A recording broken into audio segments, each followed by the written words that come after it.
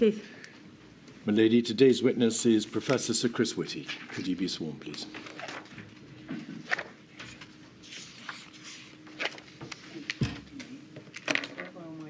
I swear by Almighty God that the evidence I shall give that the evidence I shall give shall be the truth, shall be the truth, the whole truth, and and nothing but the truth. So, Chris, may I give the same apology to you as I gave to Sir Patrick yesterday? I'm sorry that we have to keep imposing on your time. Thank you for all your help. Thank you. Sure.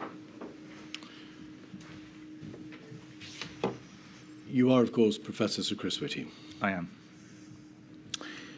Professor, thank you for, again, the assistance that you have already afforded the inquiry by way, this time, of further witness statements. You've provided a corporate witness statement dated the 15th of August 2023. We needn't bring it up. A fourth witness statement dated the 22nd of August 2023. Together they run to hundreds, I think around about 340 pages. And you've produced for us hundreds of primary documents, as befits, of course, the magnitude of your role in the response to the pandemic. I'd like to start, please, with your qualifications and to detail some of your professional background. You are an epidemiologist and physician specialising in infectious diseases. You are or have been an NHS consultant physician in infectious diseases and tropical medicine at the UCL Hospitals NHS Trust and at the Hospital for Tropical Diseases. You hold a medical degree, a doctorate, and a degree in physiological sciences, all from the University of Oxford.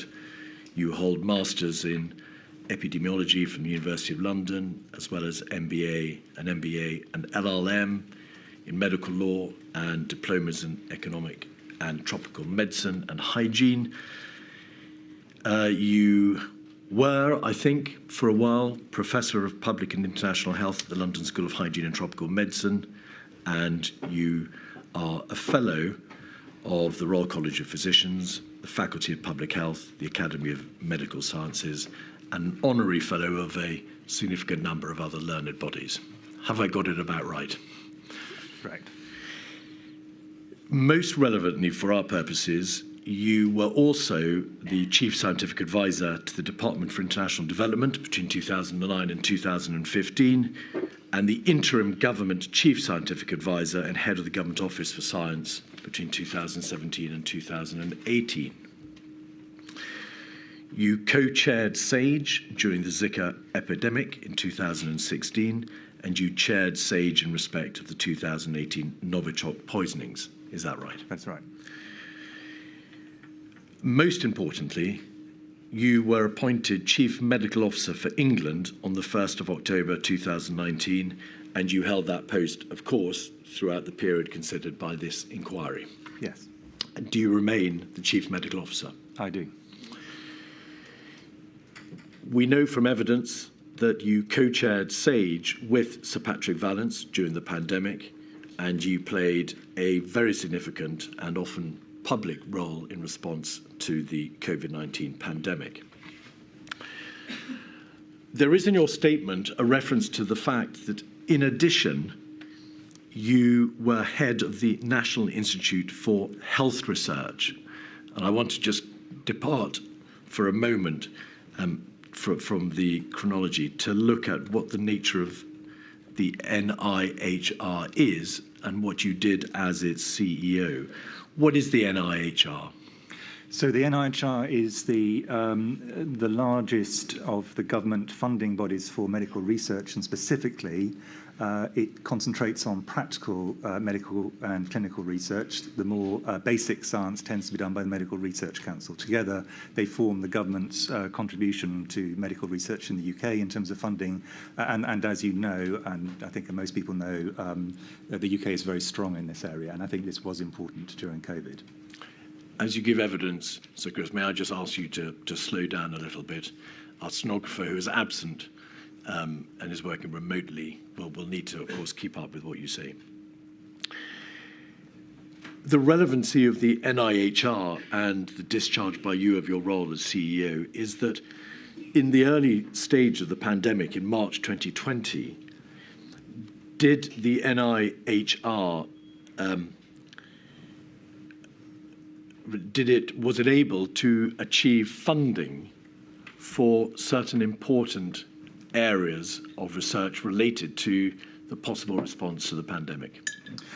Yes. So from quite early, from late January, we were planning to do this. We made the first calls with the UK research organisations, particularly MRC, in early February, and actually had studies up and running in March. So this was important in the way we were able to respond to the pandemic.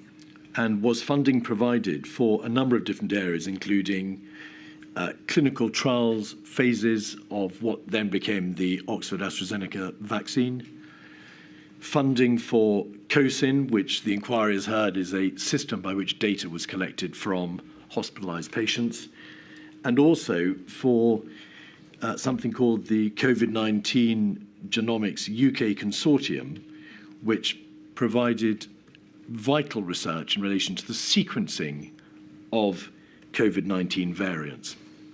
So some of that was NIHR funding, some was from a combined funding group that Sir Patrick Vallance and I together controlled, but the same in practice applies. And I think we should add one more. There are many other studies that were covered, but I think a very important one was the recovery trial, which was the first to demonstrate that dexamethasone significantly reduced mortality in COVID. Is dexamethasone what is known as an antiviral, or at least a therapeutic, which became extremely important in being able to provide support to patients who were ventilated or who were receiving oxygen? It's a therapeutic. It was an anti-inflammatory steroid, but it led to a significant reduction in mortality for those who were on oxygen. And so drawing back from and looking at it overall, did your ability to be CMO as well as CEO of NIHR, did it assist you in being able to respond strategically to the demands of the pandemic?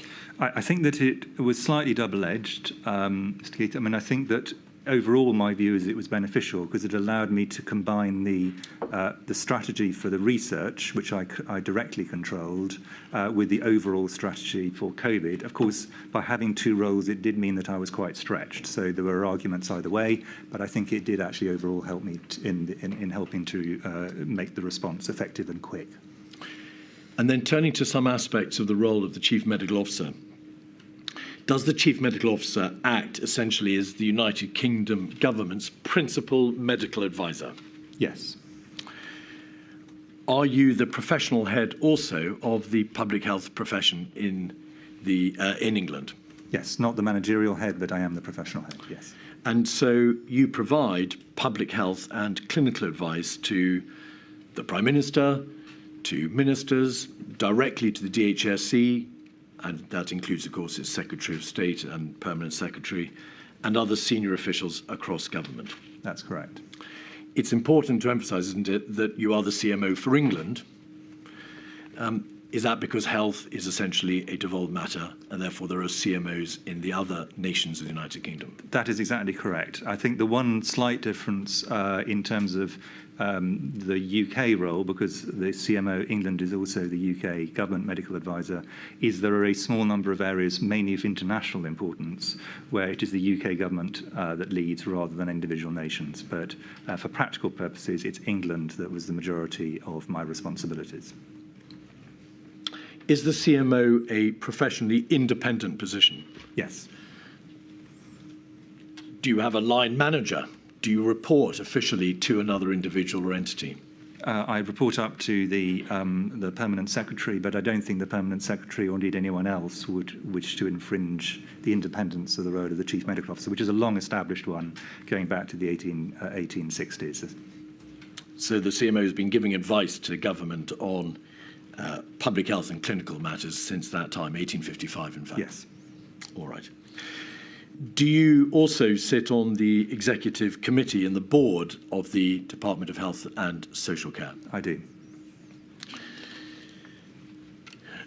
Are you also part of the collective leadership of the medical profession, which requires you, therefore, to meet with the presidents and the chairs of the medical royal colleges and also with the NHS?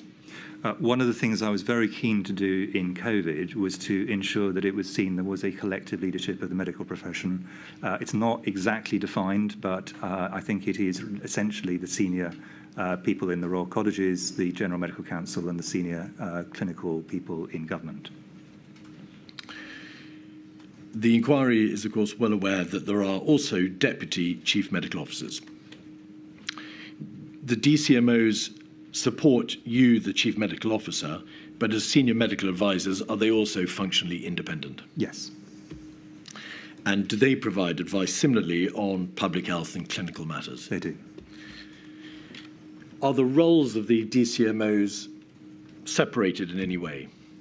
Under ordinary circumstances, there's a principal DCMO for health protection, so that would be major infections, but also other emergencies, and one for health improvement, which would be things like strokes, heart attacks, and so on. During the COVID pandemic, this distinction was almost entirely blurred, but under ordinary circumstances, that's the normal situation. Because all of them lend their collective and impressive weight to the demands of the pandemic. Yes. I think there were 3 full-time DCMOs in post during the pandemic. Professor Sir Jonathan Van Tam, from whom we'll be hearing in due course, I think tomorrow.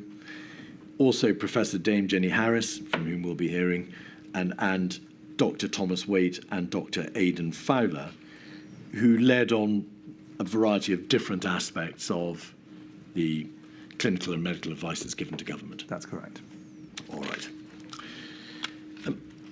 Just before we turn to the mechanics of the first 2 months of the pandemic, was there any significant difference between you and the DCMOs in relation to who initially responded to the emerging news of an epidemic within China? So the very first parts of the knowledge about COVID, right at the beginning of January, the response was led very clearly by Professor Van Tam, as the health, quite rightly, as the health protection DCMO, but in coordination with me. As the probability of this becoming a significant threat to the UK rose, I took an increasingly prominent role, and by the time I think we were clear that this was the biggest threat we were potentially facing, I took the leading role, but very much with Professor Van Tam and in due course Professor Harris. And did you start to take that lead role in late February, early March, or at an earlier stage? And I would say I was probably taking the lead role in terms of central government by the end of January. Looking at the nature of the advice that you gave to central government and the means by which you gave it, could we have, please, your statement 248853 on the screen at page 50 and 51? We can see there, Professor, some examples of the areas upon which you advised. You advised on the accuracy of risk assessments, on the reopening of closed sectors, comments on prime ministerial speeches, and then over the page on the roadmap, on national local messages, tier 3 and the use of a circuit breaker. And then if we go over to 52, we can see specific areas of advice upon which the Office of the Chief Medical Officer, is that the office within which you and your colleagues, the Deputy Chief Medical Officers, work. You advised on indirect causes of mortality, principles behind the 2-metre social distancing provision, ethnicity, schools, holidays, variants, and so on and so forth. Yes. There really wasn't any area to do with the clinical and public health response to the pandemic upon which you did not advise. I'd put it bit more constrained than that, actually. Where I thought we added value was where having a doctor or a scientist giving an opinion was going to be useful. We were flooded with requests, many of which, in my view, were actually about policy, and we tried to avoid those areas. So the question really should always be, why does a doctor or a scientist need to answer this? And if the answer was, it's not obvious it needs to go to them, we try to encourage other people to do it, remembering that in total, at the absolute peak, the office had less than 20 people in it, including myself and the DCMOs. So we had to constrain what was done. But we could range wherever we felt public health, clinical advice, or science was relevant. But by and large, requests for advice from central government were required to be responded to. There wasn't a question of the CMO saying, this is an area upon which I'm simply not going to advise, albeit it is an area of public health or clinical importance. Quite frequently, we would say this is an area that doesn't look appropriate for us. This wasn't because we thought it was wrong. We just thought we were not the right people to give the advice. You worked also very closely with expert advisory groups, with scientific and medical colleagues in government, with the PHE and so on and so forth. Did you attend a vast number of central government meetings? Yes. If we could have your fourth statement, 251645, at page 61, we can see there in paragraph 6.2 a description of the sorts of meetings that you attended: Cobra M, Cobra O, Cabinet as required, the MIGs, and over the page, Covid S, Covid O, the Quad meetings, of course, with the Secretary of State for Health and Social Care, and a multitude of other meetings with the Prime Minister and his advisors and with UK CMOs. Focusing just for a moment on the Department of Health and Social Care, did you meet formally throughout the period of the pandemic with the Secretary of State for Health and the Permanent Secretary? I did. And I think you met around about 233 times, according to your statement. Did the CMO, therefore, yourself, did you formally feed, therefore, into the DHSE decision-making process? So were you part of the functional structure within the DHSE by which it responded to the pandemic? Where a clinical, scientific or public health opinion was needed, yes. Were you therefore what was known as silver within the command structure within the DHSE? I think that makes it sound slightly different to how I, at that time, perceived it, but I was the person who chaired the technical meetings which collected and gave technical advice to the Secretary of State at various points along the path of the pandemic, particularly at the stages where there were regional approaches to the COVID pandemic. All right. We'll see in due course that you were also responsible for the clinical alert system, or at least for promoting the use of that system and for the sending out of alerts throughout England in relation to the pandemic. Did you also meet with a number of experts and scientific and medical peers internationally? I did. I met with many. Did you meet repeatedly with officials from the World Health Organization? I did, including going to the World Health Organization and meeting the Director General. Some have suggested that there was a general failure on the part of England and the United Kingdom to liaise sufficiently with overseas experts, with other countries, with other systems that were responding their own ways to the pandemic. Did you, in fact, keep yourself extremely well informed throughout the pandemic as to how other countries were responding, and also as to the technical and scientific medical information which they were accruing? We did, and we were absolutely dependent on that. And I would say there were kind of three levels of interaction. There were bilateral meetings I had with particular experts at particular times.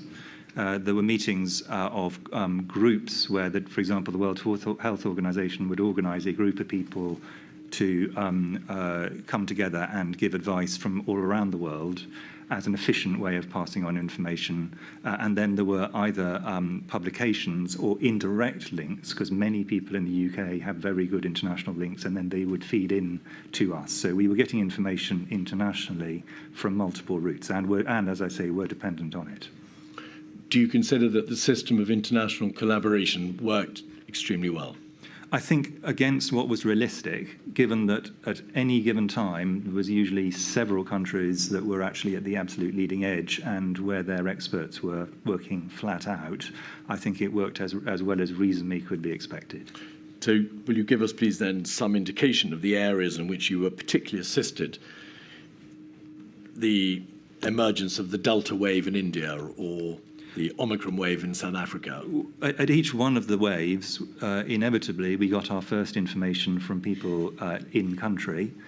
Sometimes, for example, with the Omicron wave, with the Delta wave, I and my colleagues had direct bilateral discussions, and they were extremely generous with senior scientists in those countries.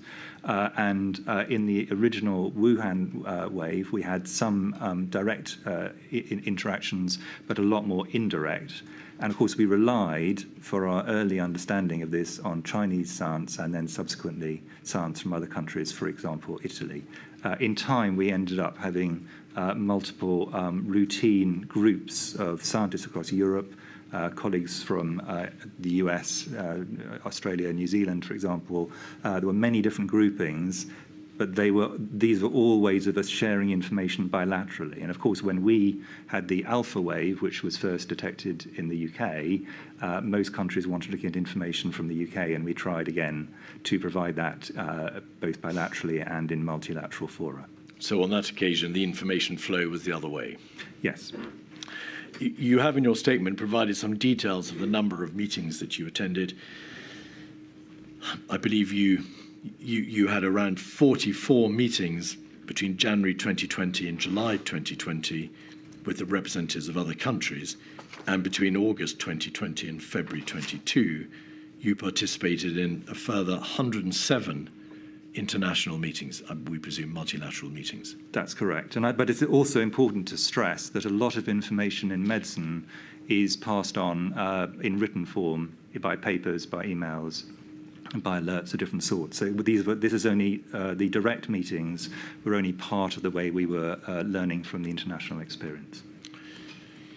You have described how you were the chair of SAGE. You were, of course, the co-chair with Sir Patrick Vallance. Was he the principal chair of SAGE? We agreed at the beginning that it would be much more efficient for one person to actually chair the meetings if they were present, and Sir Patrick was at virtually all of them. So he chaired them. Occasionally I would chair them if he wasn't there, but we would agree agendas, agree minutes, and I think most importantly actually try accurately to reflect the output of SAGE to policymakers together as co-chairs, and to agree where we felt the centre of opinion at that point in time was. We're going to come and look at that process by which advice and information from SAGE was funneled through yourself and Sir Patrick to central government in a moment. But just focusing on your overarching approach to SAGE and your working relationship with Sir Patrick, did you try to formulate a common position in relation not just to the funneling of advice from SAGE, but to the technical advice that you both gave to government? Yes, and I think it's important to, in a sense, differentiate. I felt I had two roles with SAGE. In one role, I was actually a member of SAGE and had expertise in areas that were complementary to other people, and gave an opinion as myself, if you wish, as an expert in this field. But once the agreement had been made and the minutes were agreed, and we'd agreed where the central position was, I would then try accurately to reflect the views of SAGE as a body rather than my own views, because I thought that was, otherwise, in a sense, why have the extraordinarily effective, in my view, model of SAGE sitting on top of expert committees, sitting on top of a large scientific effort, sort of funneling up. So very much once we had agreed a SAGE position, that was Sir Patrick's position and that was my position. It's self-evident that the ramifications of this epidemiological and public health crisis were enormous. These were difficult and nuanced issues. There must have been room for a wide spectrum of advice to be given. Was it not in practice quite difficult to ensure that yourself and Sir Patrick were singing always from the same hymn sheet? Well, I mean, I think we spent. Firstly, the SAGE process, of course, helped because a lot of the discussions were had in that group and different ideas could then be tested more widely. Where we were unsure or where we were having to give advice in advance of SAGE or in an area where SAGE was unlikely to work, we did everything we could to have our discussions before we gave the advice to ensure that we'd thrashed it out and had a common position to put to the Prime Minister or other ministers as needed. You'll be aware from the evidence given by Sir Patrick Vallance that in his book, Jeremy Farrar observed that there was a friction, a tension perhaps, one between waiting and wading in between yourself and Sir Patrick in those early weeks of January and into February of 2020. Did he overstate the position, or was there a degree of difference between you? Well, Sir Jeremy, who is a good friend and colleague, had a book to sell, and that made it more exciting, I'm told. My own view was that actually the differences were extremely small. And the main one, and Sir Patrick, I thought, put it very well, was that I saw as part of my role within SAGE, and this is my first role as an individual, to reflect some of the very significant problems for particularly areas of deprivation I saw from many of the actions that we were taking in terms of what was going to be advised to ministers to consider for what they did next. And I think that was an appropriate thing for me to do. Sir Patrick also thought it was appropriate. Inevitably, it meant that we appeared to have slightly different starting points in SAGE, but the end product was the SAGE view, and we reflected the SAGE view when we went to ministers, which was, in my view, the correct way to do it. You refer in your own statement to the fact that there are risks associated with undercalling a crisis, for example, missing the start of a major epidemic or failing to get ahead of it, and overcalling, so leading, I suppose, to multiple false alarms. Sir Patrick, in his diaries, and again Jeremy Farrar in his book, refer to a tendency on your part to be perhaps more cautious than Sir Patrick, to a tendency to wait, perhaps with the experience of your long and highly distinguished career in this field, to wait to see how things pan out, that to recognise that you've seen it all before and we must be cautious and wait to see what the data tells us. Would you agree that, by contrast to Sir Patrick, that was more the stance that you took? I think we should be very careful of the narcissism of small differences here. The differences were small. But I did have a stronger concern, I would say, than some, that the biggest impacts of everything we did, and I was confident we were going to have to do them, to be clear, but when we started, the disadvantages of all the actions, not just full lockdown, but other actions before that, for example, what was initially called cocooning and then shielding, as an example, stopping schooling is another. The biggest impacts of those would be in areas of deprivation and those in difficulties and those living alone and so on. So I was very aware that we essentially had two different things we were trying to balance. The risk of going too early, in which case you get all the damages from this with actually fairly minimal impact on the epidemic, and the risk of going too late, in which case you get all the problems of the pandemic running away. Now, as we will, I'm sure, come on to, my view is, with the benefit of hindsight, we went a bit too late on the first wave, and I've been very clear about that for some time. We can come on to the reasons for that. But the idea that there was not some tension between those two and that you could somehow go without cost earlier than was needed, I think was incorrect. And again, everyone around the SAGE table would have agreed with that position. The degree of weighting, I'm talking here in terms of putting weight rather than weight as in time, between those two inevitably varied a bit between people, and I was probably further towards let's think through the disadvantages here before we act, and also in making sure that in giving my advice that ministers were aware of both sides of the equation. You've referred there to the very well-known harmful consequences of intervention to the damage done economically, societally, by non-pharmaceutical interventions. Were those issues not, however, something better for government to resolve, these being intensely political decisions, as opposed to the CMO, who of course is primarily concerned with public health and clinical matters? Were you entitled to weigh up the adverse consequences of early intervention when advising on public health and clinical matters? So the point you make is absolutely correct. I was not only entitled but should have and did weigh up the negative aspects from a public health point of view. It was no part of my job, nor did I ever do this, to say what are the wider economic, what are the wider social, what are the wider geopolitical questions. That was not my job. Sorry, I'm going to interrupt. Please try to go a little Apologies. So let us take some practical examples. The question of someone who goes into shielding before need and then ends up with loneliness, depression, and so on, that is a clinical and public health problem. The problem of someone living on the borderlines of deprivation, pushed over the edge into deprivation, is a public health problem.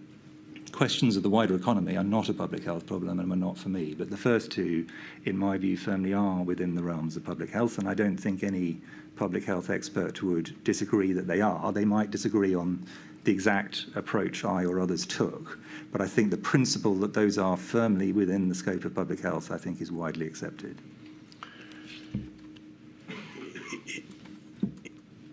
Inherent in this system, in this process, and in the government's response is this very difficult balance between the public health obligation to reduce mortality directly and indirectly, stop the number of deaths, stop the number of indirect deaths that might be brought about by, for example, a collapse in the NIHR system,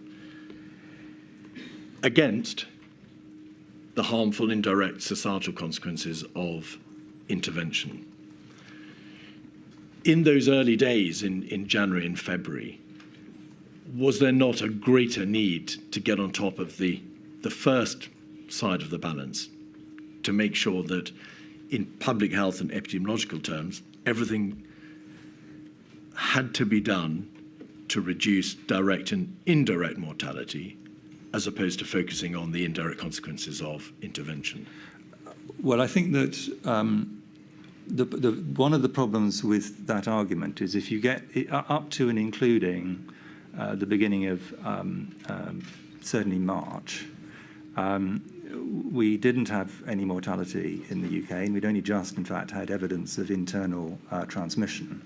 There then is a very difficult period, really, from the beginning of March till the 16th and then the 23rd of March, where the exact point along that path where the intervention should happen was a matter for legitimate technical debate from a public health point of view.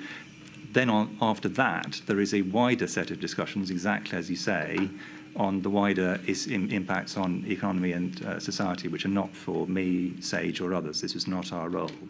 But in those, those technical questions, what we should actually give in terms of the public health advice, you had to actually give both sides of that advice. Let me give an example in a slightly different way, if I can try and make this clearer. If, as a doctor, you only say to someone you need an operation, and you don't lay out to them all the things that will potentially go wrong with this operation, even if you think personally it's the right thing to do, you are failing in your medical role. And in fact, if it came to a court, there would be firm direction on that from the legal profession. So it is important that when giving advice, you give advice on both sides of the equation. That is central, in my view. Additionally, you have to actually think through the public health implications. One of the problems I had in thinking this through was I think some people were thinking that this was just a matter of getting through a few weeks and then we're out and then it's all fine. My view is you had to think about this over the course of the epidemic as a whole, and that was clearly going on to go on for a lot longer. Hence why we put so much emphasis, for example, on research. My view was always that you were only going to get to a situation you would not have to consider NPIs for the sake of argument, once you'd got medical countermeasures, so vaccines, drugs, and other areas, and that was going to take some time. So you had to be able to do whatever you were doing for the period of time until essentially the cavalry came over the hill in the form of medical science.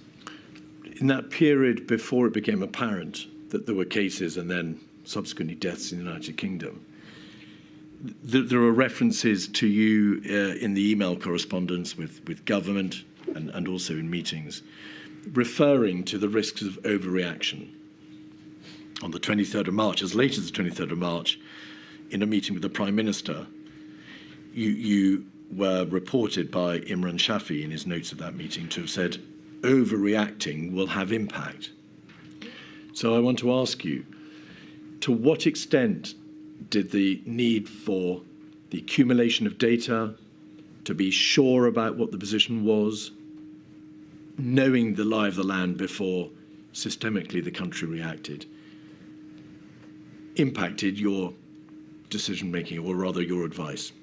My advice was, by the time that SAGE had advice, my advice was the advice of SAGE. And the advice of SAGE at this point was extremely clear that without action, we were going to be in very deep trouble. And they'd said that from the 16th onwards, really, I think, in my view, extremely clearly. It is important that if you're, in giving advice, that the downsides of the advice are also laid out. That is good medical practice. Is also, actually, as it happens, good civil service practice. That is what you should do. It doesn't mean you do not think that the action should occur. And in my view, by the time we got to the 23rd, the options available to ministers, unless they wish to see very heavy loss of life, were pretty narrow, actually. But they needed to be aware of the downsides nevertheless. There is obviously a difference between advising on the downsides of a variety of options, different courses that could be taken, and a general appeal not to overreact.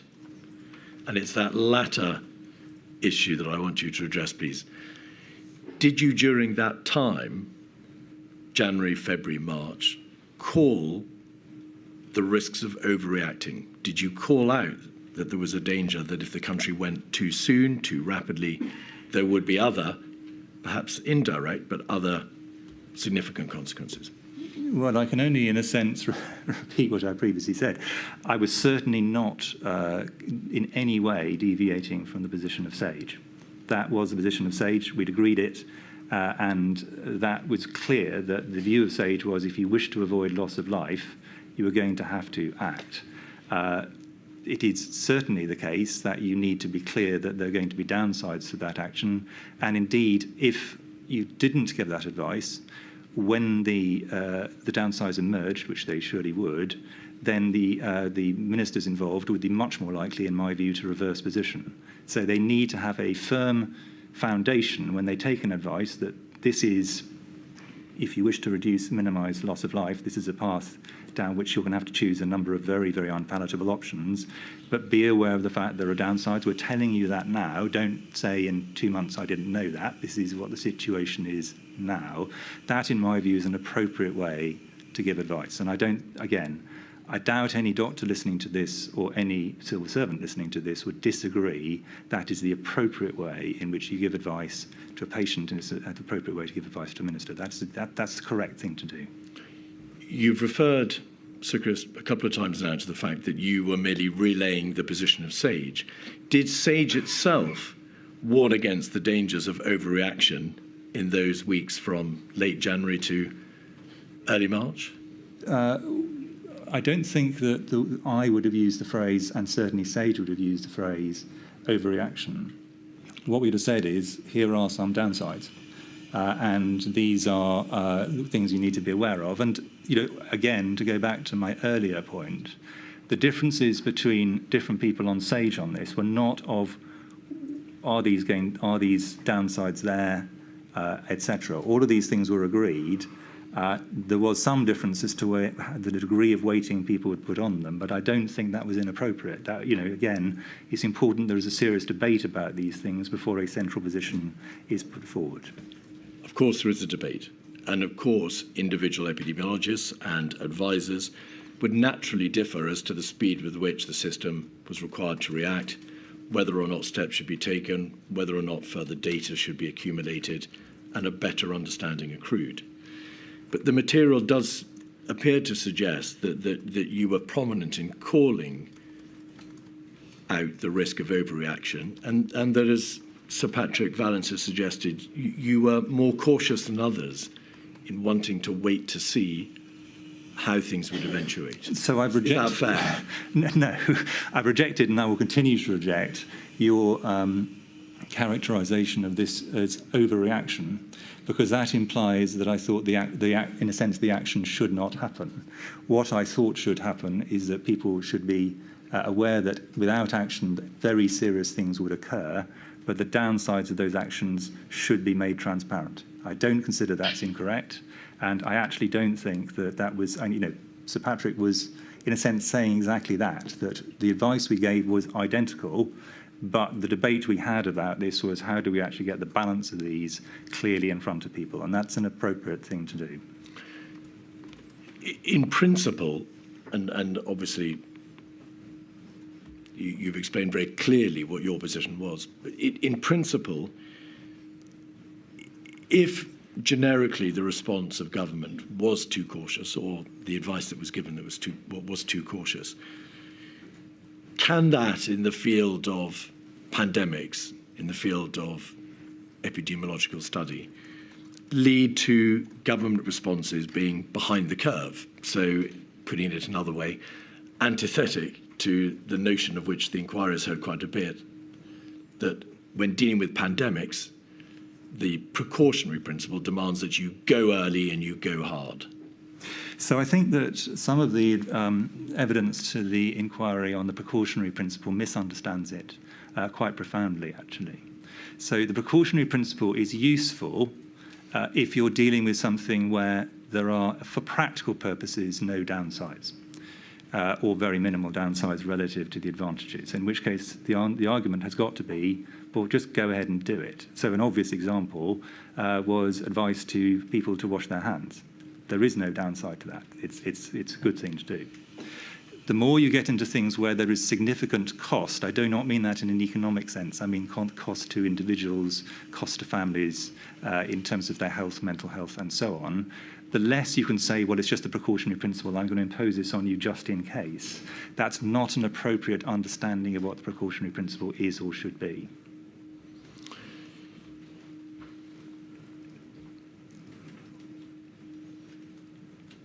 You gave a presentation at the Royal College of Physicians on the 12th of February, and if we could just have up a note of what you said, 274050.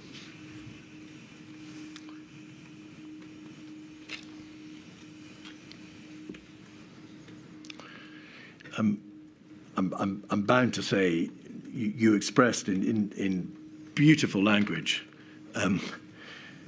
Professor, the dichotomy that was faced both by you and, of course, by the system generally when dealing with this pandemic, by saying these words, and then we'll come out the other side, and at the other side, one of two things will happen. Either I will be with some colleagues in front of the committee or inquiry explaining why it is that we failed to prepare adequately for this Armageddon, which actually would not be an Armageddon. I think that was a technical explanation. Or we'll be sitting in front of the committee saying, why did you spend all this money on an epidemic which never happened? Those are the two solutions, and I'm basically ready for either of them. Is that, obviously this is an excellent demonstration of gallows humour, Professor, but does that reflect, do you think fairly the dichotomy which was faced by you and your colleagues and by the government? Well, I think it's important to put some context on this. I actually stand by what I said, but I'm going to explain it, and I should say, here we are. So this was not an entirely unfair thing to say. I was giving a talk to the medical profession at a point where we were over 2 weeks, I think, from memory, before the first internally transmitted case in the UK, more than 3 weeks before the first death in the UK, and in fact before the first death in Europe from COVID. So my point at this stage to them was, this in a sense was part of a 2-hour briefing in which I and colleagues were laying out the science and saying, we're going to have to do a lot of things here, many of which are going to be difficult. And if you actually watch my whole talk, I think it's pretty clearly a kind of eve of battle talk to people. Brace yourself, and this is already difficult, it's going to get harder. And it may be that at the other end we'll decide that we shouldn't have done all those things and this was overreaction. But the fact is we've got to do them. By this stage, for example, I'd already committed public money to doing research on COVID. That decision was already taken. And a variety of other things were already in train that were causing significant difficulties to colleagues in other bits of the health service. So in my view, this was, in a sense, saying, yes, we've got to act, but be aware of the fact that this could go, even at that point, I think I was increasingly doubtful about that, but this could go either way. The reference to spending all the money on an epidemic which never happens is, of course, another way of describing overreaction. But I would go, you're trying to ascribe discussions in mid-March to a point where I was trying to explain a rather different set of things to the medical profession in early to mid-February, which is a very different set of circumstances.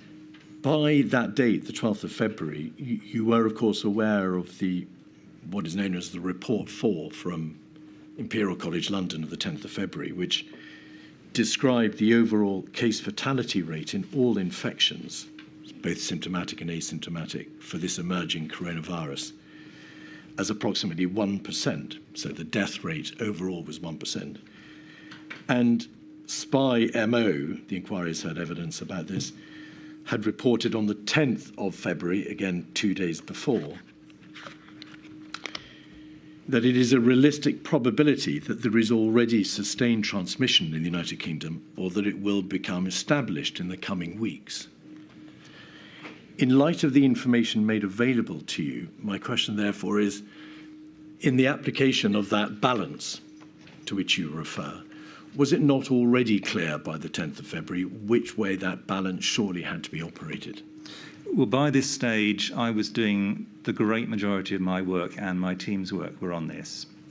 We were putting a large amount of time into communicating it, putting resources into it, trying to get the medical profession ready for it. At a point where, in my view, we were moving increasingly far away from a probability this could go back to nothing. But we weren't yet at a point where we could say that definitively. We were still a long way away from, for example, the WHO declaring a pandemic.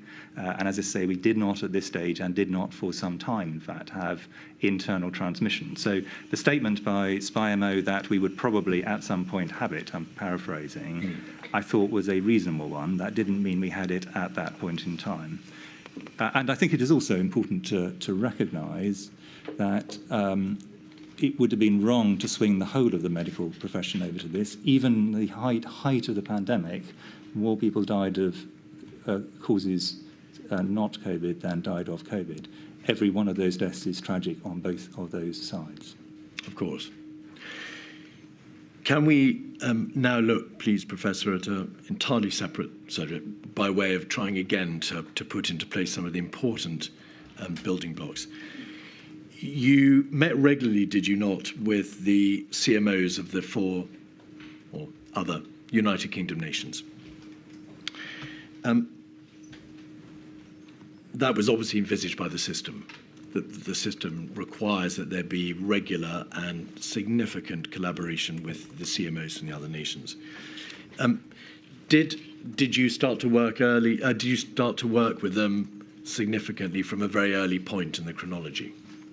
Yes, and I mean, obviously the 4 UK CMOs, or maybe not obviously, work closely together in any case, but we all saw this as a shared threat to the 4 nations of the United Kingdom. We came from slightly different disciplinary backgrounds. That was an advantage. So, to re-stress, having different opinions and different backgrounds and different approaches is a strength, not a weakness. And it allowed us to make sure that the advice we were giving ministers from a technical point of view remained as aligned as possible. Ministers then obviously could take different political decisions, but that was, I think, remained the case all the way through. I'd like to pay great tribute to the other CMOs and DCMOs in the four nations. I think we worked together collectively as a team quite effectively throughout, very effectively actually. I think you met around about, well, according to your statement, 274 times. That's true, and we were messaging one another in between those and so on. So it was a very close interaction. And no doubt you gave advice collectively. We gave advice collectively where there were important issues so that we gave advice collectively under a number of circumstances. The most important one was where we thought there was an issue of great public importance, where we wanted to signal to the public that this was a collective view. Shall I give an example of that? Please. That might. So, for example, when schools were going back, we wanted to give a collective view about the risk-benefit in a very clear way to the general public and to teachers and staff members. We wanted to give a clear view about vaccination of children, and we gave those views as a collective, because our view was, as a collective, in a sense, we were demonstrating this was not just one person's opinion, this was a general opinion of the profession as represented by the chief medical officers. And in some cases, we did it collectively also with the deputy chief medical officers. So you were doing it not just to aid collective decision-making for trans-UK matters, but to make a strong collective public statement. Correct. And then sometimes we would get other senior clinicians from other areas to do this as well. And I think one bit of that, which I hope that the inquiry will find useful, we collectively wrote a report to our successors, along with Dame Jenny Harries in her new role, and also Steve Powis from the NHS, to say this is our professional opinion on the technical matters, fully saying, to be clear, that the narrative of the inquiry will come from, the narrative of the pandemic will come from this inquiry, but we wanted to have a collective view to whoever was next having to face the pandemic in the UK, here's what we learned from this.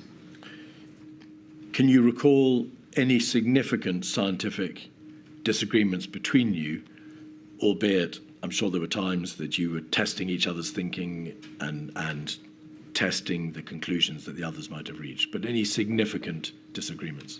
Not that I can recall. I think there were several points where we had to choose something over quite hard to reach a collective view. But these were usually things which were, in practice, 49%, 51% calls, where it's not really clear what to do and there is a legitimate spread of opinion. And we wanted to, when we gave our collective view, be pretty confident that we were giving one that we could all sign up to and felt comfortable with, and we'd thought through the pros and cons of that. But I don't think there were any from a technical point of view. The most difficult one tended to be on borders. And you gave advice on borders, balancing risks and benefits in education, of course, vaccination, dosing schedules, all of these. Clinical trials, and also winter challenges. Exactly. Challenges faced by all the nations. There has been some suggestion from some quarters that there was an absence of proper collaboration on the clinical medical front with the devolved administrations.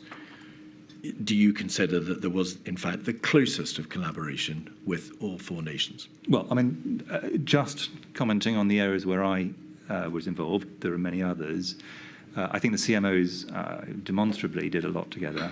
The different public agencies did a lot together, and, for example, all the issues around PPE were agreed on a four-nations basis, usually at a technical level. The presidents of the Royal Colleges, with whom I met regularly, are on a UK-wide basis, principally. Some of them are more Scottish-based or English-based, for example, but they are a UK resource. So, and the General Medical Council, which is involved in some of these, is a UK body. So we were working from a purely professional, technical point of view, clinical and public health, in my view, very closely all the way through and at multiple levels, and this carried on all the way through the system. That doesn't mean that there weren't different and perfectly legitimately different responses to the pandemic at operational, political and other areas. So I'm not claiming that this is identical across the UK, it clearly wasn't. But I think at a technical level, we did whatever we could to ensure that the advice was shared and also tested across the UK. And I think that was actually a real strength. As a matter of interest, it's obvious that there were a very large number of meetings from the 24th of January 2020 onwards. In terms of the formality of that process, do you recall whether or not your various meetings with the other UK CMOs were minuted? We had, essentially, we met in kind of three different ways. There was just informal discussions.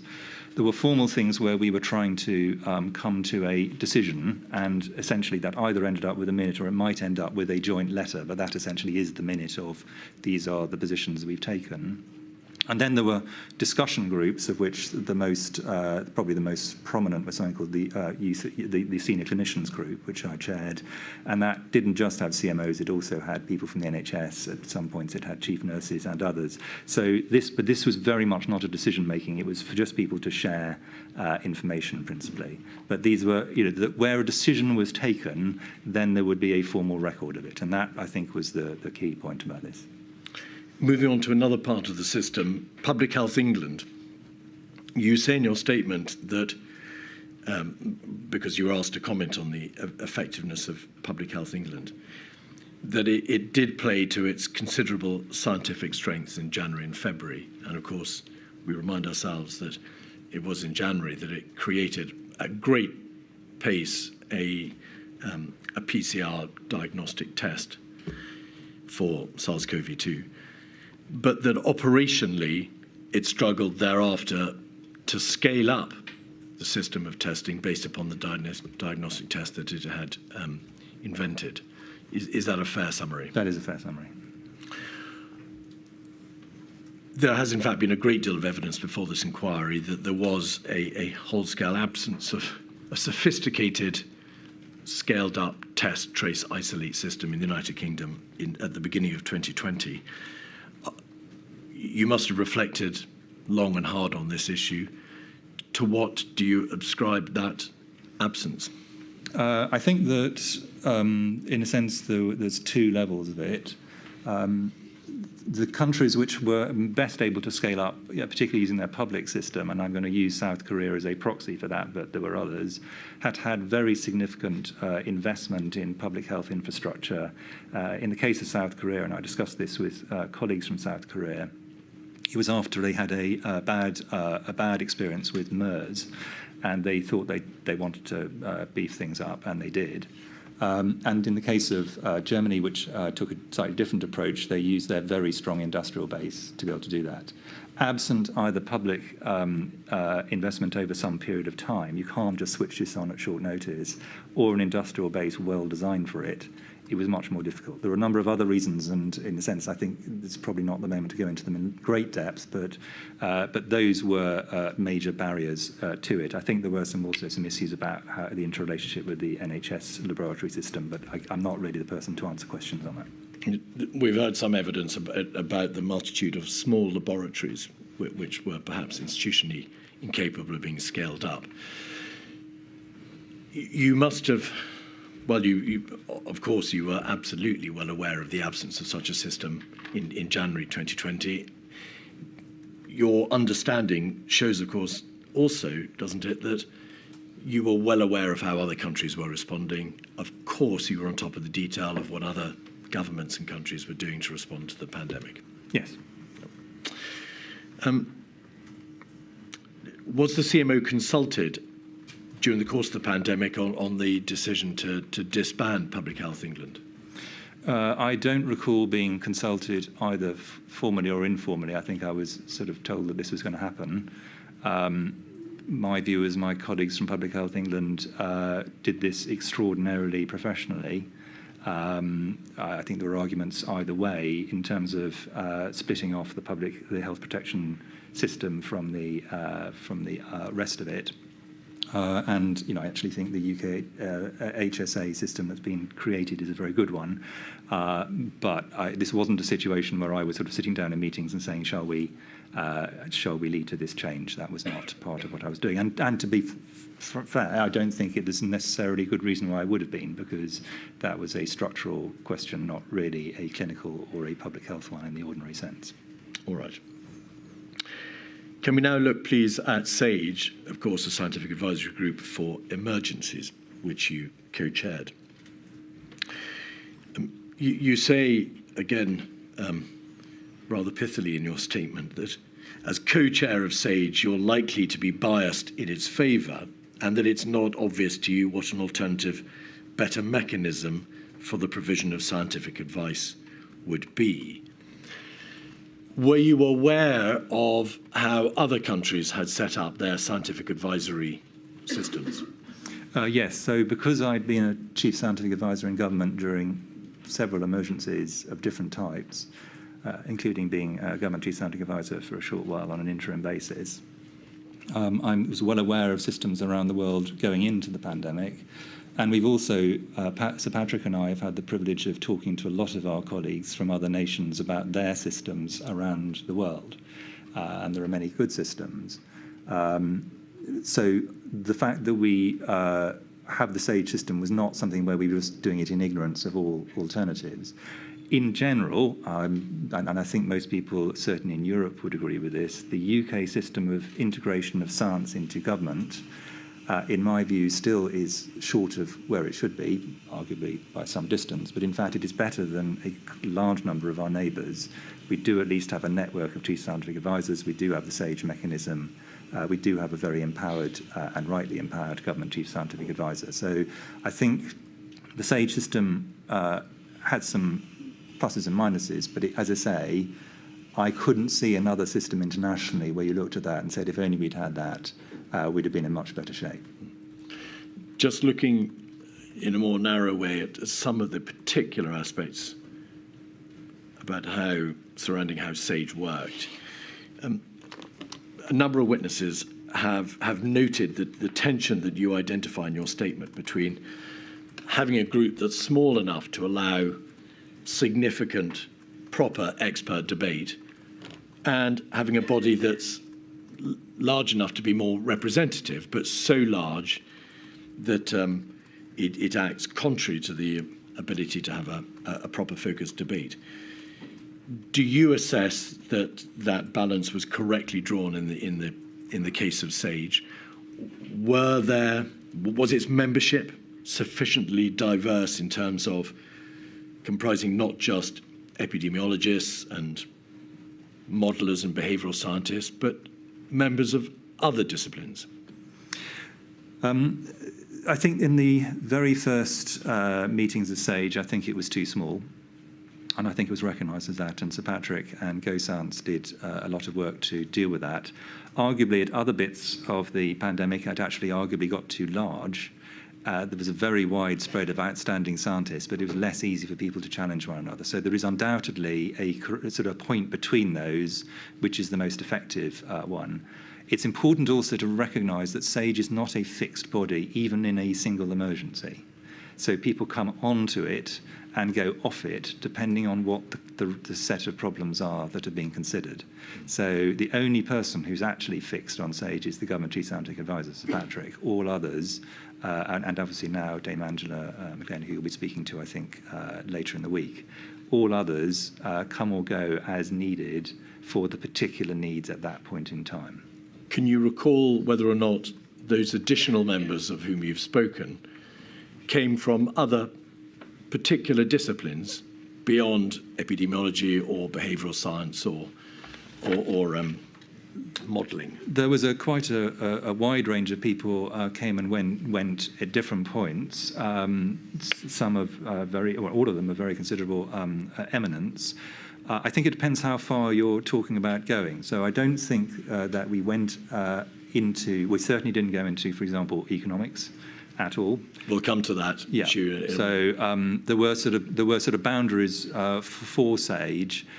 quite a lot of the hard work scientifically was in fact done in subcommittees, and by the middle of 2020 there were quite a number of subcommittees that brought in experts in areas that were relevant to, for example, social care, to child care and so on.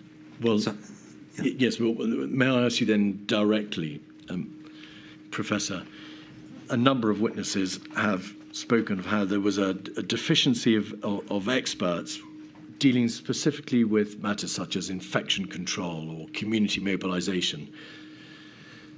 The public-facing side of public health, as opposed to the biomedical specialists dealing with issues such as modelling and epidemiology and so on. Well, I think probably there are, I mean, in a sense, you can make a case for almost infinite numbers of sciences perfectly reasonably.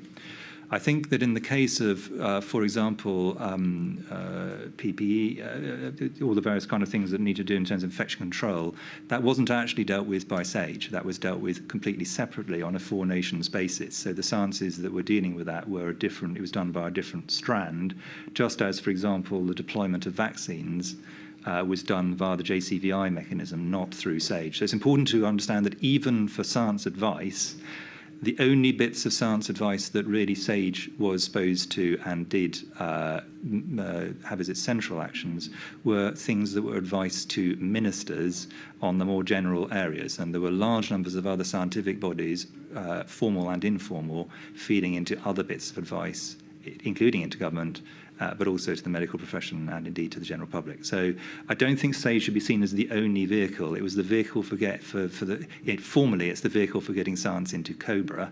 In reality, it had a wider remit than that, but it was definitely bounded. But the reality, Professor, was that SAGE, which is of course was the sole or primary, perhaps, scientific advisory body for the government in the face of this pandemic, did include in its membership a significant number of modelers, biomedics, behavioural scientists. There wasn't, in fact, a significant number of experts who were dealing with the coalface of how the pandemic might impact upon the country, and therefore aware of what measures might have to be taken and recommended in terms of infection control, community mobilisation, intensive care, beyond the attendance of Public Health England and the NHS, who were obviously attending the committee. Would you agree? I said previously, you could have an almost infinite membership, but SAGE's job was not to either promulgate policy, promulgate practice, although I was very keen, and Sir Patrick was very keen, that it only considered things that were practical. So discussing theoretical things that were not practical was not a good use of time. But very many of the scientific inputs to government were not via SAGE, and I can't repeat that strongly enough. SAGE was only a route for certain sorts of questions to a particular bit of government. It was not the only mechanism by which government was in receipt of scientific advice. There were many other mechanisms, formal and informal. Would you accept that the government came to see SAGE as the primary route of advice dealing with all scientific aspects of the pandemic, and therefore would have been looking naturally to SAGE to have reflected in its advice appropriate elements of infection control and community mobilisation and so on and so forth, because SAGE was advising on non-pharmaceutical interventions and on social interventions? Yes, I mean, I'm not actually disputing the basis on which the question is being asked, but I think you also have to accept that if you want challenge and if you want timeliness, and remembering particularly at the beginning of SAGE, we usually had a maximum of 2 or 3 hours between SAGE beginning and COBRA's actually meeting.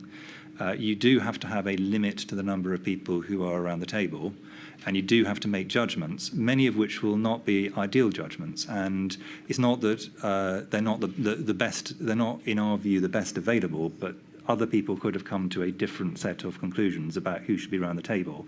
What I think other people wouldn't do is come to a different conclusion that this should be infinitely larger. I think whoever was chairing SAGE would say there has to be a manageable limit where people can actually challenge one another, rather than simply everyone goes around and says their piece. Because if that's the case, you might as well not have SAGE at all. It's got to be seen as a discussive and challenging environment, not simply a representative body of people reading out, this is my script for today.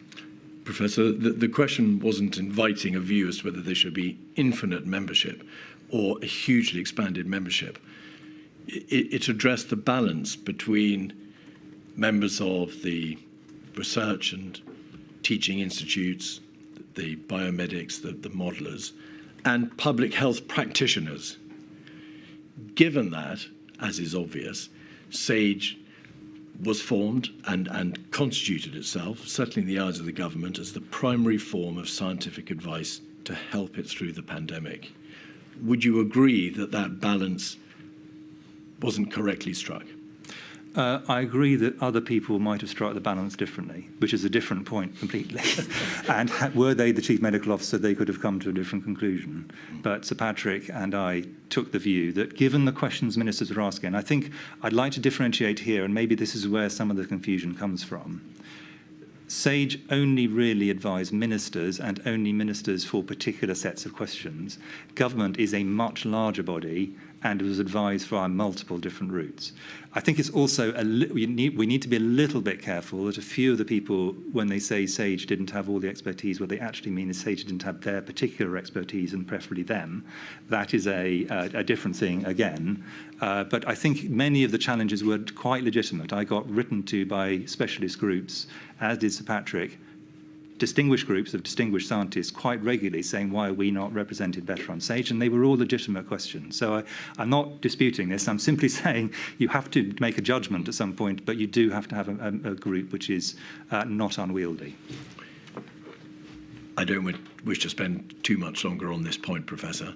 I think some of those witnesses may balk at the proposition that they were only advocating a wider membership in order to reflect their own sectarian position. But no, that's not what I was saying. I think they genuinely feel that their expertise was one that the country would have benefited from. I'm not in any sense disputing that, but I'm just saying that it wasn't often virology wrote to say, can't we have more anthropology, or anthropology wrote to say, can't we have more public health? It tended to be groups saying our group is not sufficiently represented, perfectly legitimately.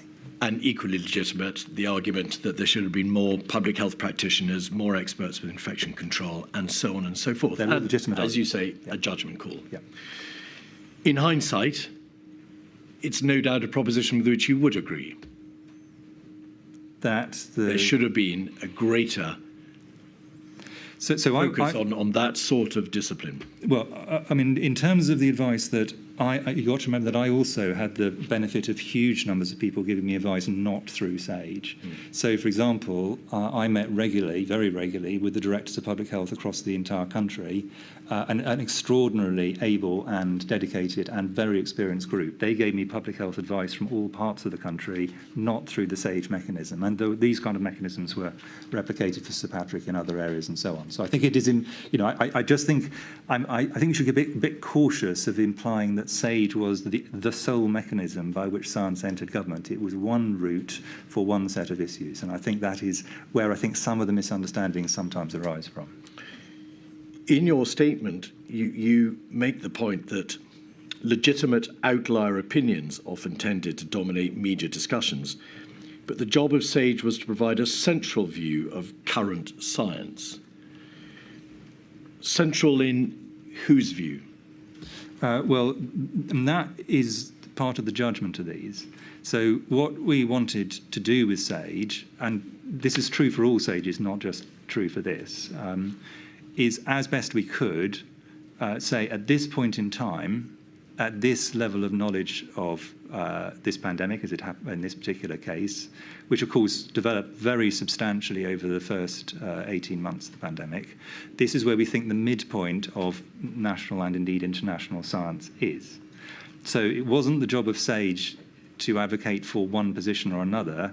It was the job of SAGE to sense the midpoint and say to ministers, at this point in time, here's the midpoint, and also at this point in time, here's the spread, which of course was in some areas quite narrow. There was some areas where there was basically pretty universal agreement, and then there were quite a lot of areas where there was quite a widespread, and it was appropriate and necessary that was, to the best of our ability, reflected in the way we described it to ministers. One last question on this topic, if I may. Elsewhere in your statement, in the context of describing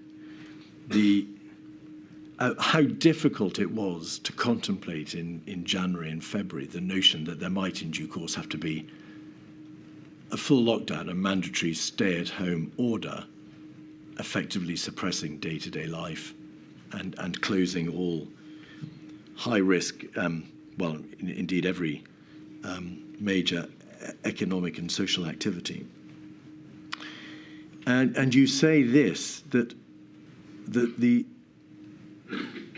absence of contemplation of that notion, of that possibility, might be considered a failure of imagination by a group of scientists who understood the nature of epidemics and their history. If anybody was going to understand the lessons to be learned from past pandemics and the necessary epidemiological lessons, it was, of course, surely the members of SAGE. What did you mean by that reference to a failure of imagination? Well, I think that so within SAGE, certainly I was one of the people who was most concerned that we captured the reality of previous pandemics. So let's start off with that. And for example, I was throughout, and I think this has been pointed out by some of the other witnesses, concerned about the fact that there would be a surge in winter, irrespective of where the first wave occurred. And that was partly for logical reasons, but partly because if you look back over the last, certainly over the 3 significant flu pandemics, for example, in the 20th century, starting with the 1918-19 one, the first wave was actually fairly moderate, and the winter surge that followed it was in fact killed a lot more people than the first wave. That was a really critical, in my view, fact. That wasn't picked up in the modelling, as that wasn't the reason, it wasn't that the modelling couldn't pick that up, but that wasn't derived from modelling, that was derived from, in a sense, historical experience. So there's a lot of things that we could usefully pick up from previous pandemics. Secondly, within previous pandemics, a large number of NPIs had been used, and we were aware of them and modelled them, including... Just pause there. Do you mean, is that a reference to quarantines and so they would include self-isolation and the like? Exactly. Quarantines, self-isolation, school closures, stopping high contact professions. These are things which had been done over decades or centuries. So these were mechanisms that were well known. The idea of essentially by law locking down all of society is not something which had previously been used. And you could argue, and I think it is reasonable to argue, that that's something we should have cottoned on to at an earlier stage. In reality, my view is that the band of situations where that would be relevant is in fact relatively narrow. So if a pandemic was much milder, like the swine flu pandemic, then it would be seen quite reasonably as disproportionate. And if the R was, let us say, 12, rather than 3, then it would probably not be effective because there wouldn't be, the force of transmission would be too great. So I'm going to just pause you there, please, Professor. We'll be coming back, of course, to the epidemiological justification for lockdowns in a later part of your evidence. But just on this point of principle, if there was a failure to cotton on to the notion or the possibility of a mandatory stay-at-home order, does it not necessarily follow that the government wasn't made aware in good time of that possibility, that the government wasn't advised in good enough time that this was an option, and had SAGE been alert, perhaps imaginatively, to this being a possible intervention, consideration would have been given to that possibility at an earlier and more appropriate stage? I think what you see with SAGE, and maybe we will come on to it later, because there's quite a lot of layers of technical points behind it, is that what SAGE was clearly advising by the time we get to the middle of March was that if ministers intended to prevent the NHS from being overwhelmed, which was one of their principal drivers, they had many others, and reduce the loss of life, they were going to have to significantly reduce interactions between households and individuals. And there are a variety of ways by which this could be done. The question about whether it was done by law actually is not a scientific question. It is a political and to some extent legal question, not a scientific one. Now, when you say that were they aware of this possibility, well, it clearly had been used by China. So there was very recent, it was all over the newspapers. Politicians were aware that that possibility existed. And indeed, it started to be used across Europe, although not that far in advance, actually, of where we did in the UK, by a matter of really days in general. But so the principle that this was actually available as a policy response didn't require SAGE to make that point. That was just simply a minor kind of, in a sense, commentary on what you've just said. But did SAGE look in detail at a mandatory lockdown as part of what they were thinking about in early and mid-February? I think the short answer is no, and that's pretty clear from the minutes. We did, on the other hand, look at ways of keeping households separated, including advice to stay at home and so on. As the primary provider of scientific advice on these issues to government, surely it was incumbent on SAGE to put forward, not the Chinese, but SAGE to put forward as a possible policy response the notion of a lockdown, and to do so in good time. Would you agree with that general proposition? I think you have in your, as you said, many documents from me, one where I make the point that we need to find out a way of getting R below 1, which in principle is the key thing for getting a wave to turn over, which is really what we were talking about.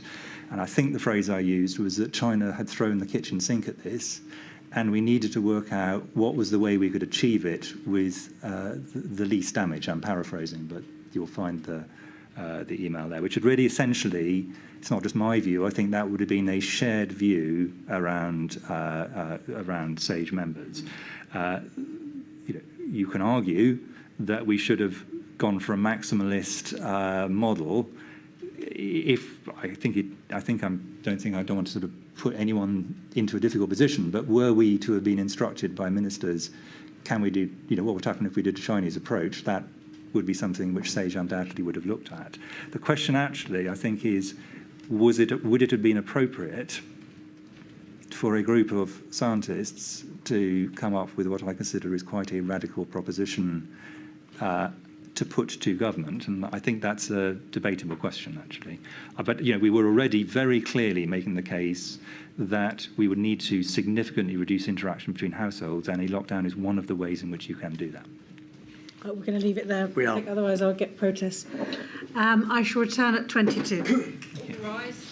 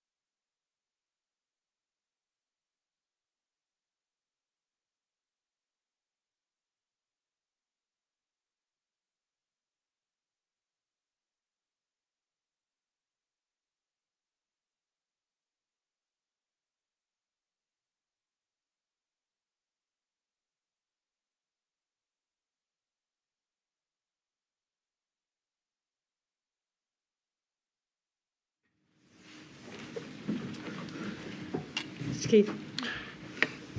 Professor, still on the subject of SAGE, it's very apparent from the evidence that the SAGE committee produced minutes, which you, of course, approved, in a way that tried to reflect a consensus position.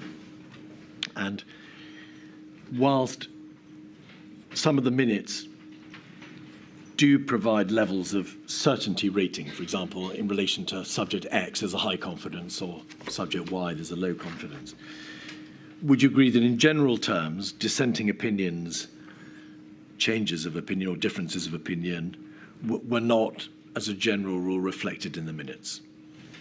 Yes, I think I'll make one very minor gloss on what you said. I basically agree with the position, which is, in my view, this was a central view, not a consensus view. So, that difference, I think, is important, and it comes to your second bit, which is there were, in some discussions, in many discussions, everyone agreed at the end, and in a few occasions we even said that. But in many discussions, there would still be people at the end of the discussion who would say, look, I'm not sure I completely agree, but would agree that the central view of the meeting was X. So that is an important point. I think we were we got better, but we should have, from the beginning, had the discipline more thoroughly of saying high confidence and low confidence. I think that was a sensible way to do it. In part because of lack of time, and in part to actually do this properly, and in part actually because of people actually reading it, recording all the opinions, which you could do under certain other circumstances, wasn't really a realistic or probably, in my view, sensible proposition. But we did try, and this I think is really critical. Sir Patrick and I tried to reflect the range of views when we were briefing ministers. To the best of our ability. So we tried to capture the fact that there were outlier opinions, and I don't mean that in a negative sense, I mean that in a positive sense, around the central view. But that process was, of course, often not recorded because you were communicating your views in verbal briefings. And the government, as a general rule, didn't therefore fully understand or appreciate the full range of dissenting opinion. And obviously, one understands the point you make, that if there'd been long, detailed minutes, perhaps government ministers and officials wouldn't have read them with the same degree of detail that they would have read a shorter document. And it's important to get the key points out. But in the sphere of these extremely difficult issues and the very difficult judgment calls that were having to be made, might it not have been better for government to have a better understanding of the range of scientific opinion, of the dissenting opinions, of the lone voices calling for a particular option, but which were not reflected in the consensus opinion? Well, leaving aside the occasions when lone voices chose to share them with the general public by the media, but that's there were two mechanisms by which people could get the spread of opinion. One was Sir Patrick or me briefing ministers, and that, many of the things in SAGE were for specific ministerial meetings, and one or both of us would give a briefing on the spread of opinion. And if either of us or the other had not fairly reflected it, we would then chip in. So there was, in a sense, the fact we were both there was helpful, just as, for example, the fact that co-chairs of some of the key committees were on SAGE was helpful. So you avoid a situation where one person's view dominates. But there was a different mechanism, and I think people have underestimated this in some of their commentary on this, which is it was available to and used by very large numbers of government departments to have observers at this who listened to the debate directly. For example, there was almost invariably someone from Number 10, there was certainly almost invariably someone from Cabinet Office, there was almost invariably someone from the Department of Health. So they were able, and indeed the Treasury for large parts of it, they were able to reflect as they saw fit, and certainly if they had felt that the minutes were actually not what they had heard, it was entirely open to them to say, I know this is what the minutes say, but I was at the meeting and that isn't what I heard. And then what I would expect to happen, were that to occur, is that the relevant minister, if they thought this is important, would summon Sir Patrick or me and say, I've got two versions of this, the minutes and what my own woman or man has said. what do you say? That never happened, but certainly that mechanism could have occurred if people had wished to, because many departments and the devolved nations had observers. So, Chris, Mr. Keith's question was premised on the basis that ministers would read the minutes. Was it your impression that they read the minutes, or somebody read the minutes and told them what they were, or was it your impression the ministers relied on your verbal advice? I think that in most cases the ministers were more reliant on the verbal, but that depended on the minister. Some ministers are more, in a sense, paper-based in the way that they absorb information. Others are more verbally based, and as always, our job was to fit our communication style around that. But the minute was there also for, we weren't in every meeting with the ministers, so the minute was also there for other officials to have as an anchor point as to what had Sage actually said as their central view. So that was part of what they're there for, and of course they were also a record, and in due course, and I was very pleased by this, a public record, so that others could comment if they wished. Thank you. But the dissenting views, such as they were not recorded, generally speaking, in the Sage minutes. And of course, only those persons who were in the room with you and Sir Patrick would have been privy to the verbal briefing, which you've described was a useful conduit for perhaps giving a wider range of the reflection of the Sage views. No, that is correct. And I fully accept that this is a potential weakness. All I'm saying is that there's more than one mitigation. There was the verbal with two different people in the room to check the other wasn't misunderstanding, and there were observers. So I think I think you can come up with better solutions to this. But something where the minutes run to 20, 30 pages would move from a situation where a few people read the minutes to nobody read the minutes in reality in these kind of situations. These things are always a judgment call, are they not, Professor? They are. There are plainly degrees by which they can be altered without throwing the baby out with the bathwater. It would have been possible, in my view, in retrospect, and there is an argument for this, to have had two sets of minutes, an immediate set that accurately reflected the central view, and a longer set that people subsequently did. But the one slight caution I would have on that is my experience of minutes in difficult areas is that everybody feels their own view is being misrepresented, almost whatever you do. And clearing minutes is a slow and quite laborious process because you have to be accurate. And if you make them longer, it therefore becomes a longer process. So I think there are arguments either way, but I think that would be the only thing I can see that would be easy to do that would meet that need. You've mentioned, by way of mitigation, Professor, that there were other attendees at Sage. But of course, those PHE and NHS and other government officials who were attending Sage were not necessarily present in your verbal briefings to the Prime Minister. Some were, some weren't. So, but not always. No, of course. To have had that would have meant a very large room. Indeed. And Mr. Cummings has given evidence that one of the reasons why he asked that there be attendees from number 10 and Cabinet Office at Sage was because the Sage minutes did not, in his opinion at any rate, capture anything like, to use his words, what we needed. So that was why members of the Cabinet Office and number 10 began attending Sage, because the minutes didn't adequately reflect the full range of dissenting opinion. And there was a mechanism for them to pick that up. I think my reading of Mr. Cummings' evidence on this, which I found very interesting, was he actually felt it might have been helpful for some ministers themselves to have come and listened to the debate in Sage. I think that would, of course, have been open to them.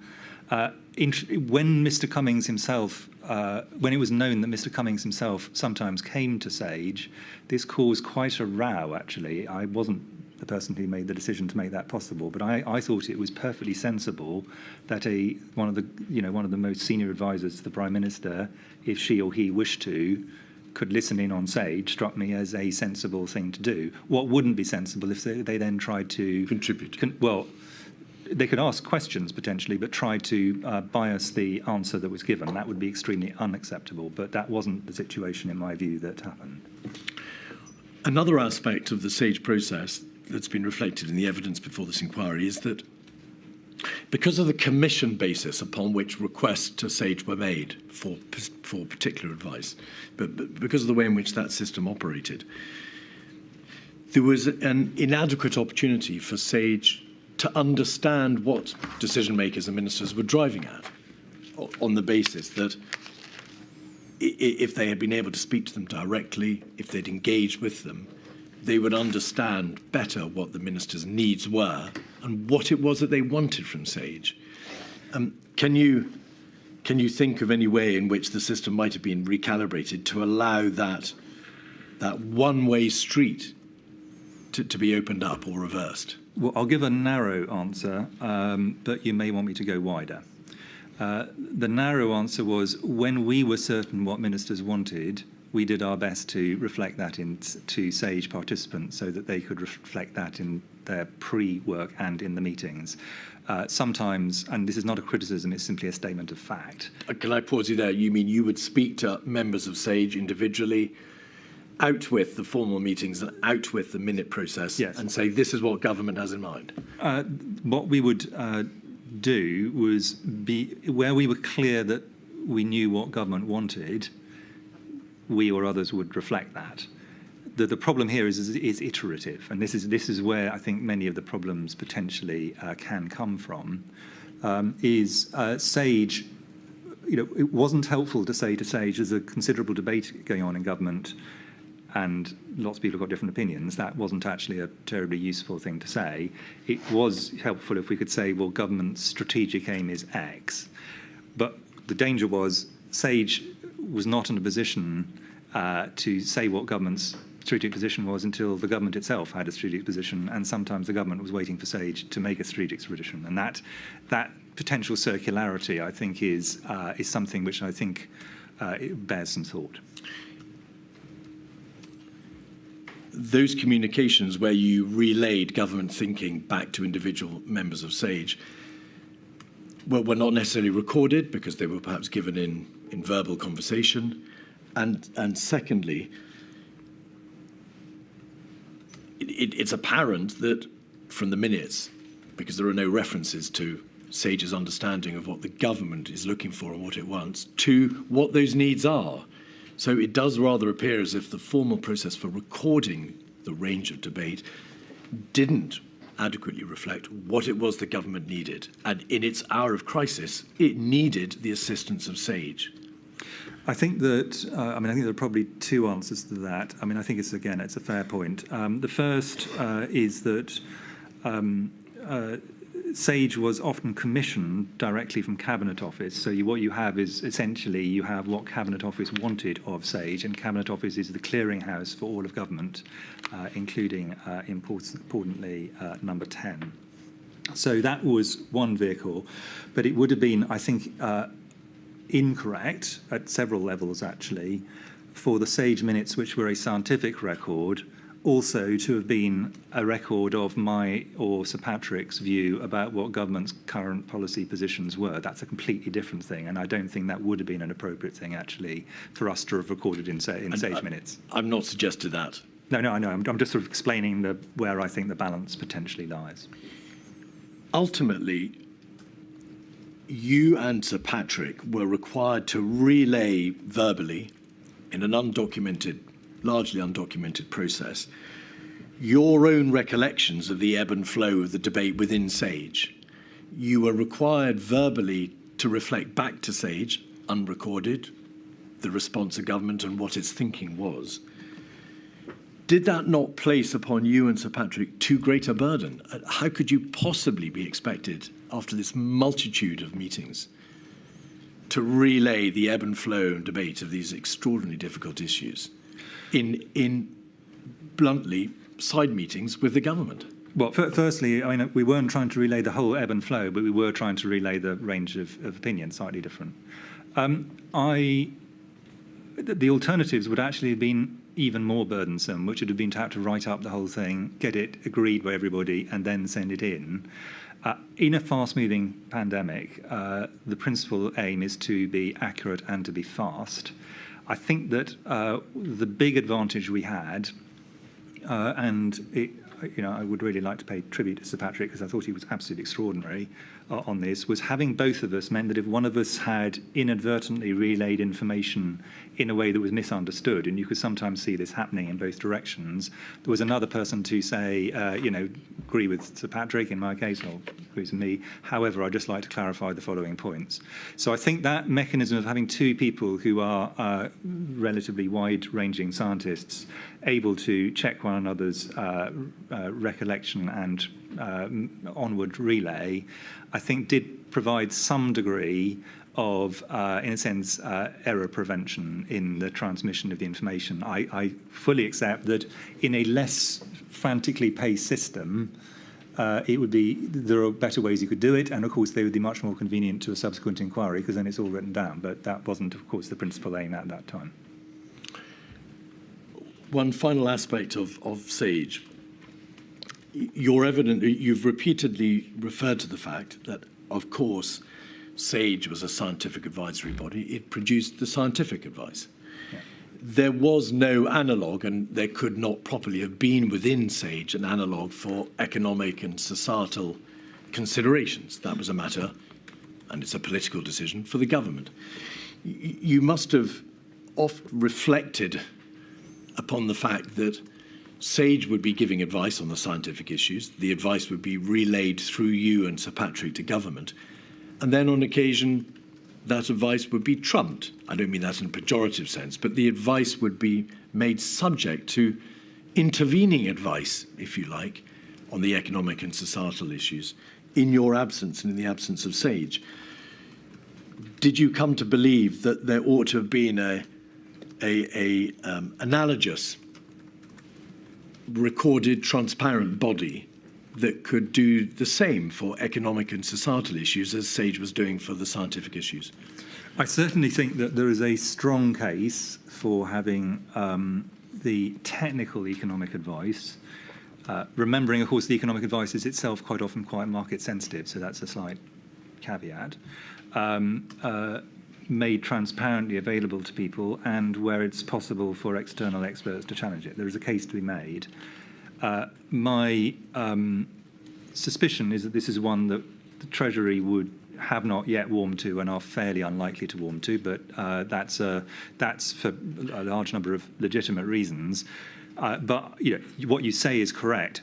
It would, however, the one bit of what you said I would just be a little bit more cautious of is the idea that I'd be worried that the science advice would be trumped by the economic advice. My view is political leaders should take both bits of advice and then they should balance them. That's not in a sense, that is their job, and in a sense, not mine. I've referred to that expressly by virtue of my reference to the fact that that was a political decision for ministers. Yeah. Modelling. Some witnesses have suggested that there was an over-reliance on epidemiological modelling within SAGE, particularly between January and March. It's notable, Professor, that when you gave advice yourself to the Prime Minister and ministers in early and mid-March about the likely numbers of deaths, on the impact on the NHS, and possible infection peaks, you used actual data and short-term forecasts, actual scenarios, as opposed to models. Ultimately, and I appreciate this is a very wide question, what was too much reliance, or at least too much time spent on modelling in February of 2020, and thereby damaging focus upon the actual data of infection hospitalisation rates, infection fatality rates, and the obvious emergence of the virus? Well, excuse me, I have, and actually Sir Patrick has, and if I'm honest, most sensible modelers have, a strong preference for actual data over model data where that is available. The problem we had, and models have many uses, the problem we had early in the pandemic, in the first 3 months, was we were dealing with very sparse data and data that had to be integrated from lots of different areas, where the actual data didn't tell you a terribly clear story. As the numbers sadly ticked up, and there were many more cases in the UK, then the actual data was relatively easy to interpret. It was much harder earlier on. So that was the first thing. Models also have a separate use, which is in testing out various scenarios and saying, if you do this, what's the likely effect? I think it's always important, and again, modelers will also agree with this. This is a cliche of modelling, that all models are wrong, but some models are useful. And the point about these models was they helped to explore and test some policy options. They were not predictions of the future, and I think this is where some of the problems arose. These were not meant to be predictions. They were not presented as predictions, but they were often interpreted as predictions. I'm going to come back to the public perception of models in a moment, but just remaining focused, please, Professor, on this issue of the extent to which modelling was required to understand the basic data which would inform your advice to government as to what the state of the emergency was, how quickly the virus was emerging, and in relation to the spread of the virus, its transmission. Modelling wasn't required, was it, to inform you of the infection hospitalisation rates, how many people who were infected would be hospitalised, how many people would die of those who were infected, the infection fatality rate, or what the impact on the NHS was likely to be.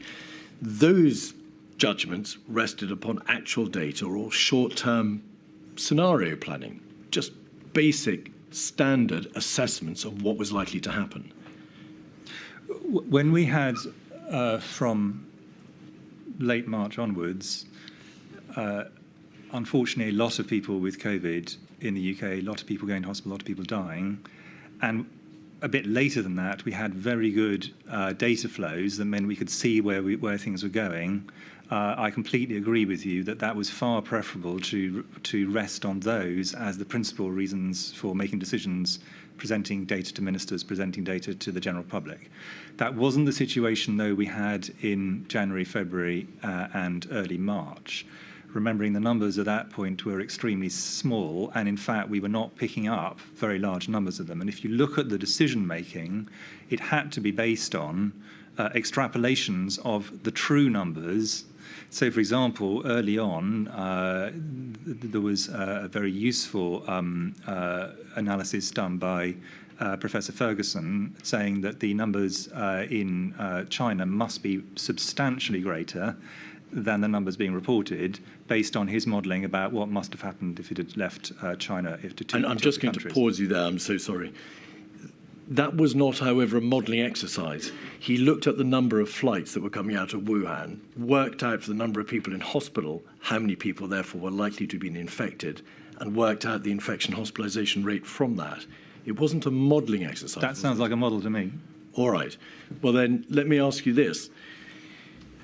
It's obvious from the 28th of January SAGE meeting, for example, that SPI-M were asked to advise, and the modellers in SPI-M were asked to advise on the actions the United Kingdom could take to slow down the spread of the outbreak.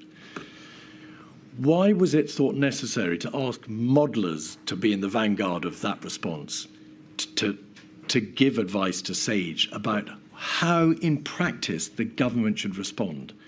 Modelling could never be a substitute for basic epidemiological analysis of death rates, hospitalisation rates, and impact on health services.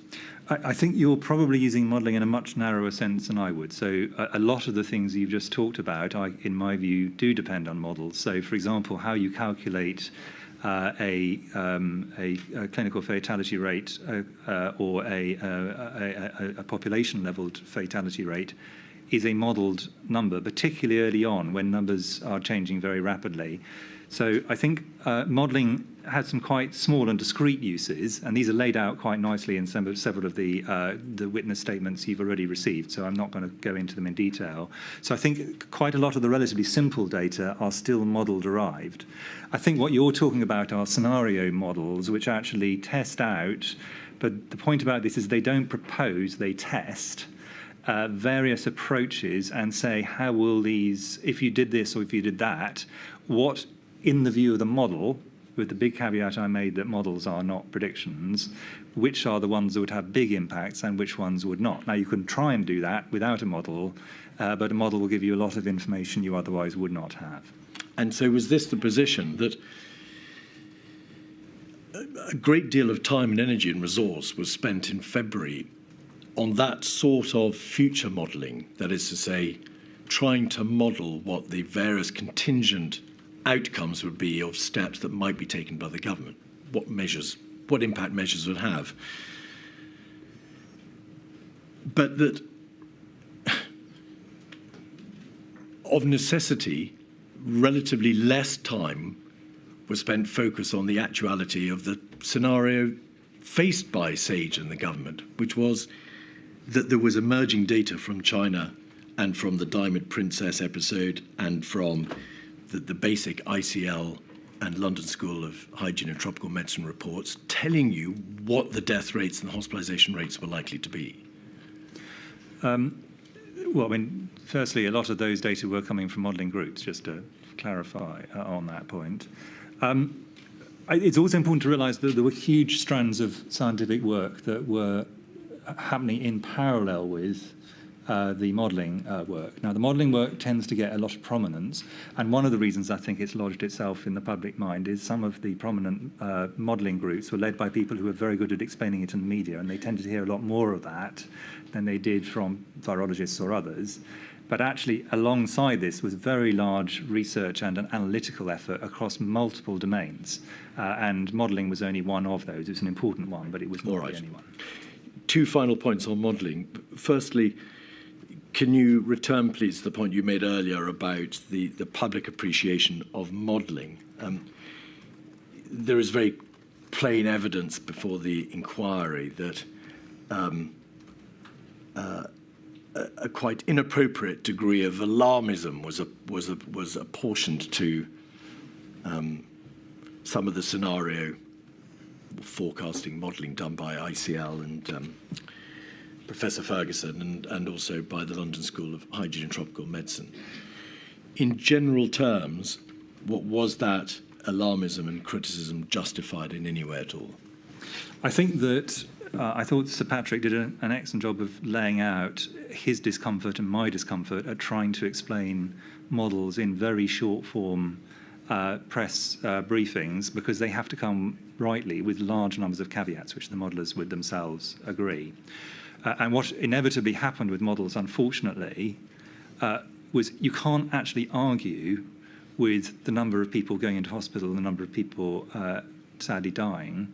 You can argue with the model. So they tended to become a way in which both sides of a polarised debate tended to have their debate, with some people saying, this is all made up, it's all exaggerated, look, this is just modelling and the modelling is exaggerating, and other groups saying, the models show this is going to be absolutely terrible and why aren't we doing more, and so on. So the models tended to become the focus for the debates between people who had strong opposing views, because they were more debatable, actually. Also because they weren't fully understood, and a large number of the people who were debating them in public were doing so. Essentially, they had a position they wanted to advance, and they were going to use the model to advance that position, almost whatever the model showed.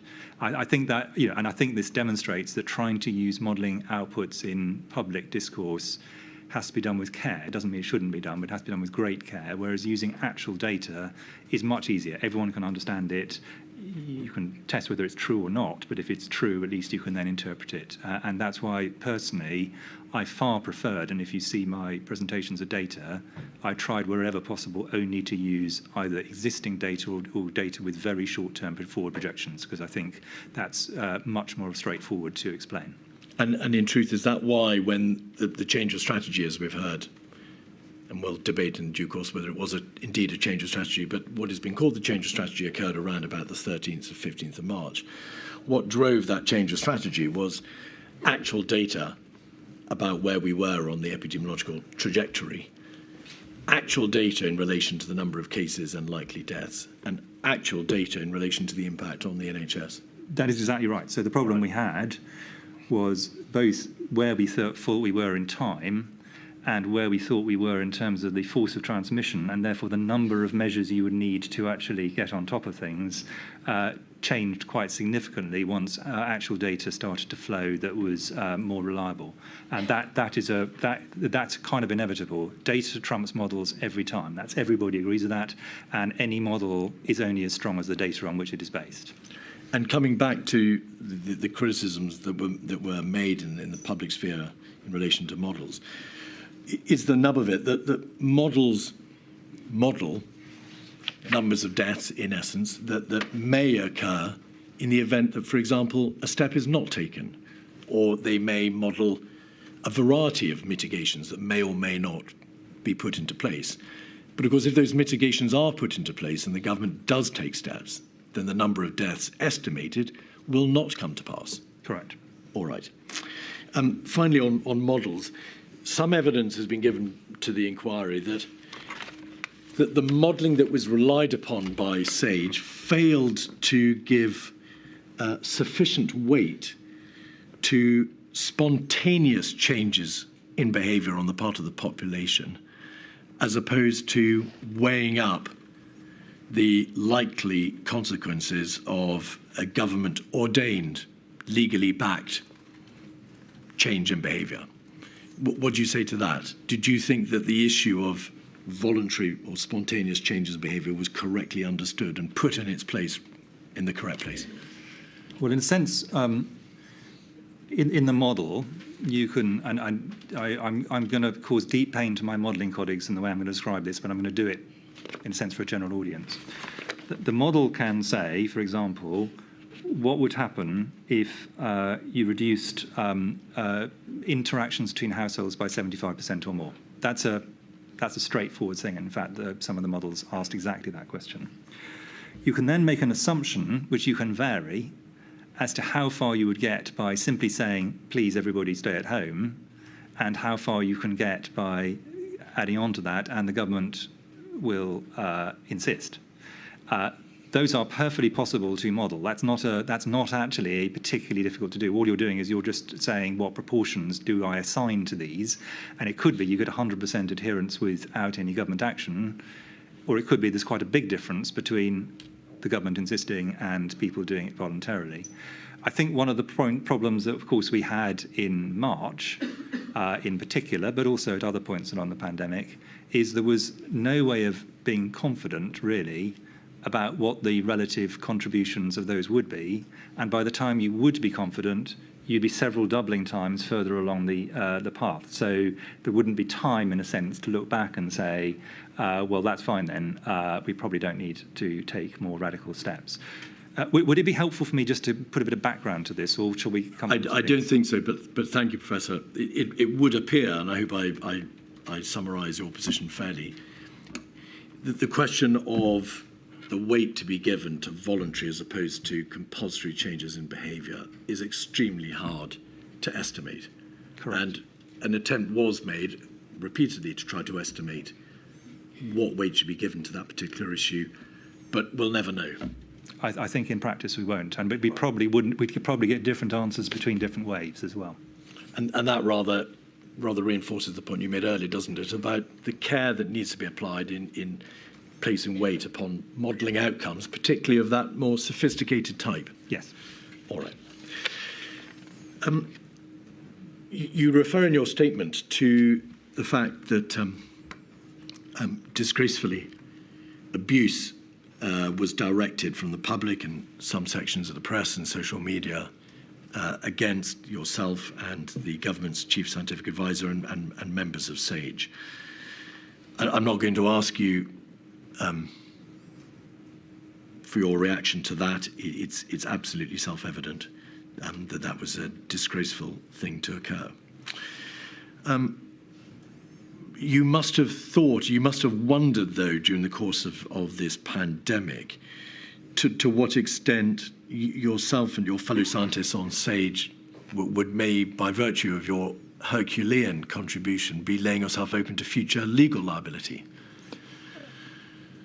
Yes, and I think I was not, in my own position of being a government employee, I was much less concerned, but I've always been worried, and I have been for some time, that it is ambiguous at best, where scientists who are either seconded into something or are not employed by government at all, but are giving their time in various forms, formal or informal, to what extent are they automatically covered by some form of indemnity against frivolous or indeed actual civil claims? And I think that is a worry, and I think it's one that should be solvable, in my view. I now want to turn to look, please, at the decision-making structures into which, of course, you contributed your advice and the advice of SAGE. It is obvious that those momentous decisions to impose lockdowns, so stay-at-home orders backed by the force of law, and decisions in relation to circuit breakers and tiers and rules of six, whatever they may have amounted to, were decisions for government. They were not decisions for SAGE or for the CMO or the GCSA. Yes. Does it follow that they are all ultimately political decisions? I think they are all very clearly political decisions because they have very profound implications for society, and I think they are clearly ones that only an elected politician within a democratic system at least can reasonably finally make. We can give advice of a technical nature as to what would happen in this situation or that one, but ultimately these are political decisions. And is that why do you think that these matters have become, of course, so divisive, why this whole debate has become so politicised, and why so many commentators have taken such entrenched positions? Well, I mean, I think, in a sense, they are political, and therefore it is legitimate. They are open to political debate. I think within that, there's a bit where I completely thought that the debate was not only legitimate but healthy, and there was a bit which I thought was less healthy. The health. Would it be helpful for me to say that? Please. Yeah. The healthy bit of the debate was I think it was quite right that for example, the balance between a public health intervention and essentially, for the sake of argument, freedom to do what people want is had openly and within a democracy. I think that's quite right. Where I thought it was not legitimate was for people essentially to change the facts to fit the political agenda that they came with, and that there's no doubt that there were examples of that, where people essentially ignored facts, twisted facts, in my opinion, that were facts. They weren't model outputs or anything, they were facts of life, because they were inconvenient to the political position they took. That doesn't strike me as healthy in the environment of a very major national crisis.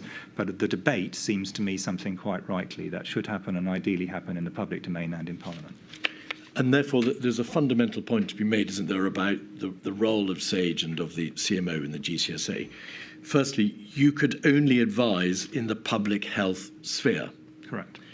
Secondly, whilst you could advise, of course, on the indirect and direct consequences of whatever decision the government might make in terms of the effect on mortality, bluntly, on how many people would die, it was exclusively a matter for government to weigh up the mortality issue, the number of deaths, to weigh up the economic and societal harmfulness resulting from, for example, a lockdown.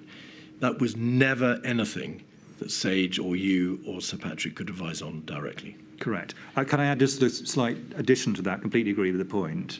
So let us take an example. If people are moved into a greater degree of poverty, that has a public health implication.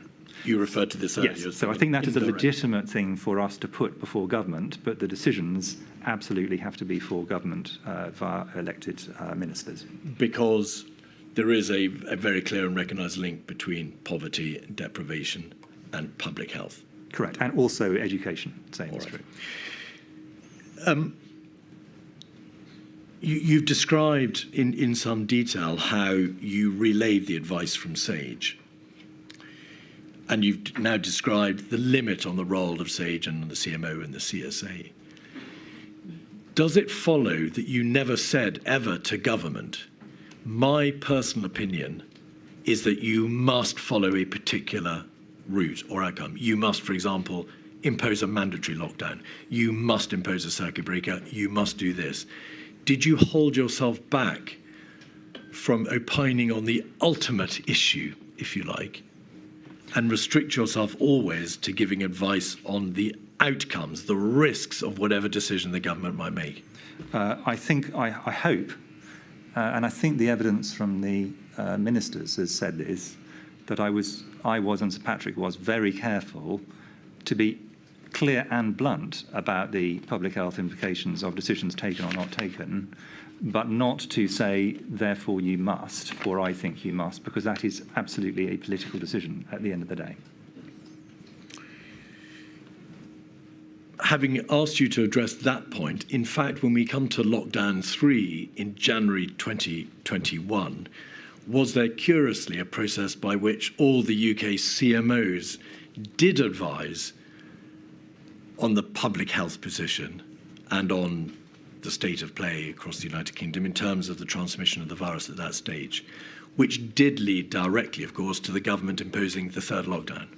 Yes, I mean, and I think there are two situations on this. The first one is the UK CMOs advised a move up to alert level 5, as it was then termed, go into the details, knowing that was something which would be politically important. But this wasn't us telling ministers in any of the 4 nations what to do. It was making clear our view that if they did nothing, the outcome would be very bad from a public health point of view.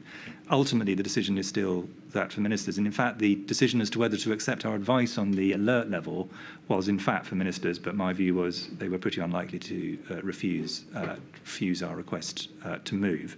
The other situation, and I just want to be really clear on this one, is it is also legitimate in my view, and I did this from time to time, for me to give advice direct to the public which they can choose to take or not.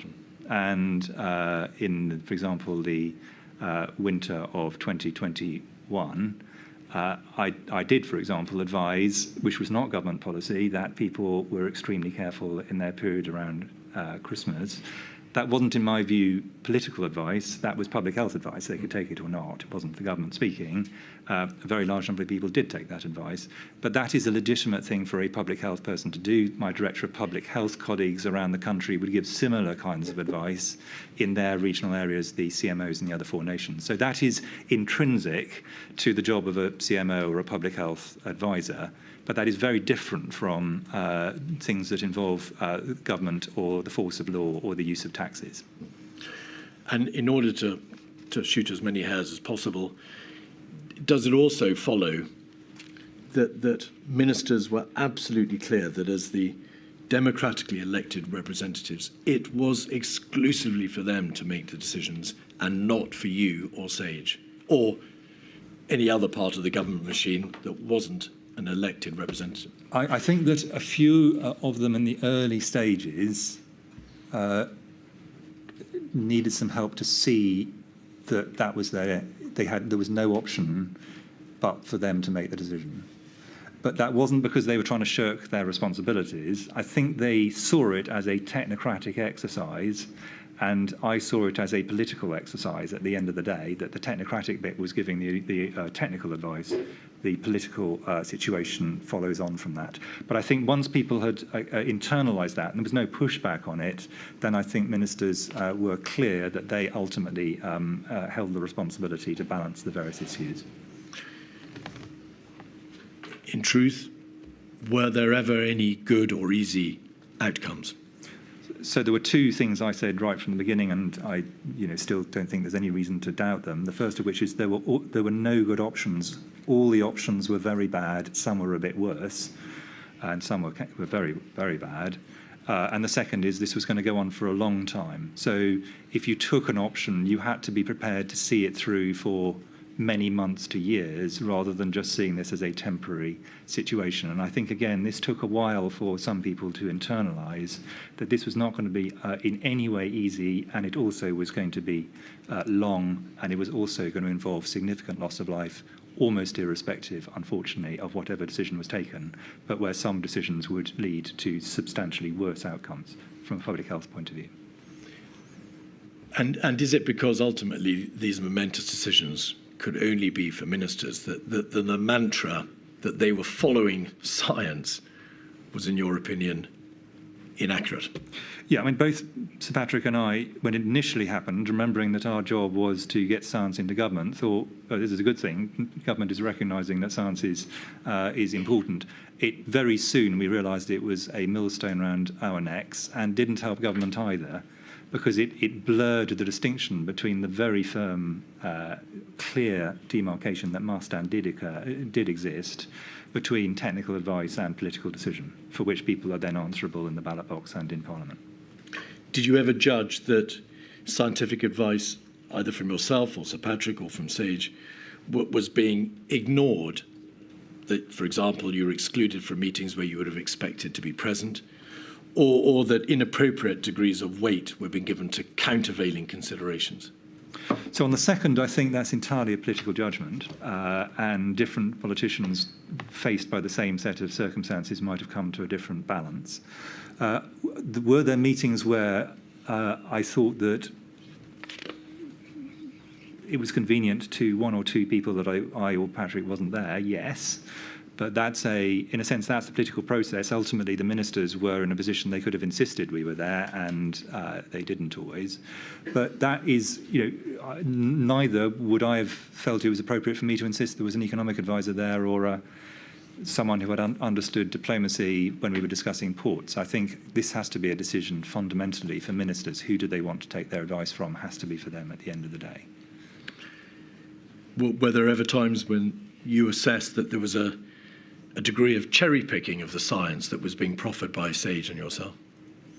What, that we were cherry-picking or that other people were cherry-picking? No, obviously other people are cherry-picking the advice you're giving. Could have been the other way, but yes, no doubt about it at all.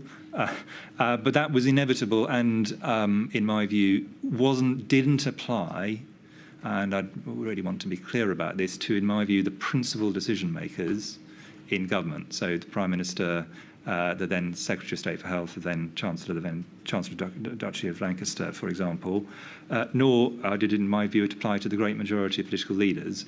But there definitely were some who chose the science they wanted to hear, let's put it that way.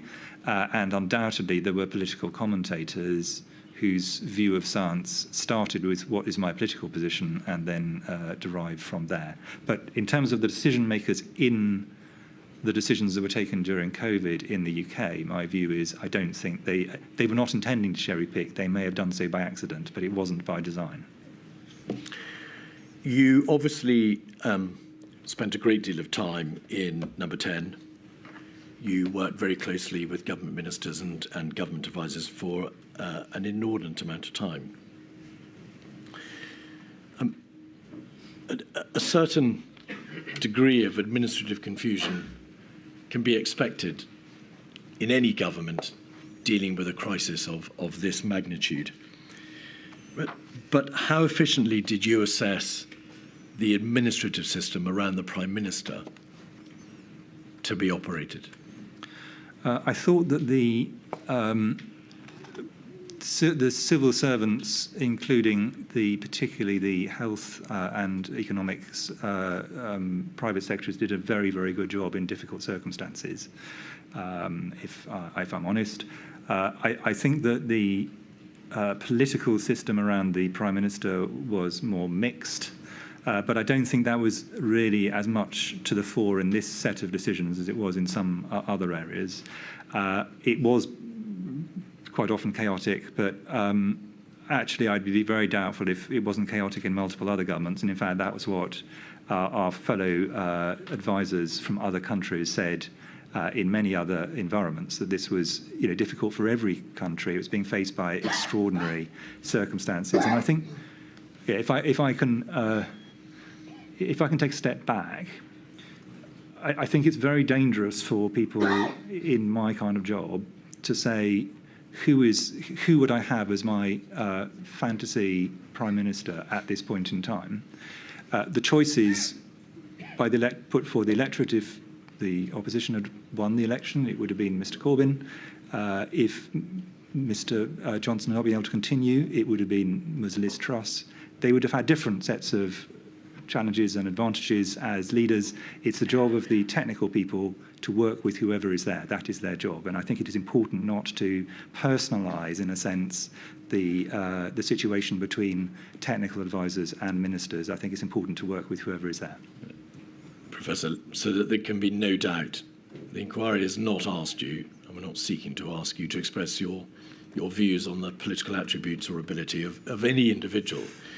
My question was directed solely at the issue of decision-making and the processes by which these momentous decisions were taken. There is clear evidence, although ultimately, of course, it is absolutely a matter for Milady to determine, that there was a difficulty in, or the Prime Minister had a difficulty in reaching clear, consistent positions. Ample evidence relating to oscillation or backing and veering, whatever have you. Did you observe that? Because, of course, you were there. I think that the way that Mr Johnson took decisions was unique to him. Well, now, if I may interrupt, that's a euphemism, if ever I've heard it. What do you mean by that? Well, I mean, he has a quite distinct style, but I think lots of other people have got quite distinct styles, and I do want to, in a sense, take your invitation not to make commentaries on individual politicians. I don't actually think that's my role particularly. No, but you gave advice within the confines of SAGE and your role, of course, on the public health issues, and you expected the government to be able to respond efficiently, speedily. You've referred to the need for speed earlier. It must have been apparent to you that the government encountered significant difficulties in being able to reach collectively, through the Prime Minister or otherwise, decisions that they then stuck to and they consistently abided by. This degree of oscillation and chaos is apparent. That's correct, but I think it's a matter of record that many other nations had similar problems expressed in different ways in this major international crisis. Finally, on the subject of decision making, you've already confirmed that there were verbal briefings in number 10 that were unrecorded, but in the nature of these things, principal private secretaries and advisors would keep notes. There'd be readouts of all the meetings. Do you assess that that all the meetings that you had, all the engagements, the verbal briefings, were adequately recorded?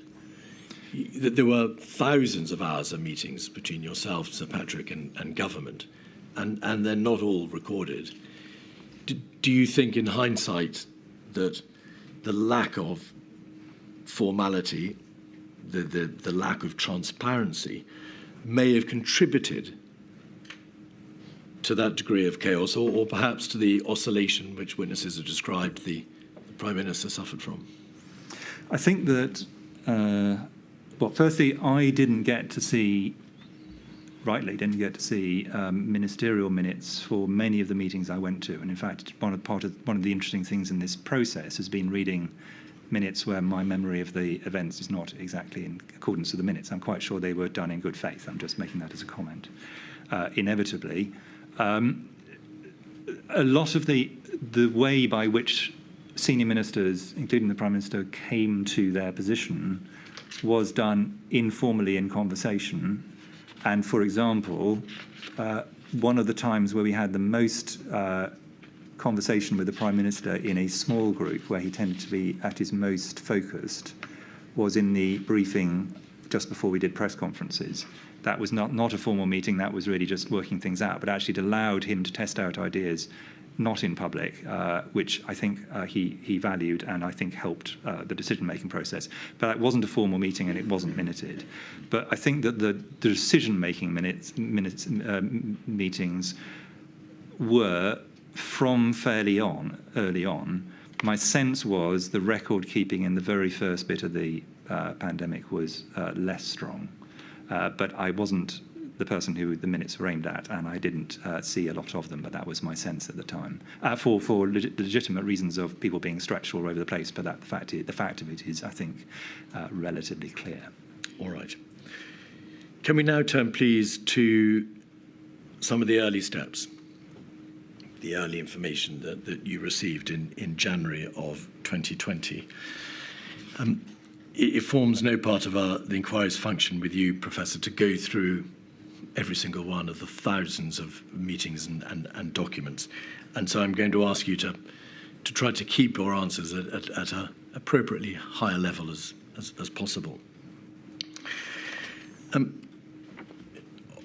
the 5th of January, in an email to Professor Sir Jonathan Van Dam and to Yvonne Doyle and others, you referred to triggers.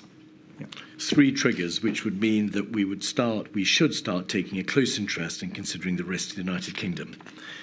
Could we have, please, 47484? If we go down to page 3.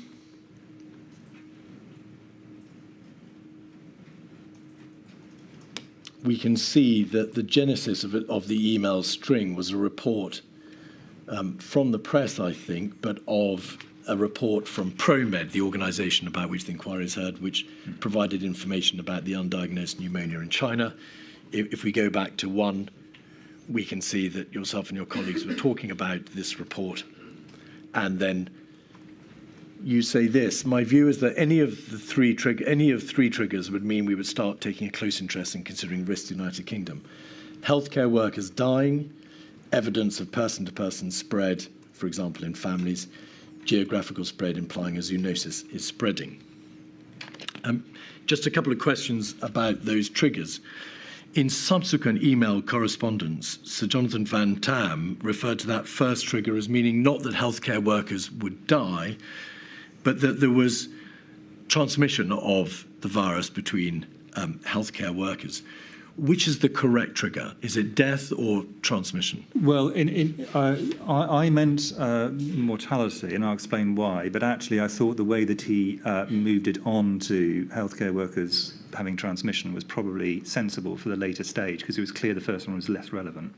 So if I can explain, if you want me to, I can explain why I chose those 3 triggers. Well, just briefly, if you'd be so kind. The first one, which I think is important, is what I wanted to capture was a disease which had a high mortality if you have very close contact, even if it didn't spread very widely in the population. And examples might be MERS, SARS, or Ebola. And those wouldn't be captured by something that had very widespread community transmission, at least until quite late on in the situation. So that was the reason I put that one in a sense, separately from person-to-person spread. Sir Jonathan, I think very reasonably, said, well, healthcare workers are people who come particularly closely to people who have got significant symptoms, and they're an important subset in a sense of 2. So I think he moved my triggers on. I didn't think that was unreasonable when I subsequently saw that. All right. It's obvious that from this point on, a number of you, but particularly you and Sir Patrick and Sage, were focusing on the issue of person-to-person transmission, how transmissible was the virus. Also on the issue of asymptomatic transmission, because as we've heard from other evidence, you need to know the degree of asymptomatic transmission to work out the body of the iceberg, of which death and hospitalisation are only the tip. You need to know what the body of the virus is doing. And also, of course, the degree to which cases were in reality spreading beyond China. Yeah. On the 13th of January, there was a NERVTAG meeting in which NERVTAG noted that it had been stated that there had been no significant human-to-human transmission, which implies there may be some evidence of limited human-to-human transmission which has not yet been made available.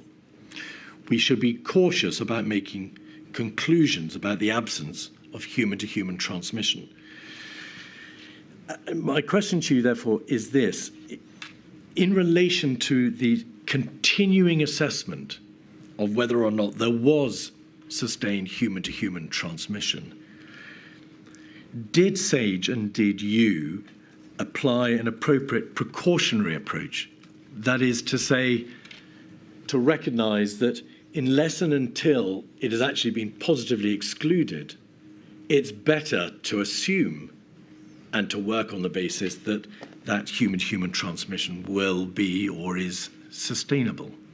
Are you talking about human-to-human transmission in general or specifically asymptomatic? Just to No, I'm talking about in general because this is a 13th of January meeting before the issue of asymptomatic transmission becomes truly apparent. Yes, I mean, in general, my view is we were by that stage putting a really quite considerable degree of interest and emphasis on this particular outbreak, even though we didn't at this point have clear evidence of human-to-human transmission that we can sense put our foot on, it's also the WHO position. But I think there was a general view that it was looking worse rather than better as time went by. So when this first, just thinking it through from the beginning of January till the end of February, you start off from a situation where you have an outbreak, probability this will turn into a major epidemic relatively small, and probability of a pandemic very small. The further on you go in time, the less the probability this is just going to be an outbreak or indeed disappear at all goes. That probability goes down, and the probability of a major epidemic and then subsequently a pandemic goes up. So it's a continual process that happens over that 2 months period. On the 14th of January,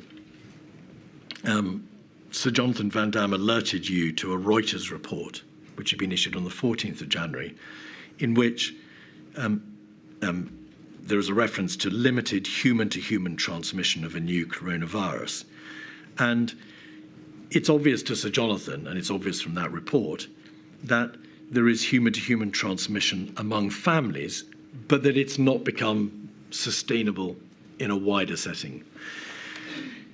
The trigger, going back to the triggers, or one of the triggers, was, in addition to healthcare workers dying and geographical spread, evidence of person-to-person spread, e.g. in families. So my question to you is this, is the very trigger that you had identified, or one of the triggers that you'd identified as being of importance, didn't require sustained wider community transmission. It only required transmission in a more limited setting, for example, in families. Was that not already occurring, and was not the evidence that that was occurring already apparent by that date, the 14th of January? I think that by that stage, we were pretty clear that there was at least some person-to-person transmission in close settings. So that's, say, healthcare and family settings. That's a long way from saying this will become a community outbreak, let alone a pandemic. And I think one of the things that bedevils some of the discussion of this is people think of this in a binary sense of it's either likely to be or it is not likely to be a pandemic. It was gradually shifting probability curve. At this stage, it's still on the less rather than more likely on the basis just of this evidence. But what this does demonstrate is that you're heading the wrong way rather than the right way compared to where you would have been 5 days previously, because you now have evidence that is not overwhelming but pretty confident there is now a person-to-person spread, at least in this narrow sense. The question was not designed to elicit when you might probably understand there to be a pandemic.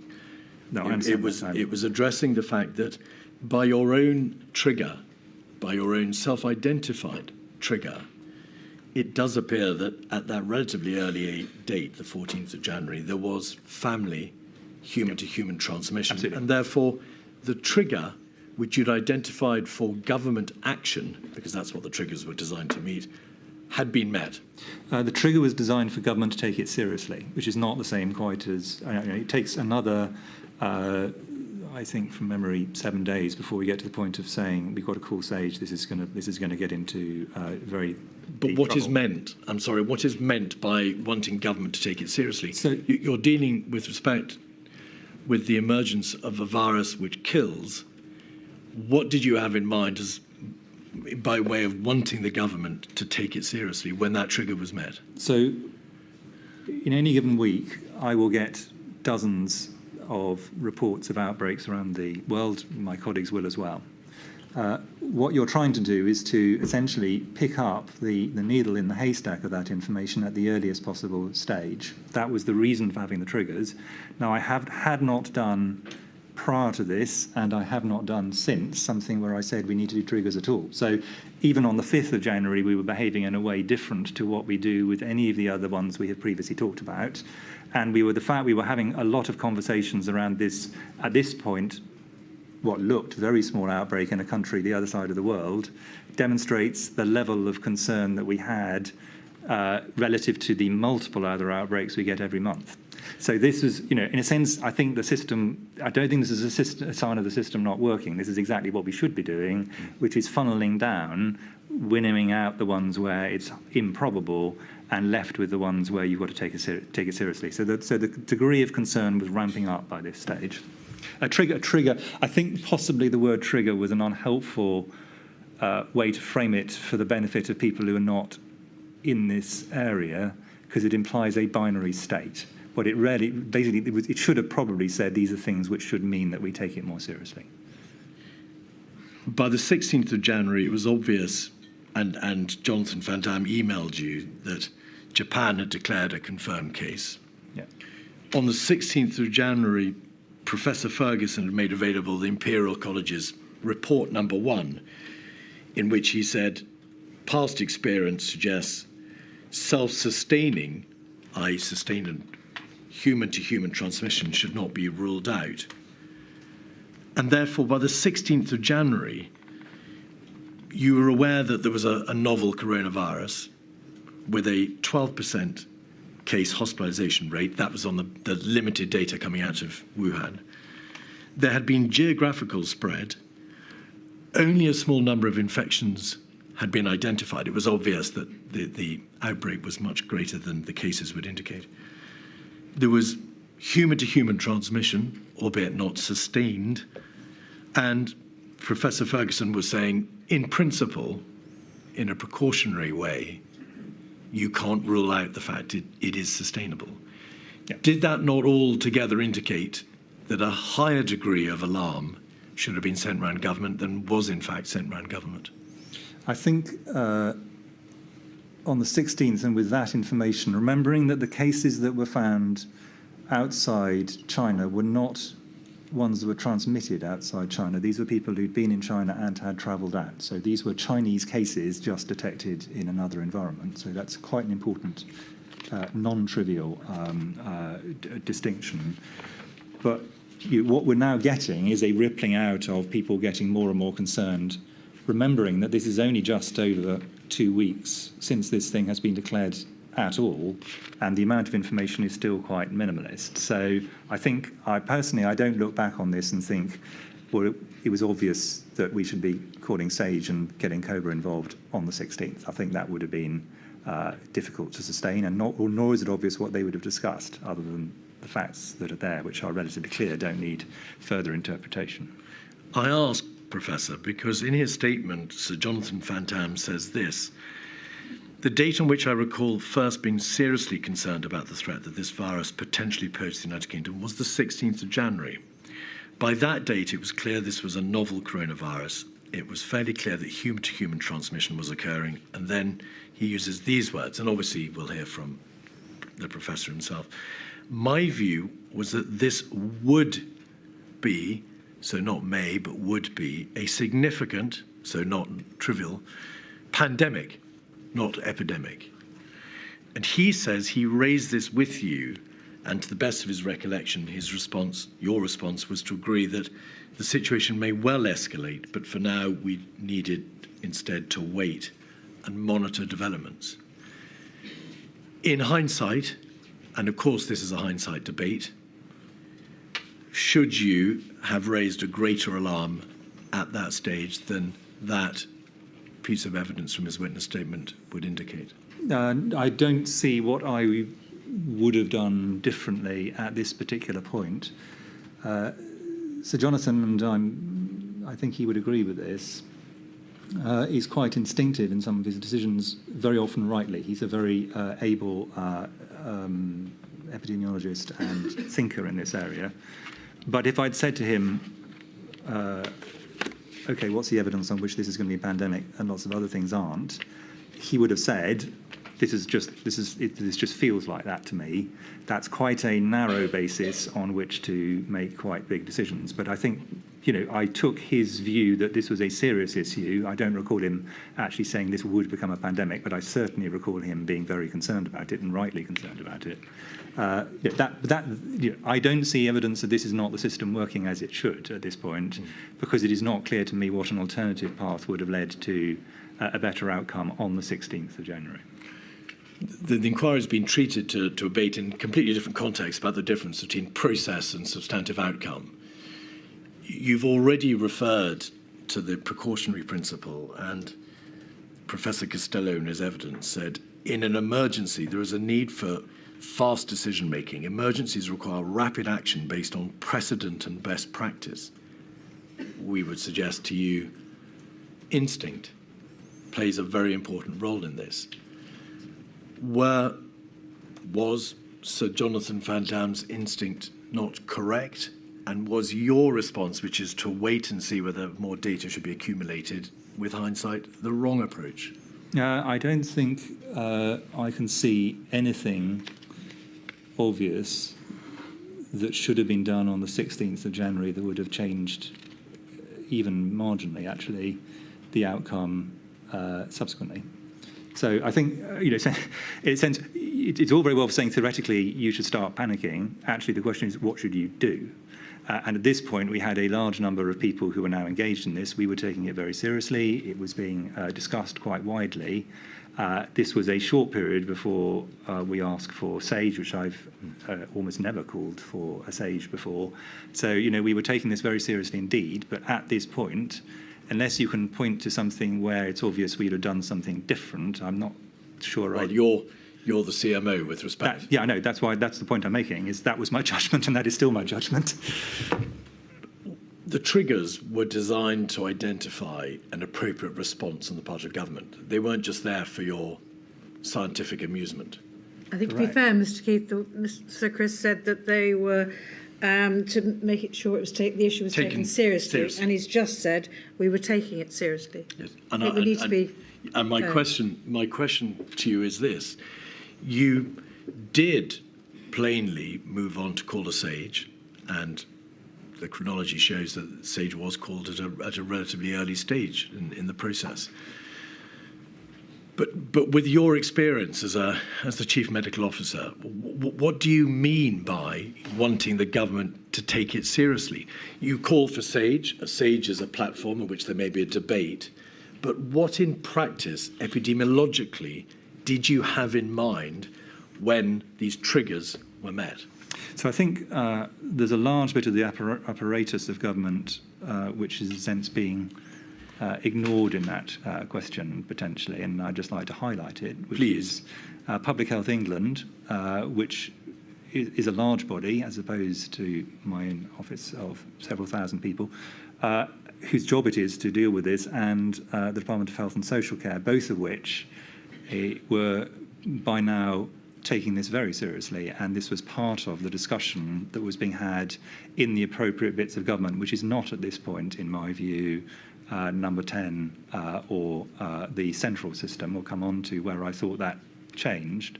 But at this point, I think the right bits of government were taking this very seriously. So I don't think, and that's the basis on which I'm saying I think this was a reasonable level of response for, leaving aside Sir Jonathan's gut feeling, as you show, is still quite limited data. And if you look at Professor Ferguson's analysis, it shows pretty wide confidence intervals, quite rightly. He's basing it on incredibly sparse data. So I think we just need to be careful. And this is the reason I'm saying this, and the reason I'm going to defend this position, where I know it'd be easier just for me to concede, is if, as a result of this inquiry, we start having a hair trigger for large numbers of things where the professional judgment is, let us wait and see, and that is the correct professional judgment, that would not be an advance. It's the judgment as to when to move, when you're moving too slowly and when you're moving too precipitately is a judgment call ultimately, and you have to be able to make it at particular points. There are various points along the path which we'll come on to where I would, in retrospect, have made different decisions. This is, all I'm saying is, this is not one of them. You've used the phrase just then, let's wait and see. Did you say that, Professor, because at this stage, around about the 16th of January, your primary consideration was let's wait and see what the data shows? And the reason I ask you is obviously there are any number of things that might or need to be done. Finding information about the transmission of the virus, getting data about its impact, hospitalization and death rates, whether or not it's likely to spread from China or surrounding regions, what the geographical spread's likely to be. But also, what can be done by way of preliminary steps to prevent a virus coming to this country, or what steps can be put into place preliminarily by way of controlling the virus if it comes to this country. And I want to know to what extent you had in mind steps being taken by the government beyond the accumulation of data. What practical measures, if any, were already within, under the horizon of these, well, the bodies that sat, of course, from the 21st of January onwards, and yourself? So all I can point to is that government has extremely able specialist groups, of which public health is the principal one, but also emergency bits in the Department of Health and Social Care, which were by now, at this point, taking this as a major part of their work. That was correct. But wait and see did not just mean Sir Jonathan and I had a chat and that was the end of it, government took no further action. It simply means in this situation that more data will allow us to actually decide whether we need to activate at a central government, cross-government basis, or whether this stays within these specialist agencies within which it was at that point in time still being assessed. Now, and this is quite an important differentiation. There is rightly a stage along the process which is done within the technical sphere, is done by Public Health England, done by the Department of Health, and there's a certain point where you cross a threshold, and it's a judgment call, where this becomes a cross-government problem, where wider bits of government, wider bits of the system need to be brought into play. Your implication, I would take it, since I'm saying that the health bits were activated at this stage, is that on the basis of this data alone, central government out with the health system should be being activated in some way. And I'm saying my judgment at the time and my judgment still now is I don't agree. I hope I'm plain. No, that's very plain, Professor. You referred to whether or not the government took no further action. Obviously, there's an issue there for government. But I want to press you. Was this the position then that it was important, as you saw it, to wait to see, use your words, what data there was out there, how things would develop, and also, and this is your reference to PHE and other government bodies, bringing government into play, bringing those important and necessary parts of government to life to be able to respond to whatever might eventuate. Is that a fair summary? You wanted to see what the position was, what data could be accumulated, and generally bring the government to life to be able to deal with whatever your inquiries discovered. Yes, but if consistently you go to all of government and say, I have no data on this, I'm a bit worried, got a big gut feeling this is going bad, you don't get very much traction, and the time you need to, you also get not very much traction. Waiting and seeing, as the record clearly demonstrates, was a matter of a few days, and in that time we got enough information to be able to start making some really quite serious judgments as to what the level of risk potentially could be. I think that the argument for always acting early can be made in the absence of looking at all the occasions when you decided not to act early, and that was the correct thing to do. In medicine, we have the idea of sensitivity and specificity, where sensitivity is you're good at picking up the thing that matters, and specificity is you're good at not picking up the thing that does not matter.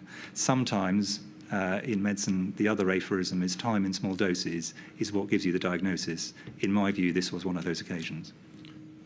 The question was not, in fact, asking you, Professor, whether it's important always to act early.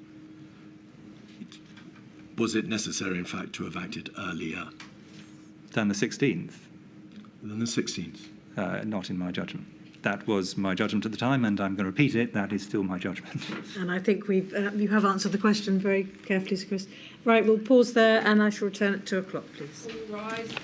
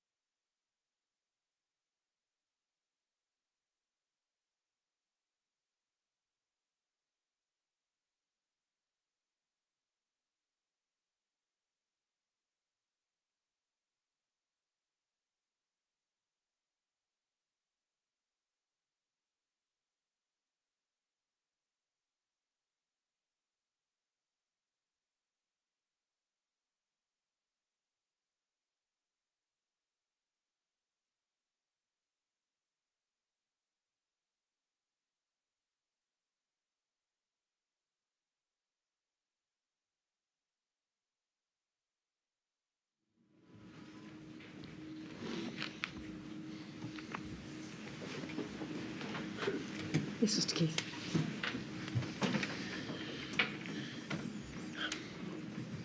Professor, in your statement, in fact, at paragraph 7.39, you say this: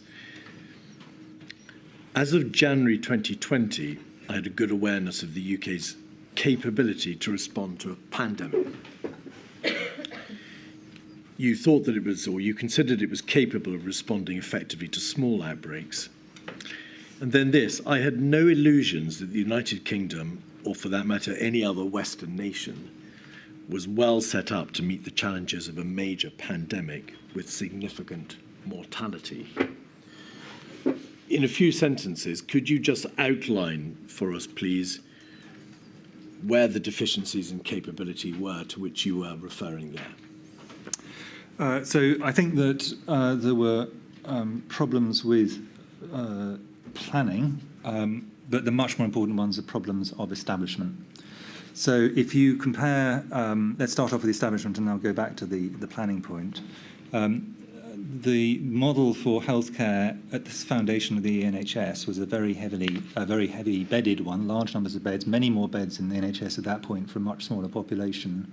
A medical system that was largely designed around infectious diseases, or infectious diseases as a major part of its work. For example, a lot of TB in the early parts of the NHS,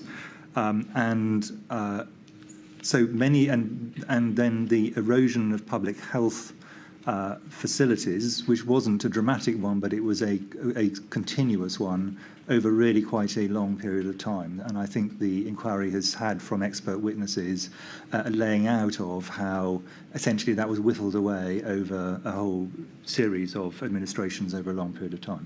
So that's the system in terms of That's public the system, health. exactly. What about plans? So I looked at the pandemic flu plan at the point when we were beginning to worry about this, about the time we're talking about now, and it was pretty clear that it wasn't going to give us any particular help, frankly. So my view was we didn't have a plan that was going to be useful from a prevention or management point of view. It had a large number of useful components within it. There wasn't nothing helpful there. But the idea that was a respiratory pandemic plan for the kind of pandemic this was going to be, if it was going to be a problem, that we could just take off the shelf and follow the playbook was optimistic at best. So can I pause you there? Yeah. Just before we move on to perhaps the last part of your answer. Could you just explain why, although we've obviously had a great deal of evidence about the 2011 pan-flu strategy and the planning for flu, why in essence was the flu plan, whether it be the government strategy or any associated material, not of great or any particular help to this coronavirus outbreak with different characteristics and different potential countermeasures? yeah, there were some differences that were to do with the difference between flu and COVID, which are more technical. Actually, my view, having looked at it, was had we had a flu pandemic with a virus that had a mortality of, for the sake of argument, 1 to 2%, which is what we were thinking of at this point in time, it would also have been woefully deficient. So it was not that it was about flu and this was COVID. That had some important differences. It was about the fact this wasn't designed, in my view, to meet this particular need at all. And I think, if I'm honest, I think it really was clearly written by people who'd just been through a pandemic in which the mortality was very low. The H1N1 2009 pandemic. And I think that had just led to it wasn't that they were modelling it just on that, but it clearly didn't really meet the needs of a 1918 style flu pandemic, which in my view was the kind of model we should need to be thinking about. So the three big flu pandemics of the 20th century, so 1918, 1957 and 1968, seemed to me much closer to what we were going to see than 2009 if we saw anything at all. I'm not talking about the 16th of January, to be clear, but I think this is by the end of January, this is my view. Yes, you say as of January 2020. Yeah. And then coming back, please, to plans, you've dealt then with the the genesis of the existing plan, were there any other developed plans on the part of DHSC or the Civil Contingency Secretariat or central government generally to deal with the crisis as you saw it emerging? Not that I personally thought were massively useful to my role.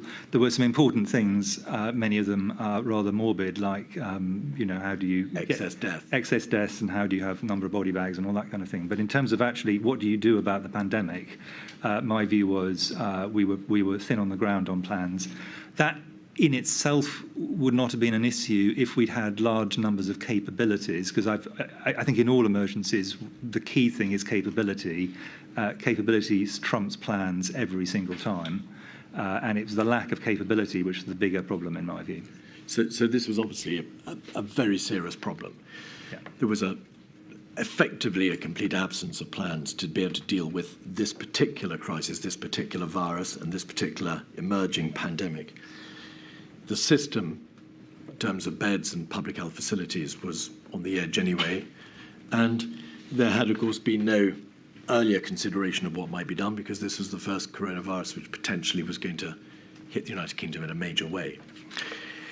Your statement at paragraph 7.43 says this, that from the 20th of January onwards, we commenced preparations in earnest to be ready for a pandemic were one to occur. Now, you'll know, of course, because it's in your statement and you were there, that there was a meeting on the 25th of February with the Prime Minister, the Health Secretary, Foreign Secretary, Sir Patrick and yourself, in which ministers ordered that a plan be brought together, be drawn up by the Civil Contingency Secretariat. And as you know, they did produce a plan. But that plan was produced on the 28th of February. It was a paper called The UK's Preparedness. That was self-evidently over a month later. Do you have a view as to the length of time that was required to elapse before even that first attempt to bring together a combined plan was produced? There was a lot of planning for individual components. There wasn't, as you say, an overarching plan. For what it's worth, I, with some others, came up with the formulation, which I think has been misunderstood, but of contain, delay, research, mitigate, principally to get the first three underway. And I think if you look at some of the plans as they came out, those three components were the components that were relatively worked through in terms of having some kind of meat on the bones of the plan. The bit that I was directly responsible for was obviously the research bit in my role as head of the NIHR. And we really moved on that quite fast, I think. We didn't wait for a plan from anyone else. Then there were various elements on contain. I think those were really the ones where I would say we were moving practically by the end of January. Professor, I'm going to ask you again, please, to slow down. I apologise for this in her absence. Sorry. I know you know that I'm waving my hand at you to try to slow you down. It's my enthusiasm to answer your excellent questions. Well, long may it continue, Professor. Yeah. You must obviously have been very considerably concerned by the absence of plans, because whilst there were no doubt many documents dealing with particular hospitals and NHS trusts and high dependency or HCID beds or facilities and ICU beds and so on and so forth, there was, in essence, and there had been no real consideration of what sort of countermeasures might have to be thought about and ultimately deployed. Is that a fair summary?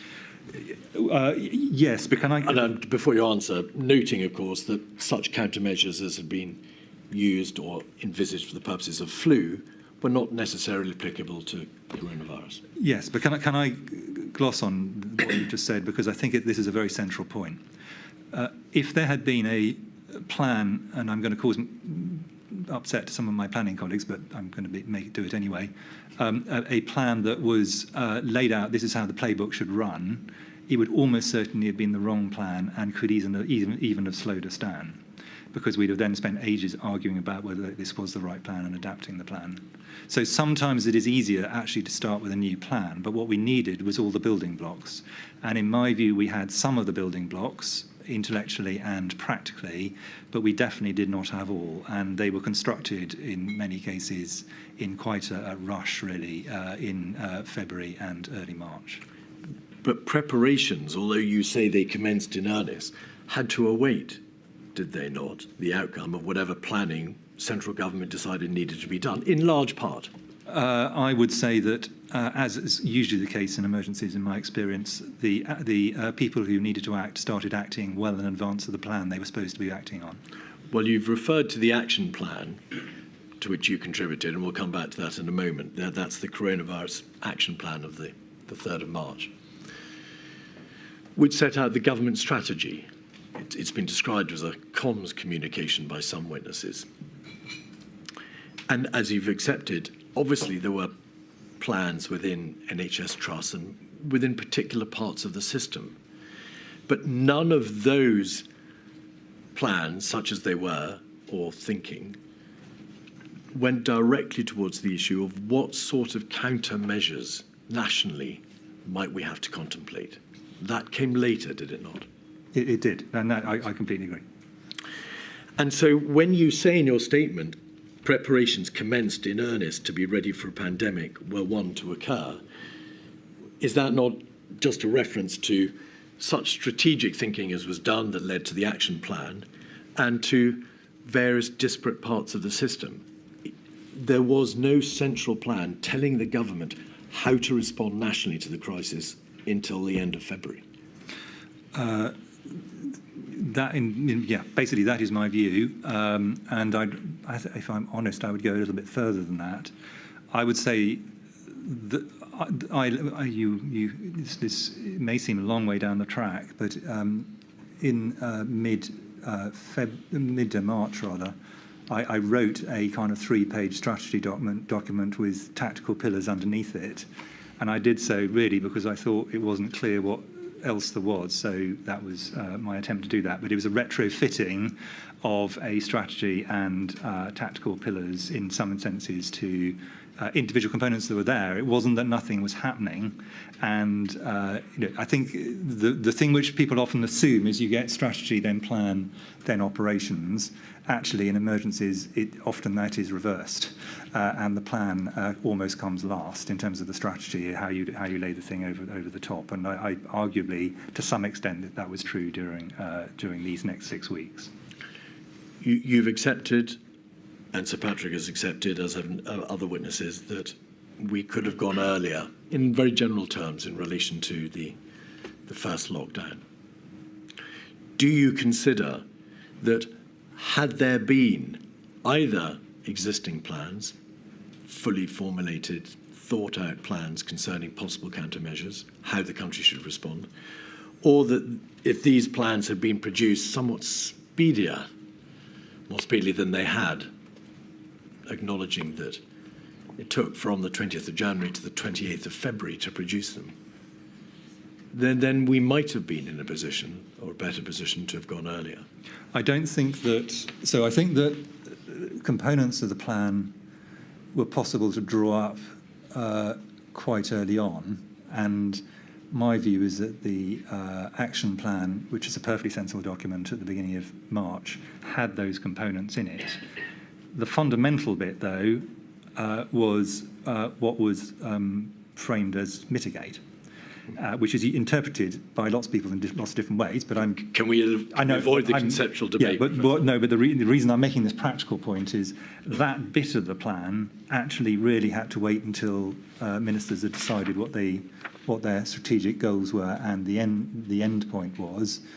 And additionally, I think the big problems we had in early March, in my view, principally arose from the fact we didn't realise how far on the path we were and the force of transmission, which was a data problem and a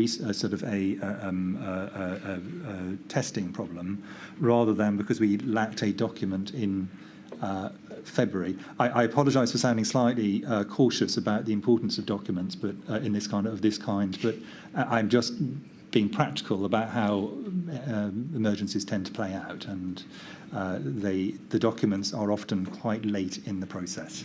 Please don't apologise for being something that I've suggested you are by nature, Professor. You've referred to the strategic decision-making of ministers. That's another important part of it's another important component. Along with the delay in bringing together formulated plans for how the country should respond, what could be done to prevent the spread, either by way of suppression or mitigation, it matters not, but the spread of the virus. There was the issue of the lack of strategic decision. Ministers did not grasp the nettle strategically until relatively late in the chronology, thereby enabling the planners and the doers to be able to say, this is how we should respond to this threat.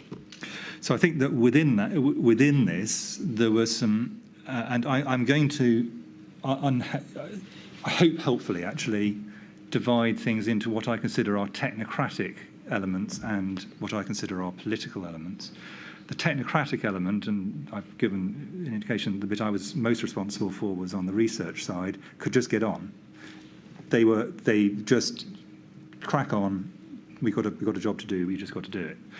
Once you get into things that require political decisions, and the big decisions, whether it be issues of borders, whether it be issues of lockdown, all these kind of issues, these require, or things that have huge economic implications, either direct, i.e. they cost a lot, or indirect on the economy.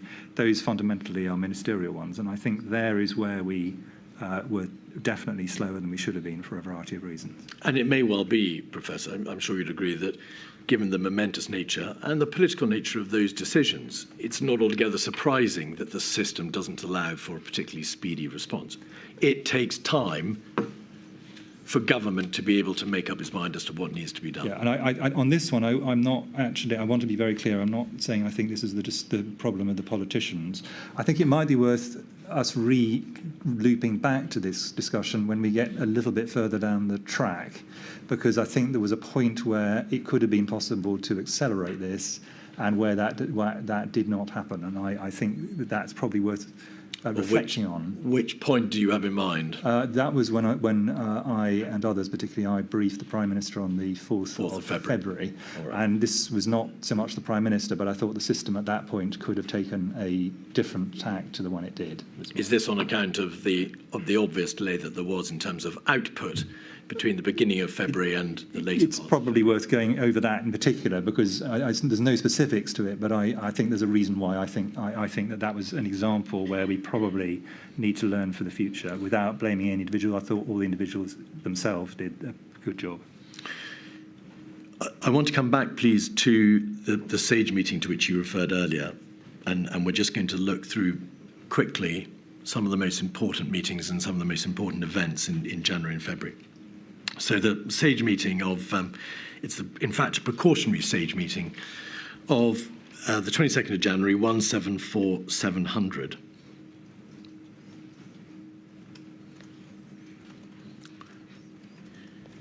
On page 2 at paragraph 7,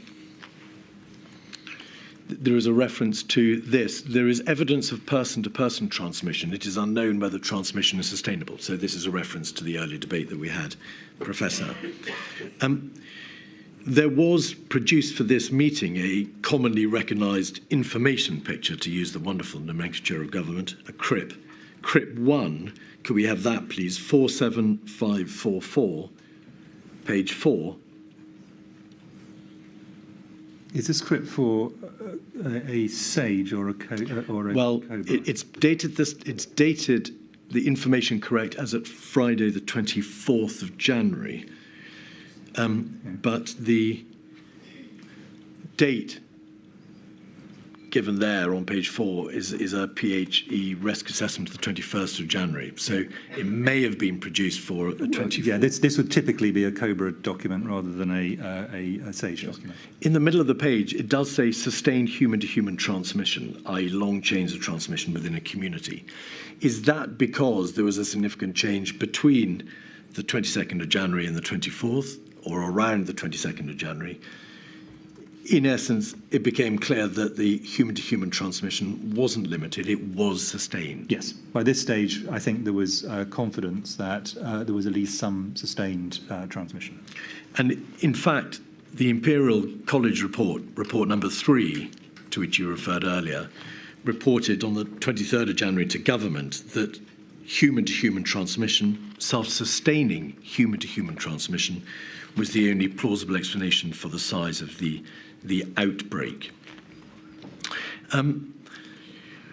Were you certain, nevertheless, or how sure were you, nevertheless, at this stage, that human-to-human transmission was sustainable?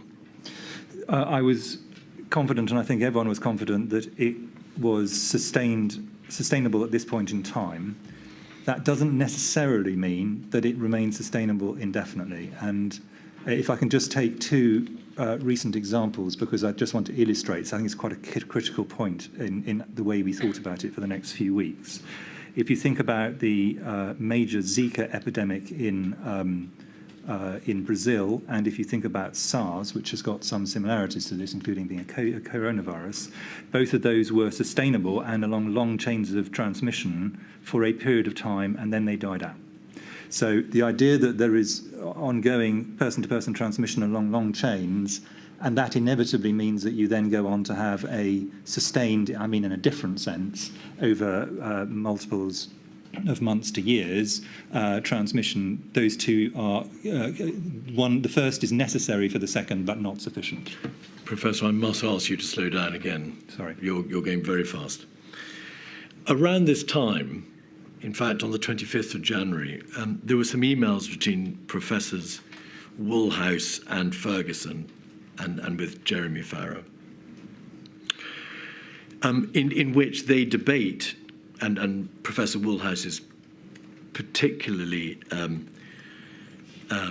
strong on the issue of whether or not the central estimates published by the World Health Organization indicate that half the people in the United Kingdom and many other countries were maybe infected. There will be at least a doubling of the gross mortality rate and a completely overwhelmed health system. Now, you weren't party to those emails, but Professor Ferguson, in one of those emails, says, "Fully agree, Jeremy and I were saying the same to Patrick Vallance and Chris Whitty last night." So probably an evening, maybe the 23rd or 24th of January.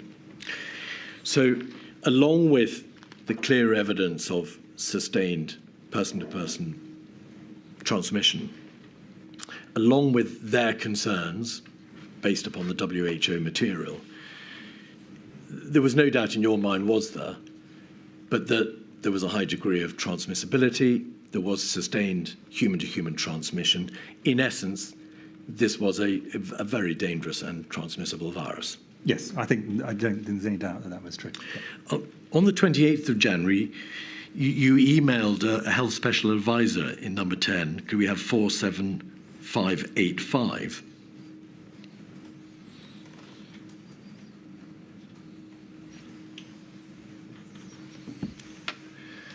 And you identify, and we've seen this email before, but you identify 2 of 4 scenarios as being probably only the ones worth considering for planning at this point. And they are, of course, at either ends of the risk scale. The first one is China has a major outbreak but brings it under control. The second one is the opposite end, which is the reasonable worst case scenario, which is that it spreads and it comes out of China. And there are those consequences that you set out in terms of the estimated, and I emphasize the estimated, R reproduction value, the mortality, the doubling time, incubation period, and so on.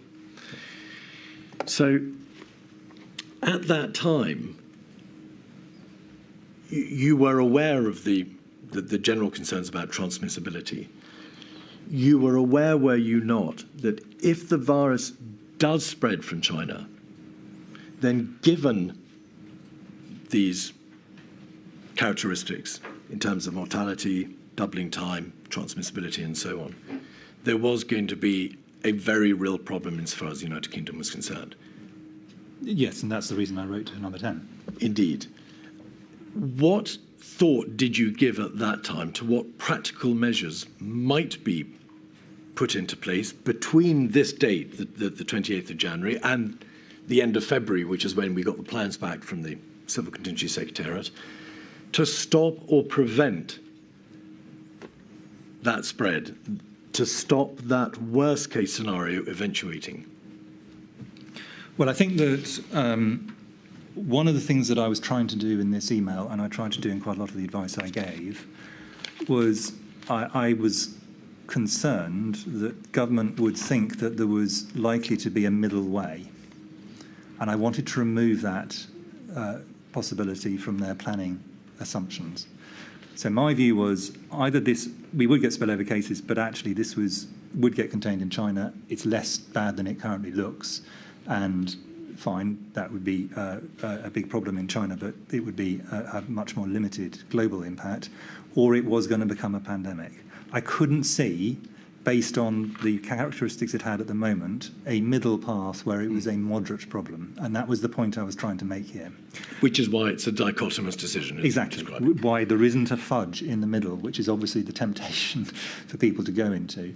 And if you have a pandemic, but not starting in your own country, there isn't a great deal you can actually do yourself to stop it. You can then do the things we talked about, so slow, delay, research and mitigate, but you can't stop it. That genie is out of the bottle and you have no control over it. So I wanted people to be aware that was basically the dichotomous position we were facing. And that is why, isn't it, you identified that the priority, and we can see this at the bottom of the page at 4, is to prevent any UK transmission. Because if the virus leaks out of China, then the wave is coming. That is what you're essentially saying, unless it can be prevented. This virus with these terrible characteristics is coming, because that's what viruses do. So that's the key, prevent any UK transmission. Well, the key, in a sense, this has two different aims, the prevent, in this context. If this was a SARS-like situation, which I have to say looked increasingly unlikely by this stage, but if it was, for the sake of argument, the point of this is simply to make sure that any spillover cases can be rapidly contained so this never establishes itself in the UK. And you're not then saying this will turn into a pandemic. In fact, you're saying, no, this won't. But what we don't want to do is get any backwash from this. We had importations of SARS, we had importations of MERS, we had importations of Ebola. We picked them up and we treated them. That, in a sense, is the first element here. If it's going to be a pandemic, you're never going to be able to stop it. And I think there's always an illusion you can stop it. You can't. You can delay it. And that was where a lot of the debate, of course, around border and other measures then took us. But what we wanted people to realise is once you're in pandemic territory, the idea of stopping it is an illusion. You're not going to stop it. You can delay it, potentially, maybe. And so when you referred to the priority being to prevent any UK transmission, what you really meant is the virus cannot be stopped if it is a pandemic, if it's sustainable human-to-human transmission and it's geographically spread out of China. It cannot be stopped. All we can do is slow, delay the upswing, if you like, using a different terminology. Yep. And I say that explicitly in the next sentence. Yep. So you were recognising at this relatively early stage, once it leaves China, we're in trouble. If it establishes it, well, I mean, spillover cases from China in themselves. Not spillover, but sustained human-to-human transmission. Once you get into that situation, there is an extremely high likelihood you're in trouble, yes. Nothing in biology is certain, but extremely high likelihood. But by this date, all the signs were that it was sustained human-to-human transmission. By this date, there were cases outside China, Japan, South Korea. By this date, or shortly thereafter, SPIMO was beginning to suggest that there was a probability it would come at some point. I think so. I'm going to just point out that the WHO, which is the normative organisation, had, I think, as of this point, still not called even a public health emergency of international concern, which is well short of a pandemic. Pandemic was not declared until, I think from memory, the 11th of March. So yeah, international views, as with many things, you look back on this and say, how can they be so blind? How could they not see this? At the time, there was still quite widespread international debate amongst serious experts. So yes, there were experts who were saying this is definitely going to happen. There were experts who were saying very doubtful, and there were points between. I think it's very important we don't look back and say, well, of course you can see this is what would have happened. And I'm just pointing out the international evidence on this at the time is relatively clear. It was uncertain at this stage, but I think most people would agree that it was heading further and further towards this is going to get bad. And my view is, if this does get bad, this will be a pandemic. It's not a kind of in between. But your position was not predicated upon the WHO. Far from it. You had your own views, your own expertise, and of course the expertise of SAGE. Yes, but right. In a sense, actually, in this area, the UK and WHO, WHO is a reasonable anchor point. If you diverge from WHO, and it was appropriate for us to do so sometimes, you have to have a good reason why you're doing so. I think it's a reasonable, in a sense, point of international comparison. It is the international normative agency. Professor, you gave advice. You received advice from SAGE. You relayed advice, and we can see from this particular document, without any express regard being made to the WHO's technical position and whether or not a PHEIC or pandemic had been declared. Correct? Yeah, no. The advice I consider is perfectly sensible advice. Exactly. What I'm saying is, I think I would have been wrong at this point to have said to number 10, the game's over here. This is going to be a pandemic. There is no chance of anything else. That would be an incorrect technical advice from me to them. So what this gives is two scenarios, one of which is a pandemic and one of which is not, but both of which are worth taking very seriously. And concurrently, you knew there was sustained human-to-human transmission, or at least the signs were all pointing in that direction. You knew, because you've described to us how you were aware that the United Kingdom was poorly placed to be able to respond in terms of the public health capability, in terms of the absence of plans, in terms of the absence of control measures to stop physically the virus reaching these shores. So was it not therefore the case that this was the point at which you appreciated we were in a terrible bind? It was coming, and there was very little practically that appeared to be possible to be able to deal with it, other than delay. Well, I think it was coming implies certainty, which I think is not where I'm saying I think we should have been at this point. But it's pretty rare that someone in my job, not just me, but my predecessors, write this kind of email into number 10. This is not the kind of thing you do on a kind of monthly basis or indeed yearly basis. This is a rare event to say we are very concerned. So we have by this stage activated the SAGE mechanism. We're writing into number 10, as we'll go on to talk about. A lot of briefings of very senior people across both the official and the political system happened in short order after this. So I fully agree with you. This is a point we are starting to move and escalate this as a major issue across government, not just within the technical agencies, which, as we previously discussed, I thought previously it was reasonably housed.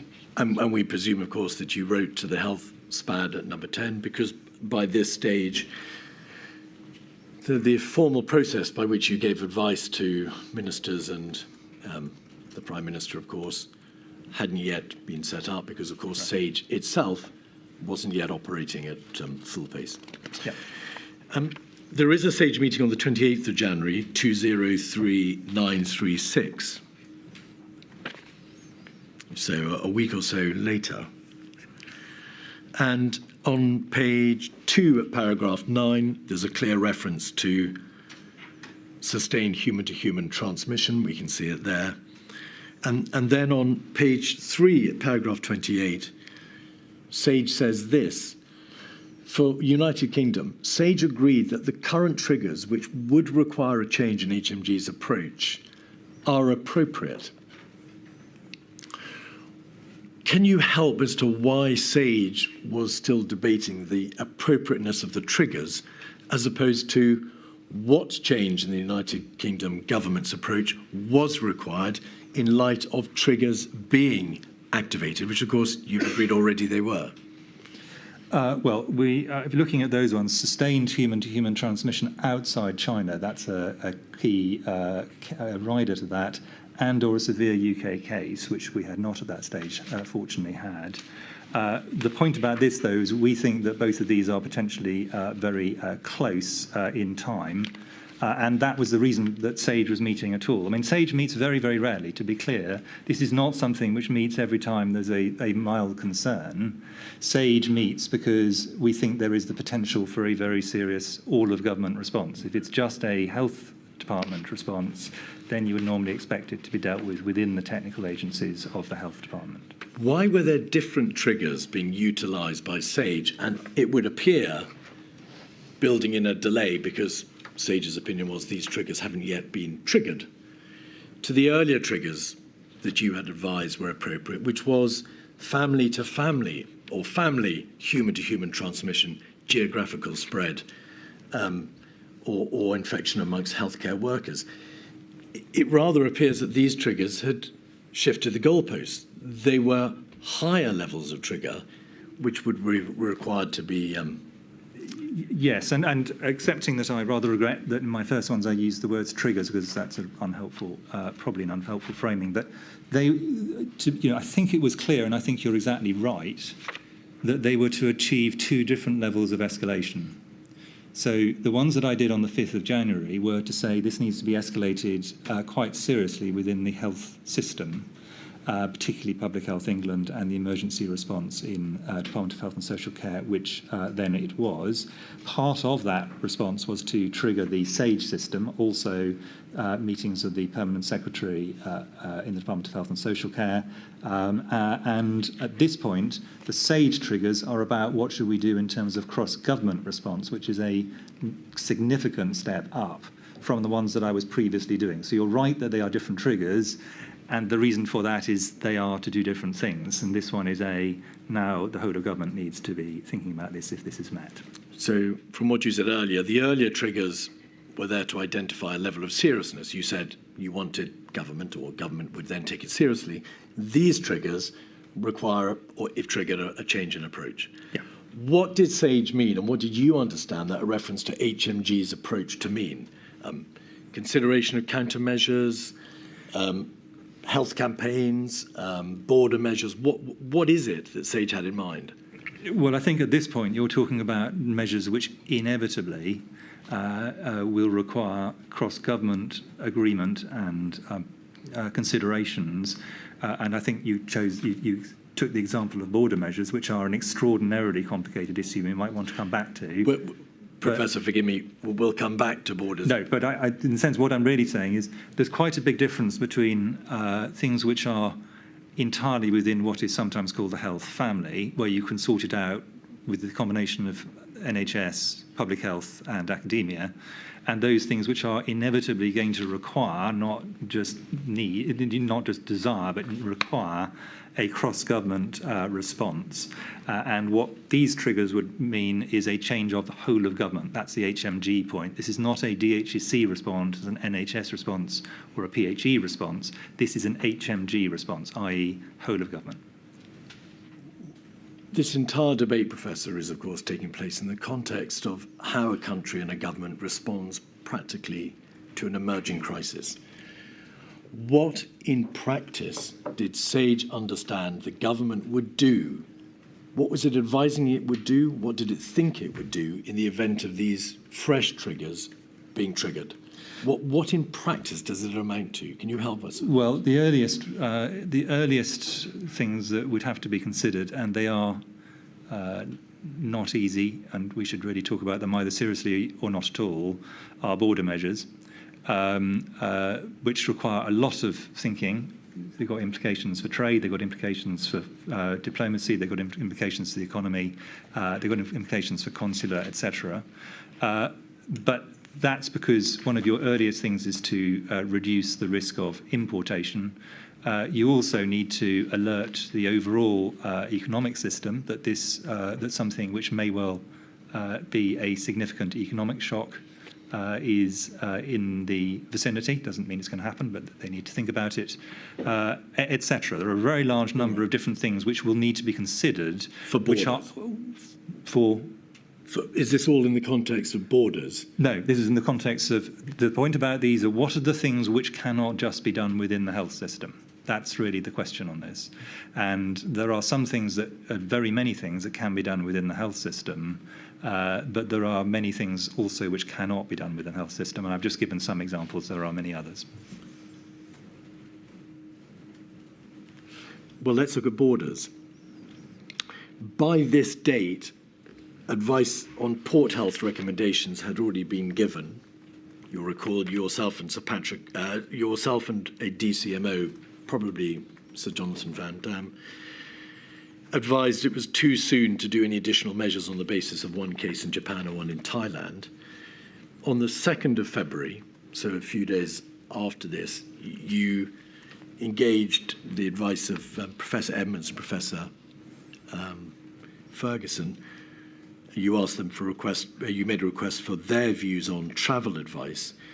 And in relatively early February, the 5th of February, at a COBRA meeting, you advised that, practically speaking, significant border measures, and putting aside all the issues about the trade and commerce and flow of persons and the political connotations, a stringent border process would be unlikely to achieve much other than a delay to be measured in days of the emergence of the virus. Yes, so that was a technical judgment. Yes. And I wanted to check that other people who have different experience in this area thought this, were able to challenge if they thought that this first view was incorrect. I didn't want it to be the last word, but my worry was I'd be asked for an opinion, and I wanted to be sure that others who I thought were good in this area had had a chance to disagree if they felt that my provisional opinion, was wrong. Indeed, and I think we can deal with borders relatively speedily because in terms of the merits of border measures, evidence has been received by the inquiry to the effect that less stringent measures such as screening and leafleting and temperature checks are unlikely to work because they can be circumnavigated. There are very real practical difficulties with any border system of restriction, and scientifically, there was no support for complete border closure or quarantines because A, they are very difficult to maintain, B, they're politically very divisive, and thirdly, they were just unlikely to work. Yes, and I think, in a sense, I think that the technical judgments were, there's no evidence subsequently that's come to light that they were wrong. But if I were to rerun this period again, and I think it's important to be reflective, the thing which we didn't, I think, consider enough was should we be asking people coming back from China to self-quarantine irrespective of symptoms, for probably 10 or 14 days. We were beginning to do so on the basis of symptoms. Now, as it turns out, this wouldn't have made any difference. As you've got evidence from others, the importations that happened, as we actually were anticipating, were mainly from our neighbours, not directly from China. And they were largely in half-term. It would have taken time for any system of quarantine to be set up. In practice, I think it would have made no difference. All I'm saying is it's very, in many areas, I think hindsight has led people to take unduly harsh views about what should have been done. Here's an area which I think we probably should have done something different, even though it probably wouldn't have made much difference. But I think in terms of what's our future doctrine, I think this is an area we should probably re-examine. So that's not the same as stopping flights or screening, both of which I think have very profound difficulties. This is a rather different approach. But the point, Professor, is that it was already understood by the 28th of January, that SAGE meeting, or very shortly thereafter, that in terms of efficacy, border measures were impracticable or unlikely to work or just impossible for a variety of reasons. So what other... Can I just be Yes, please. very, very clear? If unilateral border measures by the UK, I think we were all very confident would have very minimal effects. Had, for example, China chosen to close its borders right at the beginning, it's difficult to tell what would have happened, and that could have led to a different situation. But in terms of the decisions the UK had sovereignty over, i.e. its own borders, that was the situation, yes. I'm not concerned with what China might have done, because coming back to the 28th of January SAGE meeting and that paragraph 28 on page 3, I was asking you, what in practice did SAGE or you envisage HMG's approach to mean? And you said borders as one issue, and there were a number of other public health issues, public health measures. But borders, bluntly, closure of borders was never a runner, and that was generally appreciated by that date, by the SAGE meeting. Well, I'm going to add a caution to this. One of the other things that are important in borders is the maintenance of public confidence, which is not an epidemiological or public health issue, but there have been examples, I know, where borders have been closed essentially for that reason, and that was a reasonable political decision. So I just think it's important, I just want to be clear that it's an example, slightly counterintuitively, where the political choice might be to go further than the public health advice necessarily would lead. My question, though, was all predicated upon your description in paragraph 4 of that email to William Moore, the health SPAD, that the priority was to prevent transmission in the United Kingdom. So we're only concerned with measures that could be taken by the United Kingdom government. And so I ask you again, what other practical measures were in mind at the end of January, the beginning of February, other than borders, which we've debated, which would have been reflective of the change in HMG's approach, which SAGE envisaged would be brought about by the triggers being triggered? What in practice was available, Professor? What could be done in practice? Well, I think that we should have taken so there are several different things we could have done, none of which I think would probably have made a lot of difference in reality. But I think that this is an area where, in my view, government should have started, not necessarily that day, but within the next week. And I'll come back to where I think we had an opportunity and didn't go there, to start seeing this as a massive threat to the whole UK, economic and social as well as medical, as indeed transpired. That really is the question, I think, which this should trigger. But the problem we would have here, and this is repeatedly going to be the case, I'm afraid, is the point at which you can make these kind of comments in SAGE. We didn't, at this stage, have any cases in the UK. 30th of January. 30th of January, that we knew of.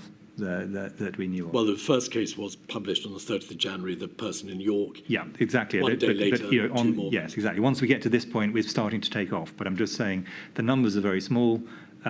We haven't got any deaths in Europe, fortunately, for another 2 weeks at all, not just in the UK. UK is later, fortunately. And so whether you could get political movement based on those extremely small numbers, I think is an interesting question that we will never know the answer to.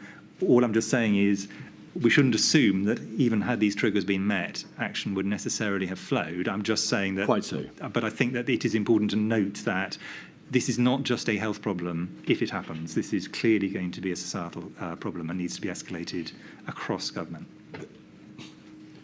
Why did SAGE and yourself and other scientific advisors in government or other advisors in government not shout out beyond the extent to which you did, which you wrote an email to the health SPAD, shout out that there was in fact a massive threat, and it was massive because the practical means of ensuring control or keeping the virus away from our shores were effectively absent. But as you'll...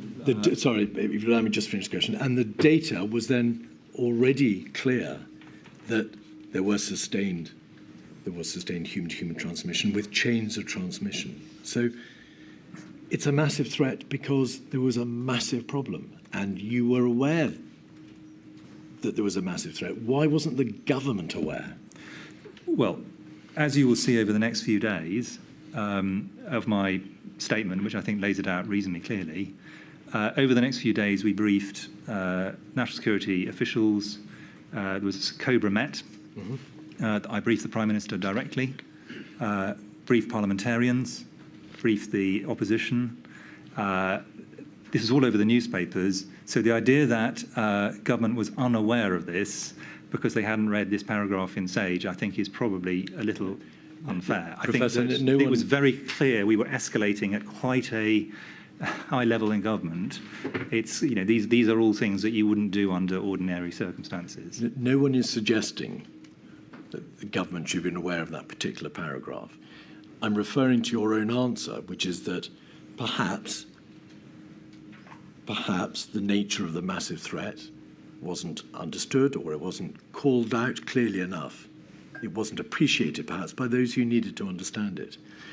You obviously called for a precautionary SAGE, and there was a precautionary SAGE, and there were multiple meetings of SAGE, COBRA, and then a stock take meeting on the 4th of February, prime ministerial meetings, cabinets, and so on throughout February.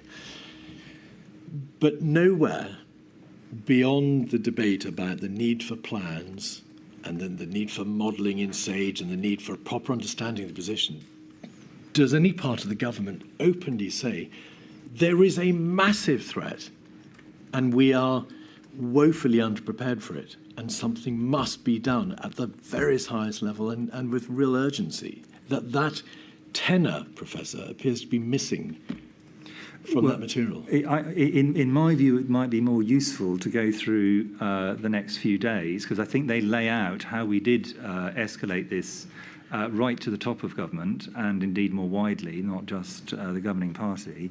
And you know, your point is right, but therefore we did something. And so I think that's you did something. Yeah. But why wasn't the degree of the threat, of the problem, the massive nature of the threat, seemingly fully understood? Well, you escalated the problems and you pulled every lever open to you in terms of the government process. Well, I think, I mean, it depends whether you like to have this discussion now or walk through the next few days, and then I can try and retrospectively say where I think we could have probably gone in a different direction if our doctrine within government was better in this area. All right. Well, we are going to look at those documents, as you know well. I mean, I can do it now if you prefer. No. I think it works better if we kind of see some of the actions we actually did take, rather than the ones you're not allowing me to move on to. Professor, we will be moving on to them, and I'm allowing you to move on to them. By the end of January, in addition to the material which we've debated, of course, it was obvious that there were cases in Thailand, Japan, South Korea, the United Kingdom, Germany. There was also a Lancet article, was there not, at the end of January, which had made plain the nature of the human-to-human transmission. It concerned a family that had travelled to Wuhan. So,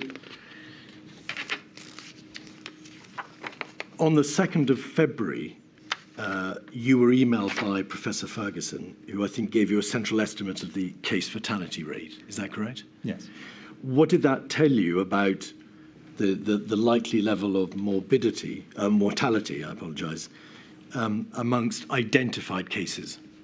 So without putting it up, because I was sent by multiple people, multiple different versions, but all of them triangulated around somewhere between 1% and 4% mortality in cases that have been found, but with a very heavy health warning, and they would have agreed with this, that calculating mortality rates early on in a pandemic when there's an upswing and you don't have the ability to detect minimal or asymptomatic cases is fraught with technical difficulties.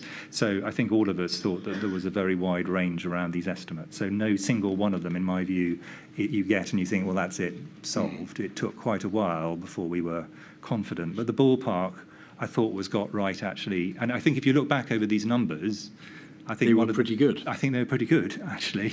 3 weeks in to a completely new to the world disease, relatively few of these numbers have moved very much since. So that is quite the technical response was in that sense impressive. And when you say since, you mean by the end of January? No, I mean up to the end of until we get to Omicron. I think that the numbers that were coming. No, sorry, we misunderstand each other. At what point were the majority of these figures available, which have, with the fullness of time, proved to be broadly correct? So, case fatality rate, infection fatality rate, hospitalisation. If you look at the, for example, the email we just discussed on number 10, none of the figures I put in that have actually substantially moved since the time that I read them. These weren't my numbers. I was reporting other scientists' excellent work, but we had already settled, although at that point we had wide confidence intervals around all of them. Actually, as the confidence intervals have narrowed, we've still ended up in a pretty similar central position, which I think is a great tribute to Chinese and UK scientists amongst many others. And so we may be clear about the information available to you. Those are matters such as the reproduction number, the doubling time, the incubation period, case fatality rates, that sort of information. Yes, I mean some of those are probably intrinsic to the virus. So things like the incubation period, things like doubling time and the effective R number, not necessarily the R naught, they will vary over time and depending on a number of other factors, including actually NPIs, as we will no doubt come on to. Yes. So they're not fixed, but some of them are fixed, and those ones I think were pretty reasonable as a first pass. There was then a SAGE meeting on the 4th of February. We'll have that up briefly, 51925. SAGE noted on page 3 at paragraph 19 that asymptomatic transmission cannot be ruled out and transmission from mildly symptomatic individuals is likely. Insofar as SAGE was unable to rule asymptomatic transmission out, as opposed to saying it is in existence, was that a reflection of the data that was, of course, available at that time? I think this is a perfectly sensible assessment of what we knew at that point. Yeah. And just to be clear, asymptomatic transmission, or the issue of asymptomatic transmission, is quite different, of course, from the issue of human-to-human transmission that we were debating earlier. Yeah, and different again from asymptomatic infection, where someone catches the disease, has no symptoms, and does not pass it on. That's a different thing again, and actually quite an important distinction, those two. Yes, and you've addressed that in your statement at some length. On the 4th of February, there was what we've been calling the stock take meeting. And that's the meeting to which you referred earlier, Professor. That is, I think, at 146558, or at any event, this is a letter from Imran Shafi, who reported upon the meeting. And this was a meeting between yourself and the Prime Minister, the Secretary of State, and a number of advisors and colleagues. Including the National Security Advisor. Including the National Security Advisor. The second paragraph on that page, it is, as it happens, the only substantive paragraph that deals with coronavirus. We began with a short update on coronavirus. Following an update from the CMO, the Prime Minister stressed the need to continue to explain our stance to maintain public confidence in the plan. Maybe we presume that's a reference to the government plan, whatever it might have been by that date. Yeah. On further travel restrictions, your Secretary of State was engaging Foreign and Commonwealth Office and European colleagues and would revert with a proposal on the way forward. But in truth, the big issue of border closures or significant restrictions had already been advised upon, at least in the first instance, because it was an issue that came back, didn't it, again and again. Yep. And will require an assessment of what constitutes a proportionate response. Please keep number 10 closely involved on key decisions in the coming days. There wouldn't appear, Professor, on the face of that paragraph to be much by way of reflection of the massive threat that you described. I agree. So Can I give a little bit of a commentary on this? Because I think this is a fundamental issue of not of the individuals, and I want to be very clear. I think the Private Secretary, for example, is doing what he should do. He's an outstanding Private Secretary. He was, and colleague subsequently. You have a situation where the Chief Medical Officer, and as you know from other documents, reported to the Prime Minister that there was a possibility, it wasn't a certainty, of a pandemic, and if this pandemic occurred, my view was it was reasonable to think this is not the same as a reasonable worst-case scenario, and I want to be clear. Can you go, please, much slower in this important issue? It was reasonable to think that we would be looking on first pass at maybe 100 to 300,000 deaths, which, to be clear, is pretty accurate compared to where we are, sadly, now. I wasn't saying this was certain. Now, important second point, this wasn't some maverick coming in and saying this. This is on the basis of SAGE meetings chaired by the Government Chief Scientific Advisor. COBRA had met. The World Health Organization has by now declared a public health emergency of international concern. This is all over the news. Now, the point I would like to make on this, because I think this is actually something where we really do need to think very seriously in government, is that had, let us say, the Director General of MI5 or the Chief of the General Staff come in and said there is a possibility of 100,000 plus people sadly dying from a terrorist attack or from attack on the UK, the chances that this would have been the response in the letter and that this is what would have, that the system would have continued as it did, next COBRA meeting, still chaired by the Secretary of State for Health and Social Care, I think is quite small. And the reason I'm making that point is this was not a new consideration. Pandemic infection, flu, but this is very similar to pandemic flu, has been top of the National Risk Register for years. This is not a new potential threat. So my worry has always been, and I think this in a sense reflects it, that hard geopolitical threats are treated in a different way, and in my view, entirely appropriate way, this isn't a criticism of what they do, to ones which are seen as natural threats or hazards. That, I think, is something collectively that we should think about without ascribing this to any person. I don't think, I think the same could very easily have happened under a number of prime ministers and with a number of others in the room. This is not a statement about the individuals, this is a statement about the system, in my view, underplaying relative to other threats, the natural threats, including health threats. So that I think is quite a fundamental point, because I think had we essentially had the centre of government electrified by this, I'm not saying the outcome would have been different, but I think it would at least have led to a stronger all-of-government think-through of all the potential consequentials. There's a lot in that, Professor. Can I just divide it up briefly? In terms of the system, the inquiry heard a great deal of evidence in Module 1 about how government system is differently designed as depending on whether or not it's dealing with a threat, a terrorist outrage, for example, as opposed to a risk. Is it that divide to which you're making reference in terms of the absence of perhaps an equally or the absence of an equally sophisticated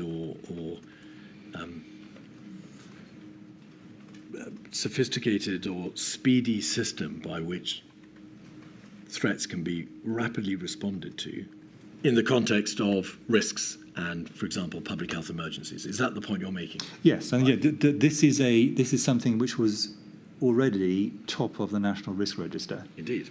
With understood consequentials across all of government. And that seems to me the reason why this is an opportunity where we probably could have moved up a gear or two across government. And as I say, I don't consider this as a personnel problem. I consider this as a systemic problem. If you'll allow me, you've made that point. And I'm not suggesting that this is a personal problem, that this this failure, if it is, and we'll debate that, was a failure on the part of any given individual. But putting aside your very valid point about whether or not there might have been a different reaction if this had been a full national security crisis, the fact remains that the massive threat that you yourself have described is not apparent on the face of this paragraph. I mean, nobody at the heart of government appears to have been electrified, to use your word, by the information that there was a massive threat. Why was that? Well, I mean, I think, in a sense, that is my point, is the system is surprisingly bad at, in my view, responding to threats of this kind, which are not in the traditional national security system. And I think that is I don't think that's an insoluble problem, which is the reason why I want to surface it. And I think it is largely to do with the way that the national security apparatus interprets its role. And I think it's an area where we could probably make significant changes, personally. You have repeatedly, if I may observe, said we in government. You personally, did you see this letter after the meeting, the Stocktake meeting on the 4th of February? I can't recall whether I did. It wouldn't have particularly surprised me if I had. If you had, Professor, you would have seen from this paragraph that there was a complete absence to the necessary electrification, that there was a complete absence of any understanding that the threat faced by the United Kingdom was of that magnitude, as you have described, the massive threat. Would you not have picked up the phone and said to somebody in Downing Street, you've completely failed to understand the significance of this threat, the emergency that this constitutes, the magnitude of this crisis? I think that the response, and you, I think, have seen some of the toing and froing, was to debate which hundreds of thousands was the correct hundreds of thousands, which didn't strike me as material, although I wasn't actually aware of it at the time. But that's neither here nor there. Is that a reference to the text messages between Lord Sedwell and Sir Christopher Wormold? Yeah, and to be clear, Sir Chris Whitty was trying to push on this point. But I don't think that there is and he was the person who got this into the agenda. I think that the point I'm making here is this is how the system is not designed to understand a threat, even when it is top of the National Risk Register, where it is a health or I would say other natural phenomena, in fact. But let's stick to pandemics, because that's what this inquiry is more narrowly about. And whether it's called toing or froing on the part of government, whether it's called a failure to understand the degree of the massive threat or the magnitude of the crisis, there was a hugely important systemic failure at this point, was there not? Yes, I mean, I think there's a big question about whether it would have made a difference to what subsequently transpired. And I don't think we should draw that line too firmly. No. But I certainly think that it would have been something which, let me be mealy-mouthed about it. Under ideal circumstances, there would have been a different response. Apart from education or training, how would you change the approach to a terrorist threat and a natural hazard? I think I would start off with what's the level of damage that the UK is going to sustain, and start from that rather than which type of threat is it we're talking about. Because the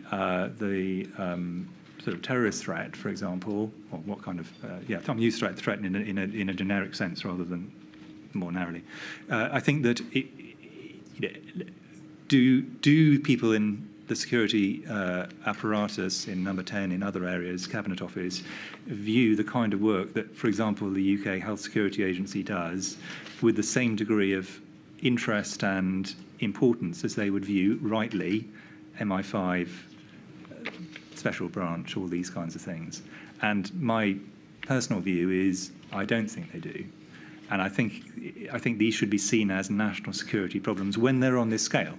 On smaller incidents, I think it's perfectly reasonable to take it differently. But I think if we're talking about something that is going to clearly have an impact across the whole of government, including very obviously on the economy, in addition to substantial loss of life, education, all these kind of things, then I think there is a strong argument for saying, why do we not put them, in a sense, on an equal footing in terms of the degree of impact they're going to have on society? But how do you give them an equal footing? Is it a question of training, or is it a question of saying that when it does become a national security threat, given the level of potential consequences, the National Security Advisor gets... How do you I think get that so. across? In reality, the only people who can actually operate, I mean, there are 3 departments that can operate across all government where government needs to do something. Number 10, obviously, Treasury and Cabinet Office. And my view is this should have led to them saying, this is no longer your problem, health, this is our problem. Yeah. This is now a huge problem for the system, and this is going to come into the centre because the centre can then assess this. Now, this is not to say there weren't excellent people in Cabinet Office, in the Civil Contingency Secretariat and so on, already on this. It wasn't that there was no interest in this from individuals within Cabinet Office and so on, but it had not, in my view, been seized in the way that a similar kind of level of existential threat would have been from another direction. And I think there are a variety of ways this could be done, and it's very dangerous for me as a Chief Medical Officer to start doing the job of a Cabinet Secretary, because I'm clearly not.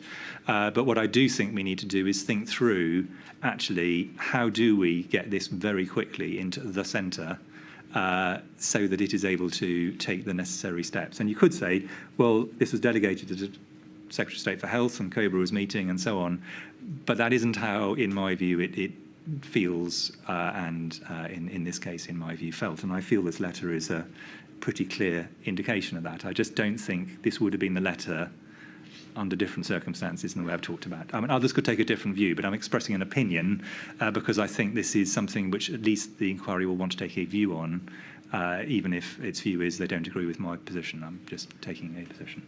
But before the break, may I ask you to consider the question I put earlier? Your answer was not unhelpful, but it didn't, in fact, address the question, which is, on the premise that, on the basis that there was, however one might describe it, a system failure or failure to acknowledge the existential threat or the massive threat, why, as the weeks in the middle and later February began to roll out, you and others who are equally aware of the nature of that existential threat were not emailing Number 10 or shouting out your concern that the central government had fundamentally failed to understand the nature of the threat that you had described? Well, I mean, it's difficult to work out where you can go once you've talked to all the people I talked to, and there's a very long list of people who Sir Patrick had also, and I think he didn't get to cover it in his oral evidence yesterday, but he has, I think, covered it in his written one. He also, through the good offices of Mr. Cummings, tried to escalate this into the centre. So it's not that there weren't attempts to do this. But I don't think, and this in my view is a situation which I'm not convinced that had we done things differently, it would have led to a different outcome. I have said that, and I want to repeatedly say that. Nevertheless, I think nobody looking at this could say this was ideal. That is, if I may say so with the greatest respect, quite an understatement. This was a hugely significant moment and a terrible flaw. My view is that it demonstrates an issue which needs to be thought through. Very well, we'll break now. I'm afraid I understand we're not going to finish your evidence today, Sir Chris. I'm so sorry. I think you were warned. I know the burden we're placing on you and your relatively small office, and I'm really sorry, but you know how important this is. Thank you, Lady. So I'll return at 3:30. All rise.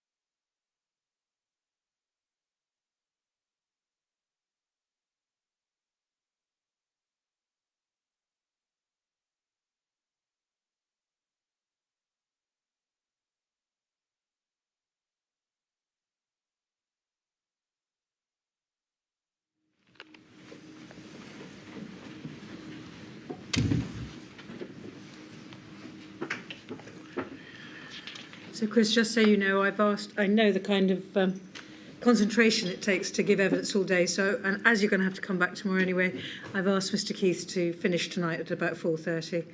And I think there's a limit to how much we can ask you to do in one day. Thank you, Melanie. So we were at the point of the stock take meeting, so-called, on the 4th of February. There were then, and you've referred in generality to these, there were a number of meetings, Cobra's, Cabinet, SAGE, of course, throughout the rest of February.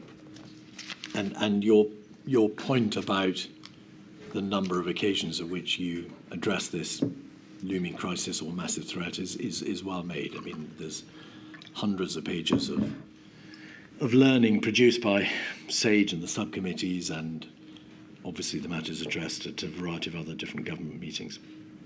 There's a COBRA on the 5th of February. There's a paper produced by, I think, by the London School of Hygiene and Tropical Medicine on the 7th of February from its division CMMID.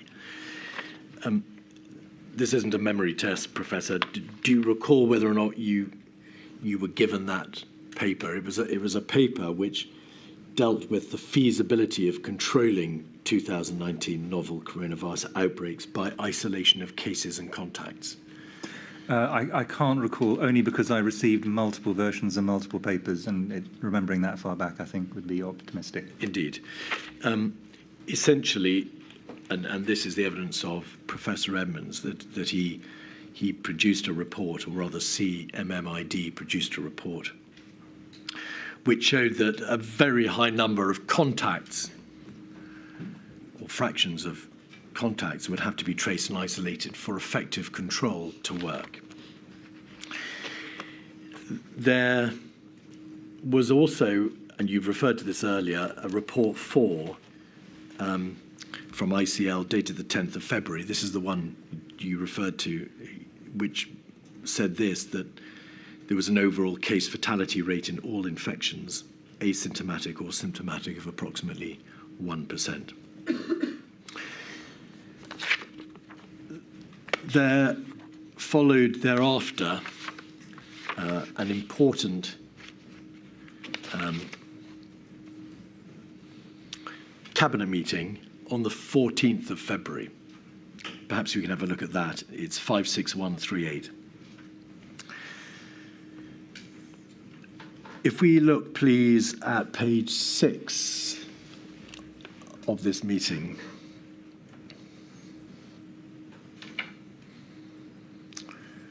we can see the following is reported. The government's chief medical officer said that the published figures of around 60,000 cases of the virus in China could in reality be 10 times higher. There were over 1,000 people in China reported to have died from the virus. If the virus remains centered around Wuhan and the surrounding province of Hubei, it may be possible to prevent widespread infection in the United Kingdom. If it spread beyond China to its neighbours and across the world, then the UK would not be immune. So that's the point you made earlier, that once control is lost, once the virus has leaked from China and it is sustainable geographically outside China, then game over. Is it correct that by this date, the 14th of February, it was known that there were cases not only in Japan, South Korea, and geographical regions contiguous to China, but of course in Germany and the United Kingdom and Europe? Yes. You couldn't have been very hopeful, given the nature of the transmission, the now known characteristics of the virus and the geographical spread, that the body of the outbreak, not peripheral cases, but the body of the outbreak would remain confined to China, and or that the Chinese would be able to suppress it. Could you? I was certainly, by this stage, and I think this is true for most people, had moved to a position where it was more likely than not that we were going to end up with a pandemic. Yeah. If we look at page 7, we can see that at the top of the page it says this: concluding the government's chief medical officer said that if the virus became widespread in the United Kingdom, there were plans in place that could slow down its spread. Accepting, of course, that this may not be an accurate reflection of what was said, if you said if the virus became widespread in the United Kingdom, would that be an accurate reflection of your understanding that the virus, having left China, spread to the United Kingdom was inevitable? Well, leaving China, you could certainly have chains of transmission outside China, and it'd still be in a scenario where it was controlled globally. But I think by this stage it was much less rather than more likely. So, as I say, this probability was not a binary one. It was gradually shifting, but it now shifted, I think, to this being, I think, more likely than not that we were going to end up with a pandemic. Did the government, to whom, of course, you were reporting at this cabinet meeting, understand that it was still conditional, that if the virus became widespread, there were plans in place? Or do you think they did understand that it was a pandemic, i.e. it wasn't just a regional outbreak, not just an epidemic, that it had spread beyond China, it was in the United Kingdom, and it was sustained transmission? Do you think they got that? No, I do think that, and actually it's extremely rare, in fact, that the Chief Medical Officer is invited to Cabinet under ordinary circumstances. Sure. This reflects the fact, I think, that government was acknowledging that this was a substantial threat. May I just pick up one point in this, which is not relevant to your question, but I think may be useful later on, which is just to make the point that we were making very clear this could be more than one peak, because I think that has got a bit lost in some of the... We'll come back to that. The narratives. You'd also say to Cabinet there were plans in place that could slow down its spread. Mindful of what you've told us about the lack of efficacy in terms of border controls, the information that which you knew anyway but which you'd received saying practical measures of controlling spread were difficult. What plans in place did you have in mind when you said there were plans in place that could slow down its spread? Yes, I think you should read this two ways, and both would be correct. One is that there are things we could do to slow, but I wanted to be clear there was nothing we could do to stop. And that is an important, in a sense, that's an important thing I was clear not to say. But this is where the delay bit of the contain, delay, research, mitigate formulation really comes in. Obviously, the biggest elements of this in the early stages was identification of cases and case finding and isolation. For the reasons you've given from Professor Edmonds and his team, but I think this is widely accepted in the literature, once you get to a very large amount of transmission, those really are highly unlikely to work. But in the early stages, a case finding and isolation strategy has a realistic chance, if you can find the majority of the cases, that's the big if, in significantly delaying the spread. The point I'm seeking to make is a slightly different one, which is sitting in the shoes of government and reading those words or hearing them said out by the Chief Medical Officer. If the virus became widespread, there were plans that could slow down its spread. They might not have been sufficiently, to use your words, electrified. And therefore, I wonder whether or not this is a correct reflection of what you actually said. Did what you say communicate the threat? Certainly. I think by this stage, I think that there was quite a recognition that there was a significant threat.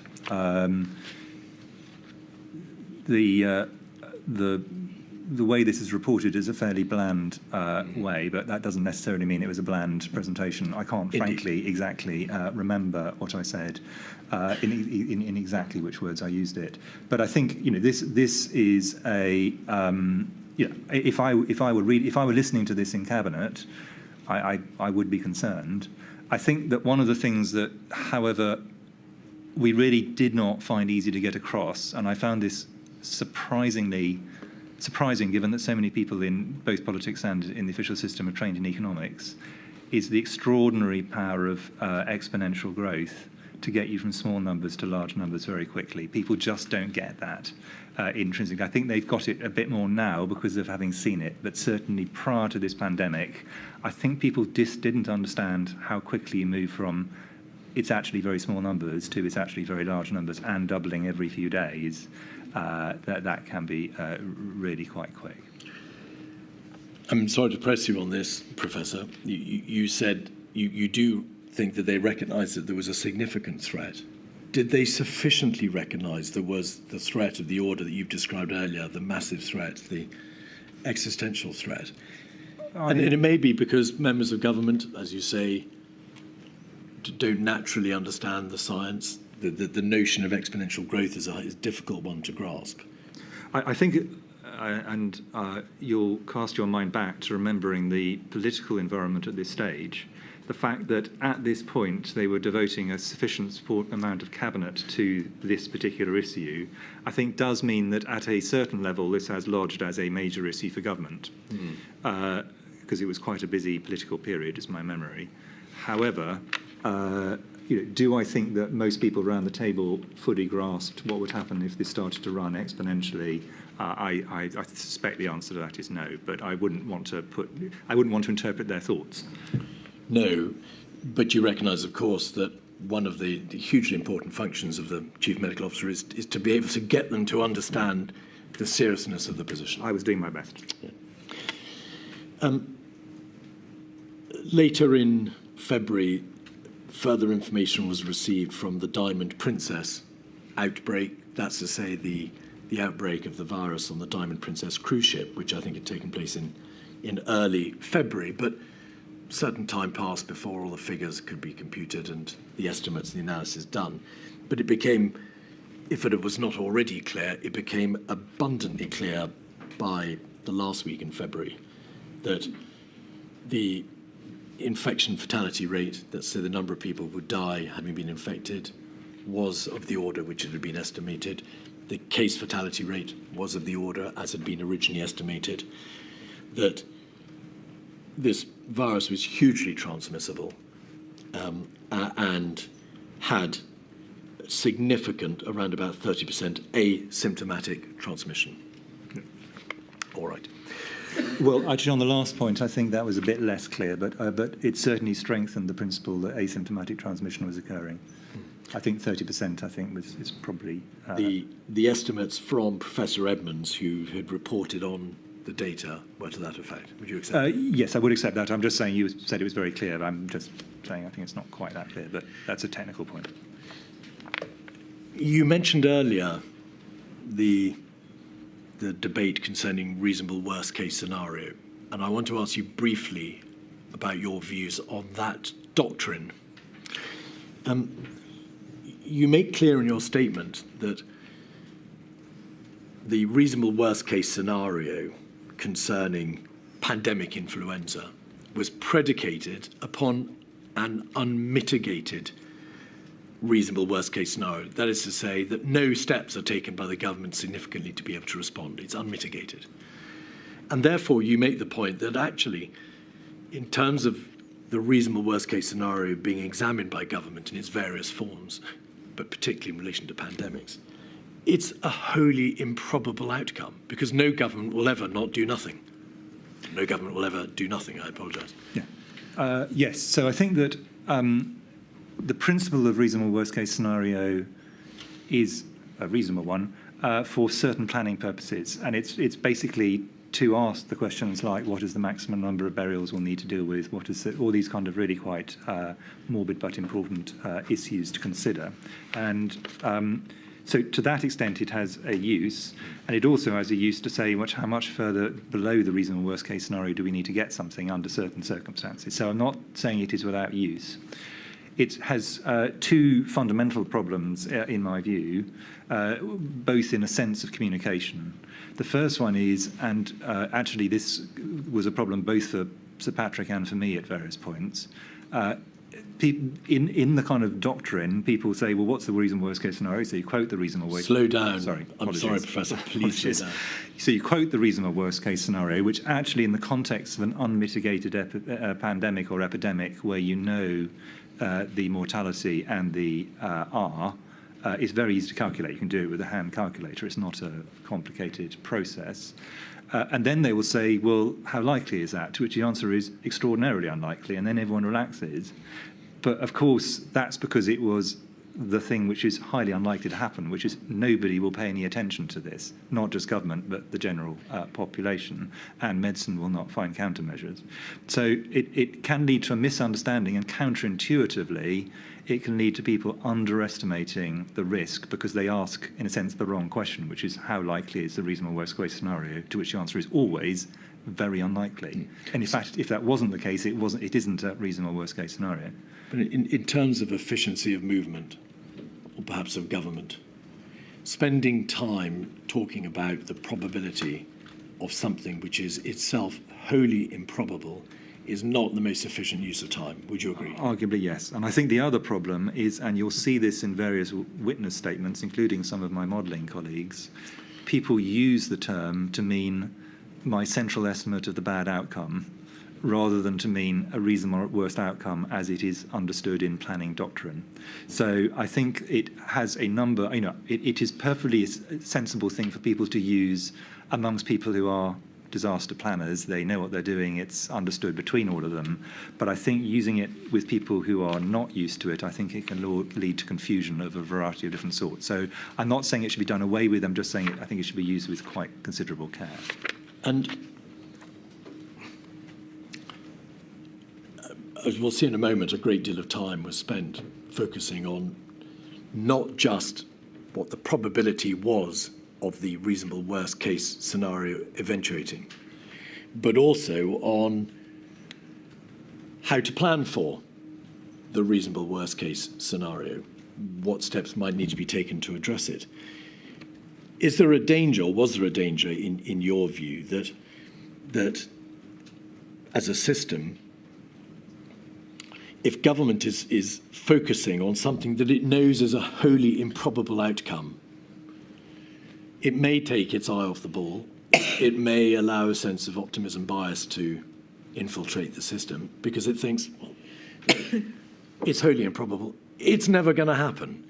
And that may just deprive the system of the required degree of immediacy and yes, speed. I think in an ideal world, you'd have a small number of people thinking seriously about how you deal with the reasonable worst case scenario if you lose complete control of any environment.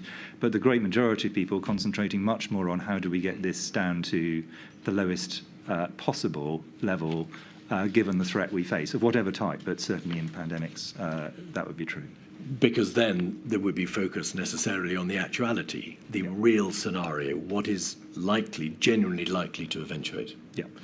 And I ask, Professor, because it's plain that from COBRA meetings in the middle of February, from a reasonable worst case scenario, clinical alignment planning meeting on the 14th of February, a SAGE meeting on the 27th of February, numerous WhatsApps in the first week in March. A huge amount of time is dedicated towards trying to assess how probable the reasonable worst case scenario is. Yes, that's correct. And that doesn't appear to have been a profitable use of anybody's time. I think, as I say, it's useful if you can hive it off from the majority of the work, which should be around trying to mitigate the reasonable worst case scenario and make it less worst. And it's not an easy process, is it? I mean, you were asked to opine in WhatsApps on the 2nd of March, in the number 10 DHSE COVID group, what the probability is, and you said, or rather Sir Patrick Vallon said, Chris and I both think the reasonable worst case scenario is relatively low probability, 1 in 5. That's the 2nd of March. And on the 8th of March, in a meeting with the then Chancellor and Sir Patrick Vallance, the note of the meeting records the probability of the reasonable worst case scenario being 10%. Yeah. So it's a very difficult process. Yes, and one of the problems here, I think, is that people then get pushed on, and Sir Patrick and I were both pushed on, giving what both of us think are spurious numbers about another spurious number, leading to a misunderstanding. As I say, used carefully between people who know what they are talking about and share the same definitions, it has a role, and I don't want to undermine that role, but I think it's one of those slippery concepts, and the kind of last place you really want to be dealing with it is in WhatsApp conversations. But the wider point, Professor, is this, and would you agree with this proposition? Given the immediacy of the problem, that time was vital, that the government had to face up to the immediacy of the massive threat. 2 to 3 weeks of persistent debate about reasonable worst-case scenario was not a good use of the government's planning time, was it? I don't think most of the planning time was taken there, but I think more time, I would accept, more time was spent on that than I think it was probably useful compared to trying to reduce it. Can I now turn, please, to look with you at some of the other standalone issues which you had to consider and on which you gave advice in the lead up to the lockdown, if we can call it that, the lockdown decision. Mass gatherings.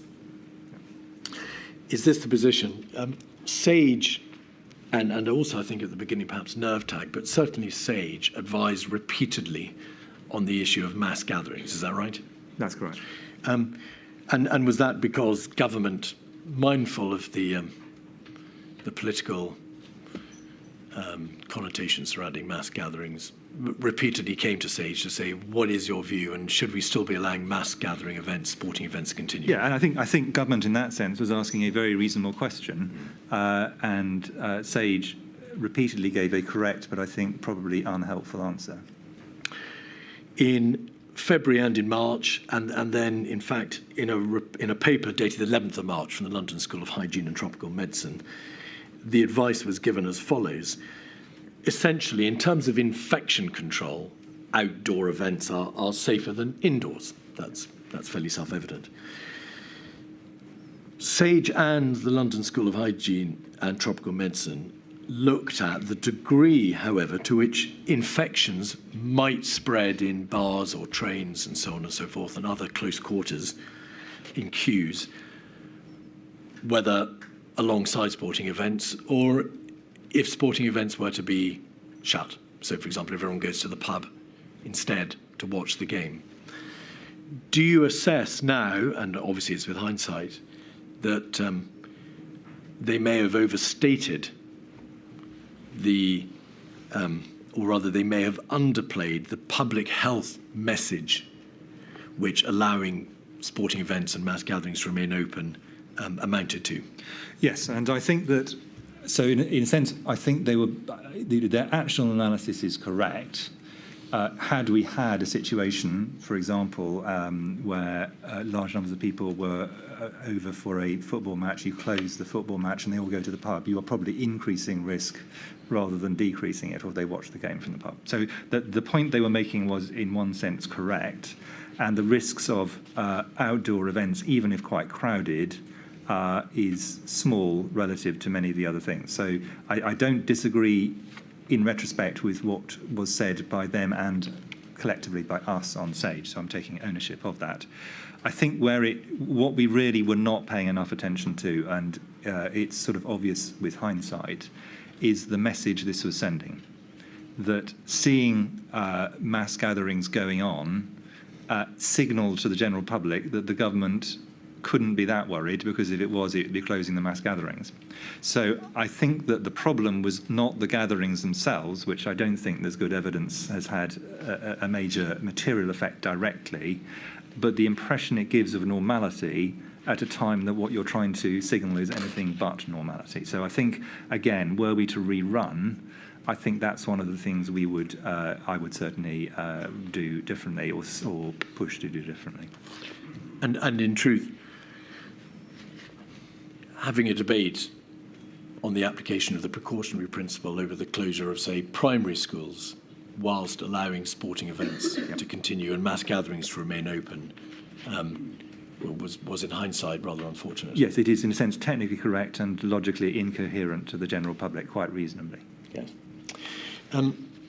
There was a COBRA meeting on the 18th of February, around the time, in fact, that there was repeated advice given on mass gatherings. It's 56227. And if we just have a look briefly at pages 1 to 3, we'll see the attendees.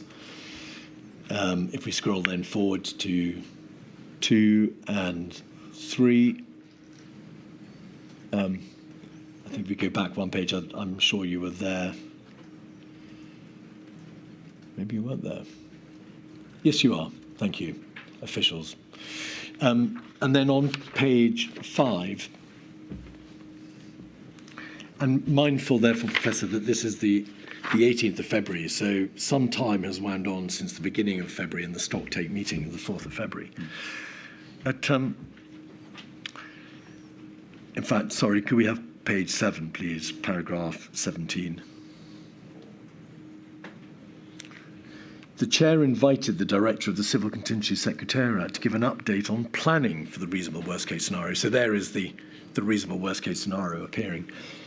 The Director of the Civil Contingency Secretariat said there was work to be done to create a clear plan of activity across the UK government from the moment of sustained transmission. And mindful, of course, there was already, and there had been for weeks since sustained transmission, to its estimated peak, which was likely to be a period of 3 months. Were you concerned, mindful of what you had said at the stocktake meeting about the need to plan for this massive threat, that by this date, the 18th of February, the director of the body required to produce central government plans was still talking about work to be done to create a clear plan of activity across government? I mean, I think it was reasonable that this work was continuing, but if this was at the expense of other work, I think, as you've implied, that's not really a sensible use of time. I think around this time, and this is just to give an idea of what's happening in parallel, I think you can see debates between me and others where my firm view certainly is our aim is to find the collection of things that will bring R below 1, which in a sense is a different strand of work and I think takes us in quite a different direction. Yes. And that point, Professor, is that when it became clear, well, it having become clear that there was sustained community transmission in the United Kingdom and that containment had, by necessary inference, failed, what you advocated was a delay in the upswing of the overarching first pandemic wave. That's correct, although, to be clear, that was not clear that had happened at this point in time. No, I said when it... Yeah, no, I just want to make sure we separate those out in time. That was later that occurred, yeah. The strategy that there should be a delay in the upswing, which some people have called a mitigation strategy as opposed to suppression, but there's a huge debate to be had about whether delaying a wave or squashing the peak or squashing the sombrero is just a form of suppression, and we're not going to go into that debate. But I can give you a long answer, but... Yes, that's in part why, Professor, we're not going to go into that debate. So certainly by at the end of February and the beginning of March, it was apparent to you that means of control having failed, the virus was here, it's transmitting throughout the community. We now know, of course, there were hundreds, if not thousands, of seedings during the February half-term from Italy, France, and Spain.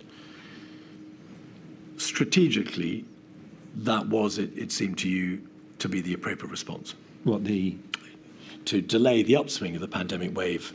Yes, I mean, I think the things which delay a wave and the things that pull R below 1 are, for practical purposes, once you've lost control, the same things, at least initially. Now, can I just introduce a public health concept which I think is useful for this, which is the ladder of intervention, where you start at the things which have the lowest, in a sense, negative impact, and you escalate up.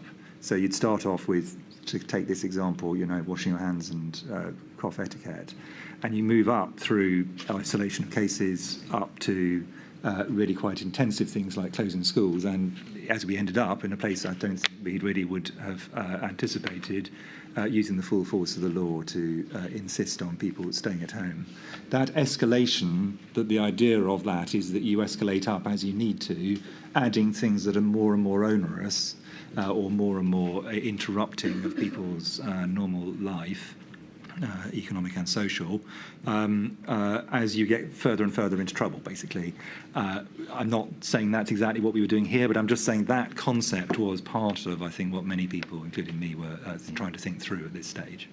And to be clear about when it became apparent to you that steps might need to be taken to delay the upswing of an epidemic as opposed to suppressing it entirely, you had in fact started raising this issue as early as the end of January because you emailed Professor Ferguson, I think, asking for his view as to what could be done to delay the upswing of it. Yes, and I, from very early on, my view was we need to find out a group of things that will get R below 1, if that is possible. And the Chinese have demonstrated it is possible. So then the question is, can you do it in a way that is sustainable? And sustainability was my other big concern here. Can we come back to sustainability? Yeah. It's a subject all of its own. Yeah. But being aware that, of course, the Chinese had applied lockdowns and they had worked, at least that was the general understanding by the end of February in the United Kingdom. Why, as you developed the strategy of delaying the upswing of the wave or squashing the level or squashing the sombrero, did you rule out a complete suppression strategy? What was it because of the risks of the uncoiled second wave, as we've heard, or for some other reason? Yeah, I think some of the output of some of the modelling is slightly misleading in my view, because it implies you'd have a completely mitigated first wave and then completely unmitigated second wave, which makes no logical sense, unless makes no logical sense at least. Ultimately, I think people, in a sense, overcomplicate and think humans can do things more precisely than they can. Ultimately, my view with epidemics is they're either doubling or they're halving. And the idea that you can somehow hold something at an hour of 1 strikes me as fanciful. So you either are above 1 or you're below 1, and if you're above 1, it's going to carry on exponentially. You can slow it down. So delay doesn't necessarily imply that you're going to get R below 1. You could just reduce the R significantly and therefore push out the number of days it's doubling. And I'm sorry I'm giving you a technical answer, but I think it's quite an important point here. So in theory, you could delay but still not get R below 1. So those two are compatible. But the only way you're going to get an epidemic wave to turn over is to get R below 1 in reality. The inquiries had a great deal of evidence about the overarching need to get the reproduction number below 1. Why then, well, how did this whole debate, and we've seen it reflected in witness evidence and in the press, the statement of David Halpern of the Behavioural Insight team in Downing Street, this notion that, or rather a belief that you and your colleagues were flattening the curve, were delaying the peak rather than focusing on bringing R below 1, which is what epidemiologically you were seeking to do. That there appears to have been an enormous debate about whether or not you were squashing the sombrero, flattening the curve, mitigating, suppressing. What was the genesis of all that? Well, so ultimately, my view was quite a lot of rather fanciful discussion occurred, including between people who didn't, in my view, fully grasp the technical aspects they were talking about, if I'm blunt, which led to quite a confused public debate. That applied to a number of things. Herd immunity was one. There were a number of other ones. And on several occasions, as you have probably had the privilege of reading my rather dull, compared to other people's WhatsApps, I implore people not to try and talk about some of these issues because I think they are confusing rather than enlightening the public. But there we are. Lots of people like to talk. So I think I think there was a confusion. Some of it stemmed from an actual strategic lack of clarity, and some of it, in my view, stemmed from, if I'm honest, a little knowledge being a dangerous thing. In terms of strategy, you've referred to the Coronavirus Action Plan on the 3rd of March. Could we have that up? 57508. This was published, as you know, on the 3rd of March. You provided comments on multiple iterations of this plan, according to your statement, and no doubt it reflected your views on the clinical and public health matters. Why was this plan, to the extent that it dealt, as you've said, with clinical and public health matters, not put before SAGE? Do you know? It's a policy document. If we put all policy documents before SAGE, they would have had an even more difficult job. I mean, essentially, it's got it's got 4 components, 3 of which I think are reasonably thought through for this point in the pandemic, but one of which was, for practical purposes, almost irrelevant by the time it had arrived. Contain. So it's contain, delay, research, and mitigate. My view is the strategy, the tactical points made. Slow down, Professor. The tactical points made under those 3 components, which had been thought through reasonably, in my view, were okay for a document at this quite high level. That admirably, there was an attempt to make this a 4 nations document, but by the time you've got something going around all of government and in 4 nations, it's not an overnight process. And the contain stage of things was near or at its end pretty well at the point that this document hit the printing presses. So that's just a practical reality. Paragraph 3.9 on page 10 says this: if it does take hold, lowering the peak impact and pushing it away from the winter season. So there's a reference there to the peak. So that refers back to our earlier debate. But surely, as the Chief Medical Officer, you must have had a view on the publication of a document on the 3rd of March, commissioned in the first week in February, on the 10th of February, in fact, by the Secretary of State, and it was the sole strategy document published by the British government. I think this is It was out of date by the time it was published. Well, I think that going back to the previous discussion, once you're in an exponential curve, you get out of date remarkably quickly. But you have repeatedly said we the government, we. You knew that SAGE had not been consulted on this. You had drafted various iterations of this document, or contributed at least to the text. You couldn't have been unaware of the fact that this sole strategy document was out of date by the date of publication. You, more than anybody, knew containment had been lost weeks before. No, I disagree that containment had been lost weeks before. I think that it was close to the point where you had to abandon it around this time. But we can come back to that if you want. So it wasn't weeks before. The problem with this document is essentially there's nothing wrong with the document, it's just too late. If it had been published when it was first conceived, as I recall it, it would have been much more in date. This is one of the problems of trying to develop these kind of documents on the hoof during an exponential rise. That's just a reality. And no doubt you regret that this document was published at all, given that it was out of date. Well, it was a lot better than no document, according to your previous perfectly reasonable points. Professor, you cannot seek to sustain the value of a single strategy document, the only document published by the UK government that you knew, to a certain knowledge, had been out of date in relation to its first and important strategic plan, contain. There will maybe come a point where the Chief Medical Officer is given plenipotentiary powers to run all policy documents across government, but this is not that moment. I think I completely accept there are bits of this document that are out of date.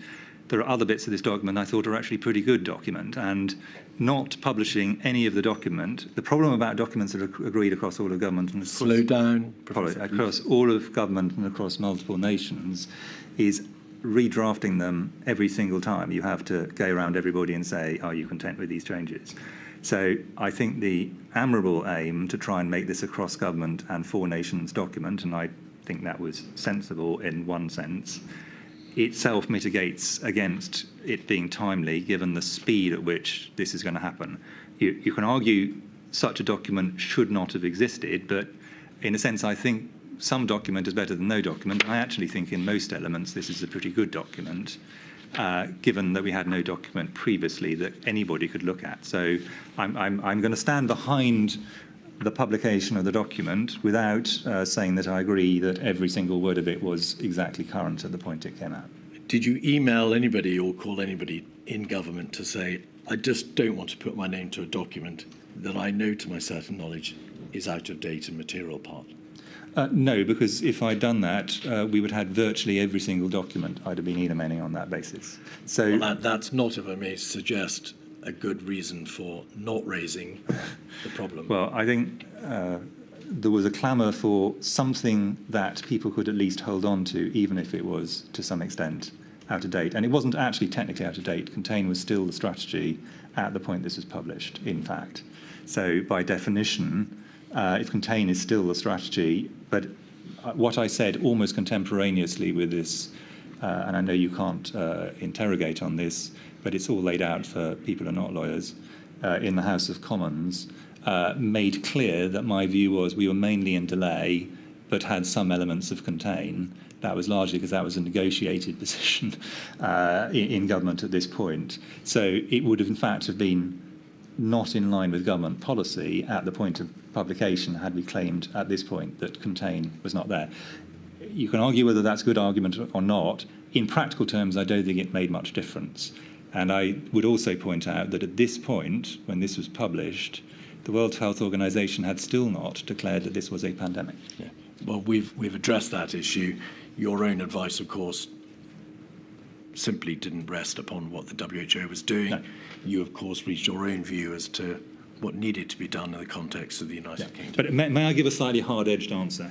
Then, because you're pushing Professor, on. I think in light of the time, would you... Okay, well, okay, if you wish to push it, I'll give a hard-edged answer. Which I've asked you the I question think- and you've I think answered Sir it in Chris- your own no, way. I think Exactly. Sir Chris should be given the opportunity to say what you wish to say.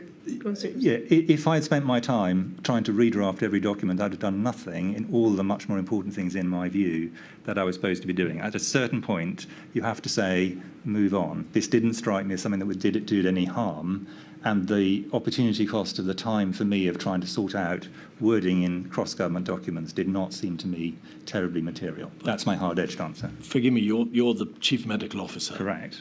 You There's only are- one of me. That's my point. There is only one of you, and on this central issue, the I think government's we've on- got his answers. Thank All you, right. Mr. Keith. On the 21st of February, there were some emails between yourself and Professor Ferguson, 236382.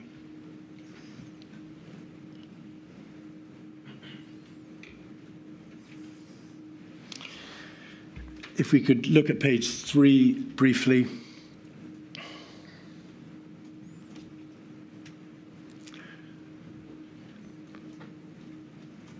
You say to Professor Ferguson and Professor John Edmonds,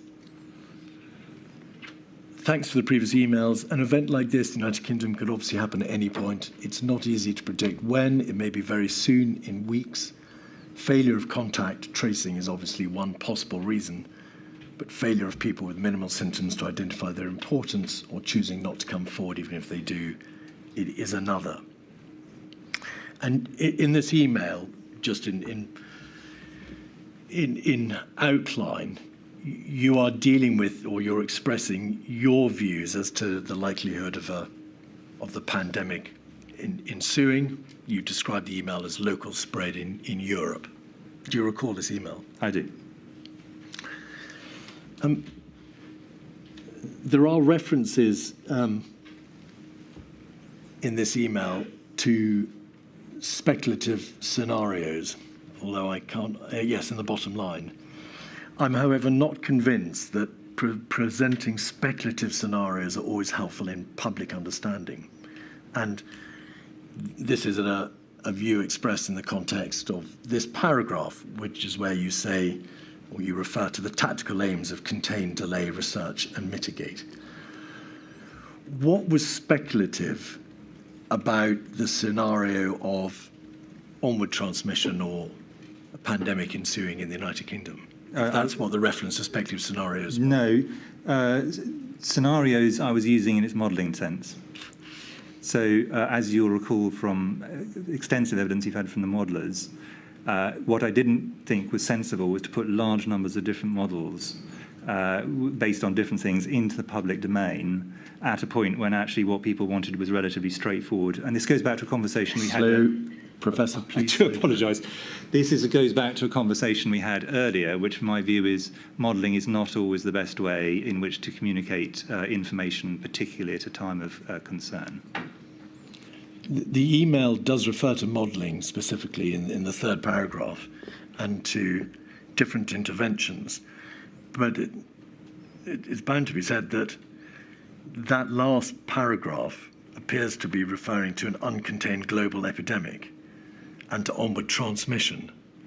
I was being very clear, as if you look at my public statements, that was a risk at this point in time. So that's not, the only way that you can operate if you're a doctor or a public health person is by clear transparency of what you're trying to say. This is in no way a reference to implying we should not be being straight with the public. I absolutely think we should. This is a point about modelling. That's why I'm discussing it with two modellers. Page 2.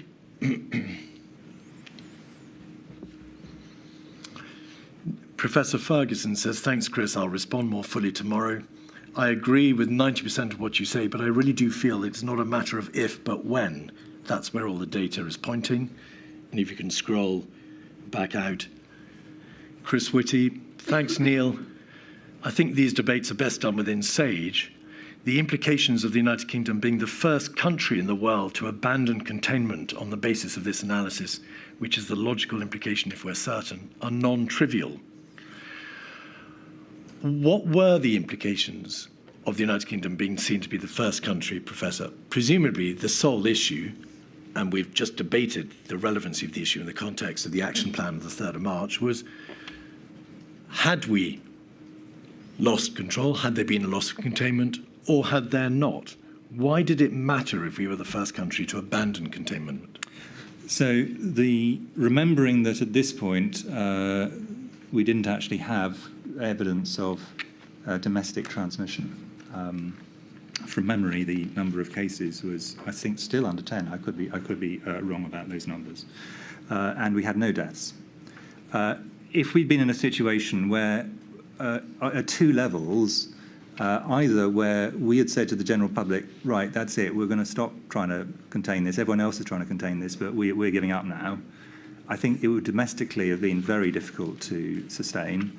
But also internationally, the point about containment is it's an international issue. It's much best done if this is done in a sense as a collective decision globally to accept this is now a pandemic and containment is really a non-achievable outcome, which is not the point where the WHO were. It took a long time before they got to declaring this a pandemic. It wasn't where other countries were. My point was really to Professor Ferguson. Yes, your models are probably right, actually. By this stage, I'd taken the view that this is probably correct. But that didn't flow into, given the small numbers of cases in our country, that we should therefore declare containment essentially dead. That is the reason for this discussion. And the other point, which I would reiterate, and I was very firmly of the view that some people, including extremely eminent colleagues like these, were having conversations, in a sense, out of the SAGE or any other process, when my view is they were much best done in that process where the scientific debate could be had with all the right people in a minuted conversation. So I was, that's the other thing I was trying to avoid, was this becoming a kind of informal policy-making process driven by particular people's views based on their own models, all of whom I have to say I have huge respect for. This is not a comment about the individuals. You have, of course, in the course of your evidence, Professor, repeatedly said we, and as I've noted, referred to to government and to we, including yourself and government. Yeah. Were you concerned politically about the ramifications of the United Kingdom being the first country to be seen to abandon containment? No, it's not my job to have a political view. It's a public health view. All right. On the 24th of February, Professor Ferguson sent to you and Sir Patrick an initial analysis of the potential impact of a variety of non-pharmaceutical interventions. Yeah. So this was Imperial College London's, one of their first stabs at setting out a suite of measures.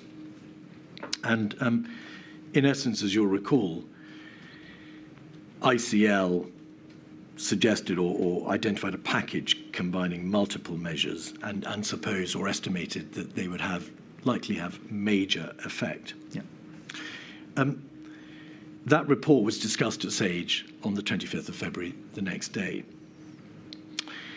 Professor Ferguson, in his statement, refers to the fact that your response to the production of these non-pharmaceutical interventions was a concern that on account of their relatively aggressive nature, they were more stringent than what had come before, that pushing the epidemic to the autumn or winter might worsen the consequences. So the notion that if you apply countermeasures, the wave is delayed or suppressed, there's a risk that a second wave may come back, or maybe that wave may come back in a winter season and the consequences will be worse.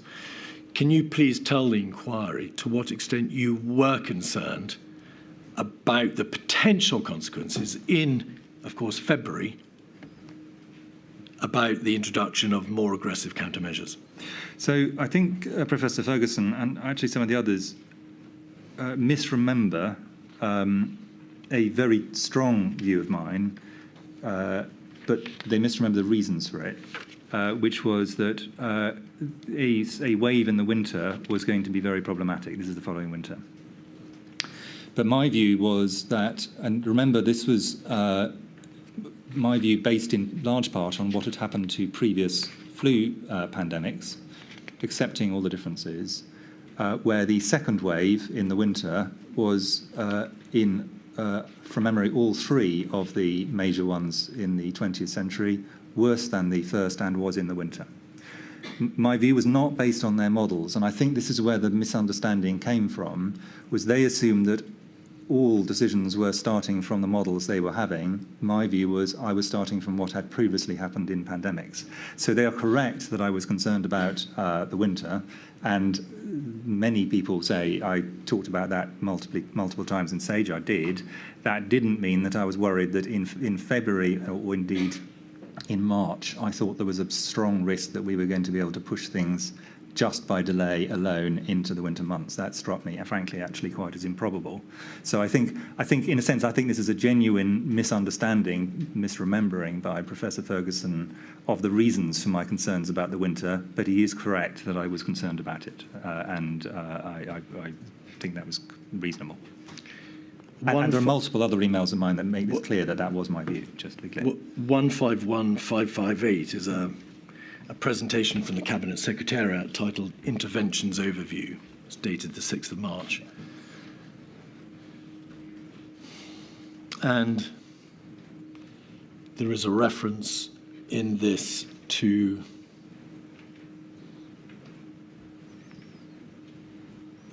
page 3, I think it must be.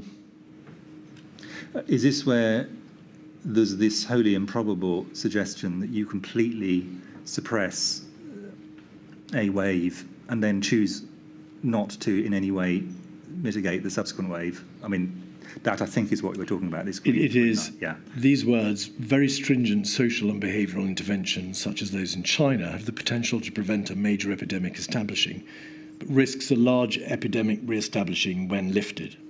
And that, putting aside the accuracy or not of the green line, that sentence is reflective, is it not, of the uncoiled spring debate? Yes, and this is in a sense just a statement of fact, which is if you go for a suppression strategy, for however long you do it, and China has demonstrated this pretty clearly in the last year, At a certain point, you will have to release it, and then the pandemic is still with you, and then you will have what is called in epidemiology an exit wave.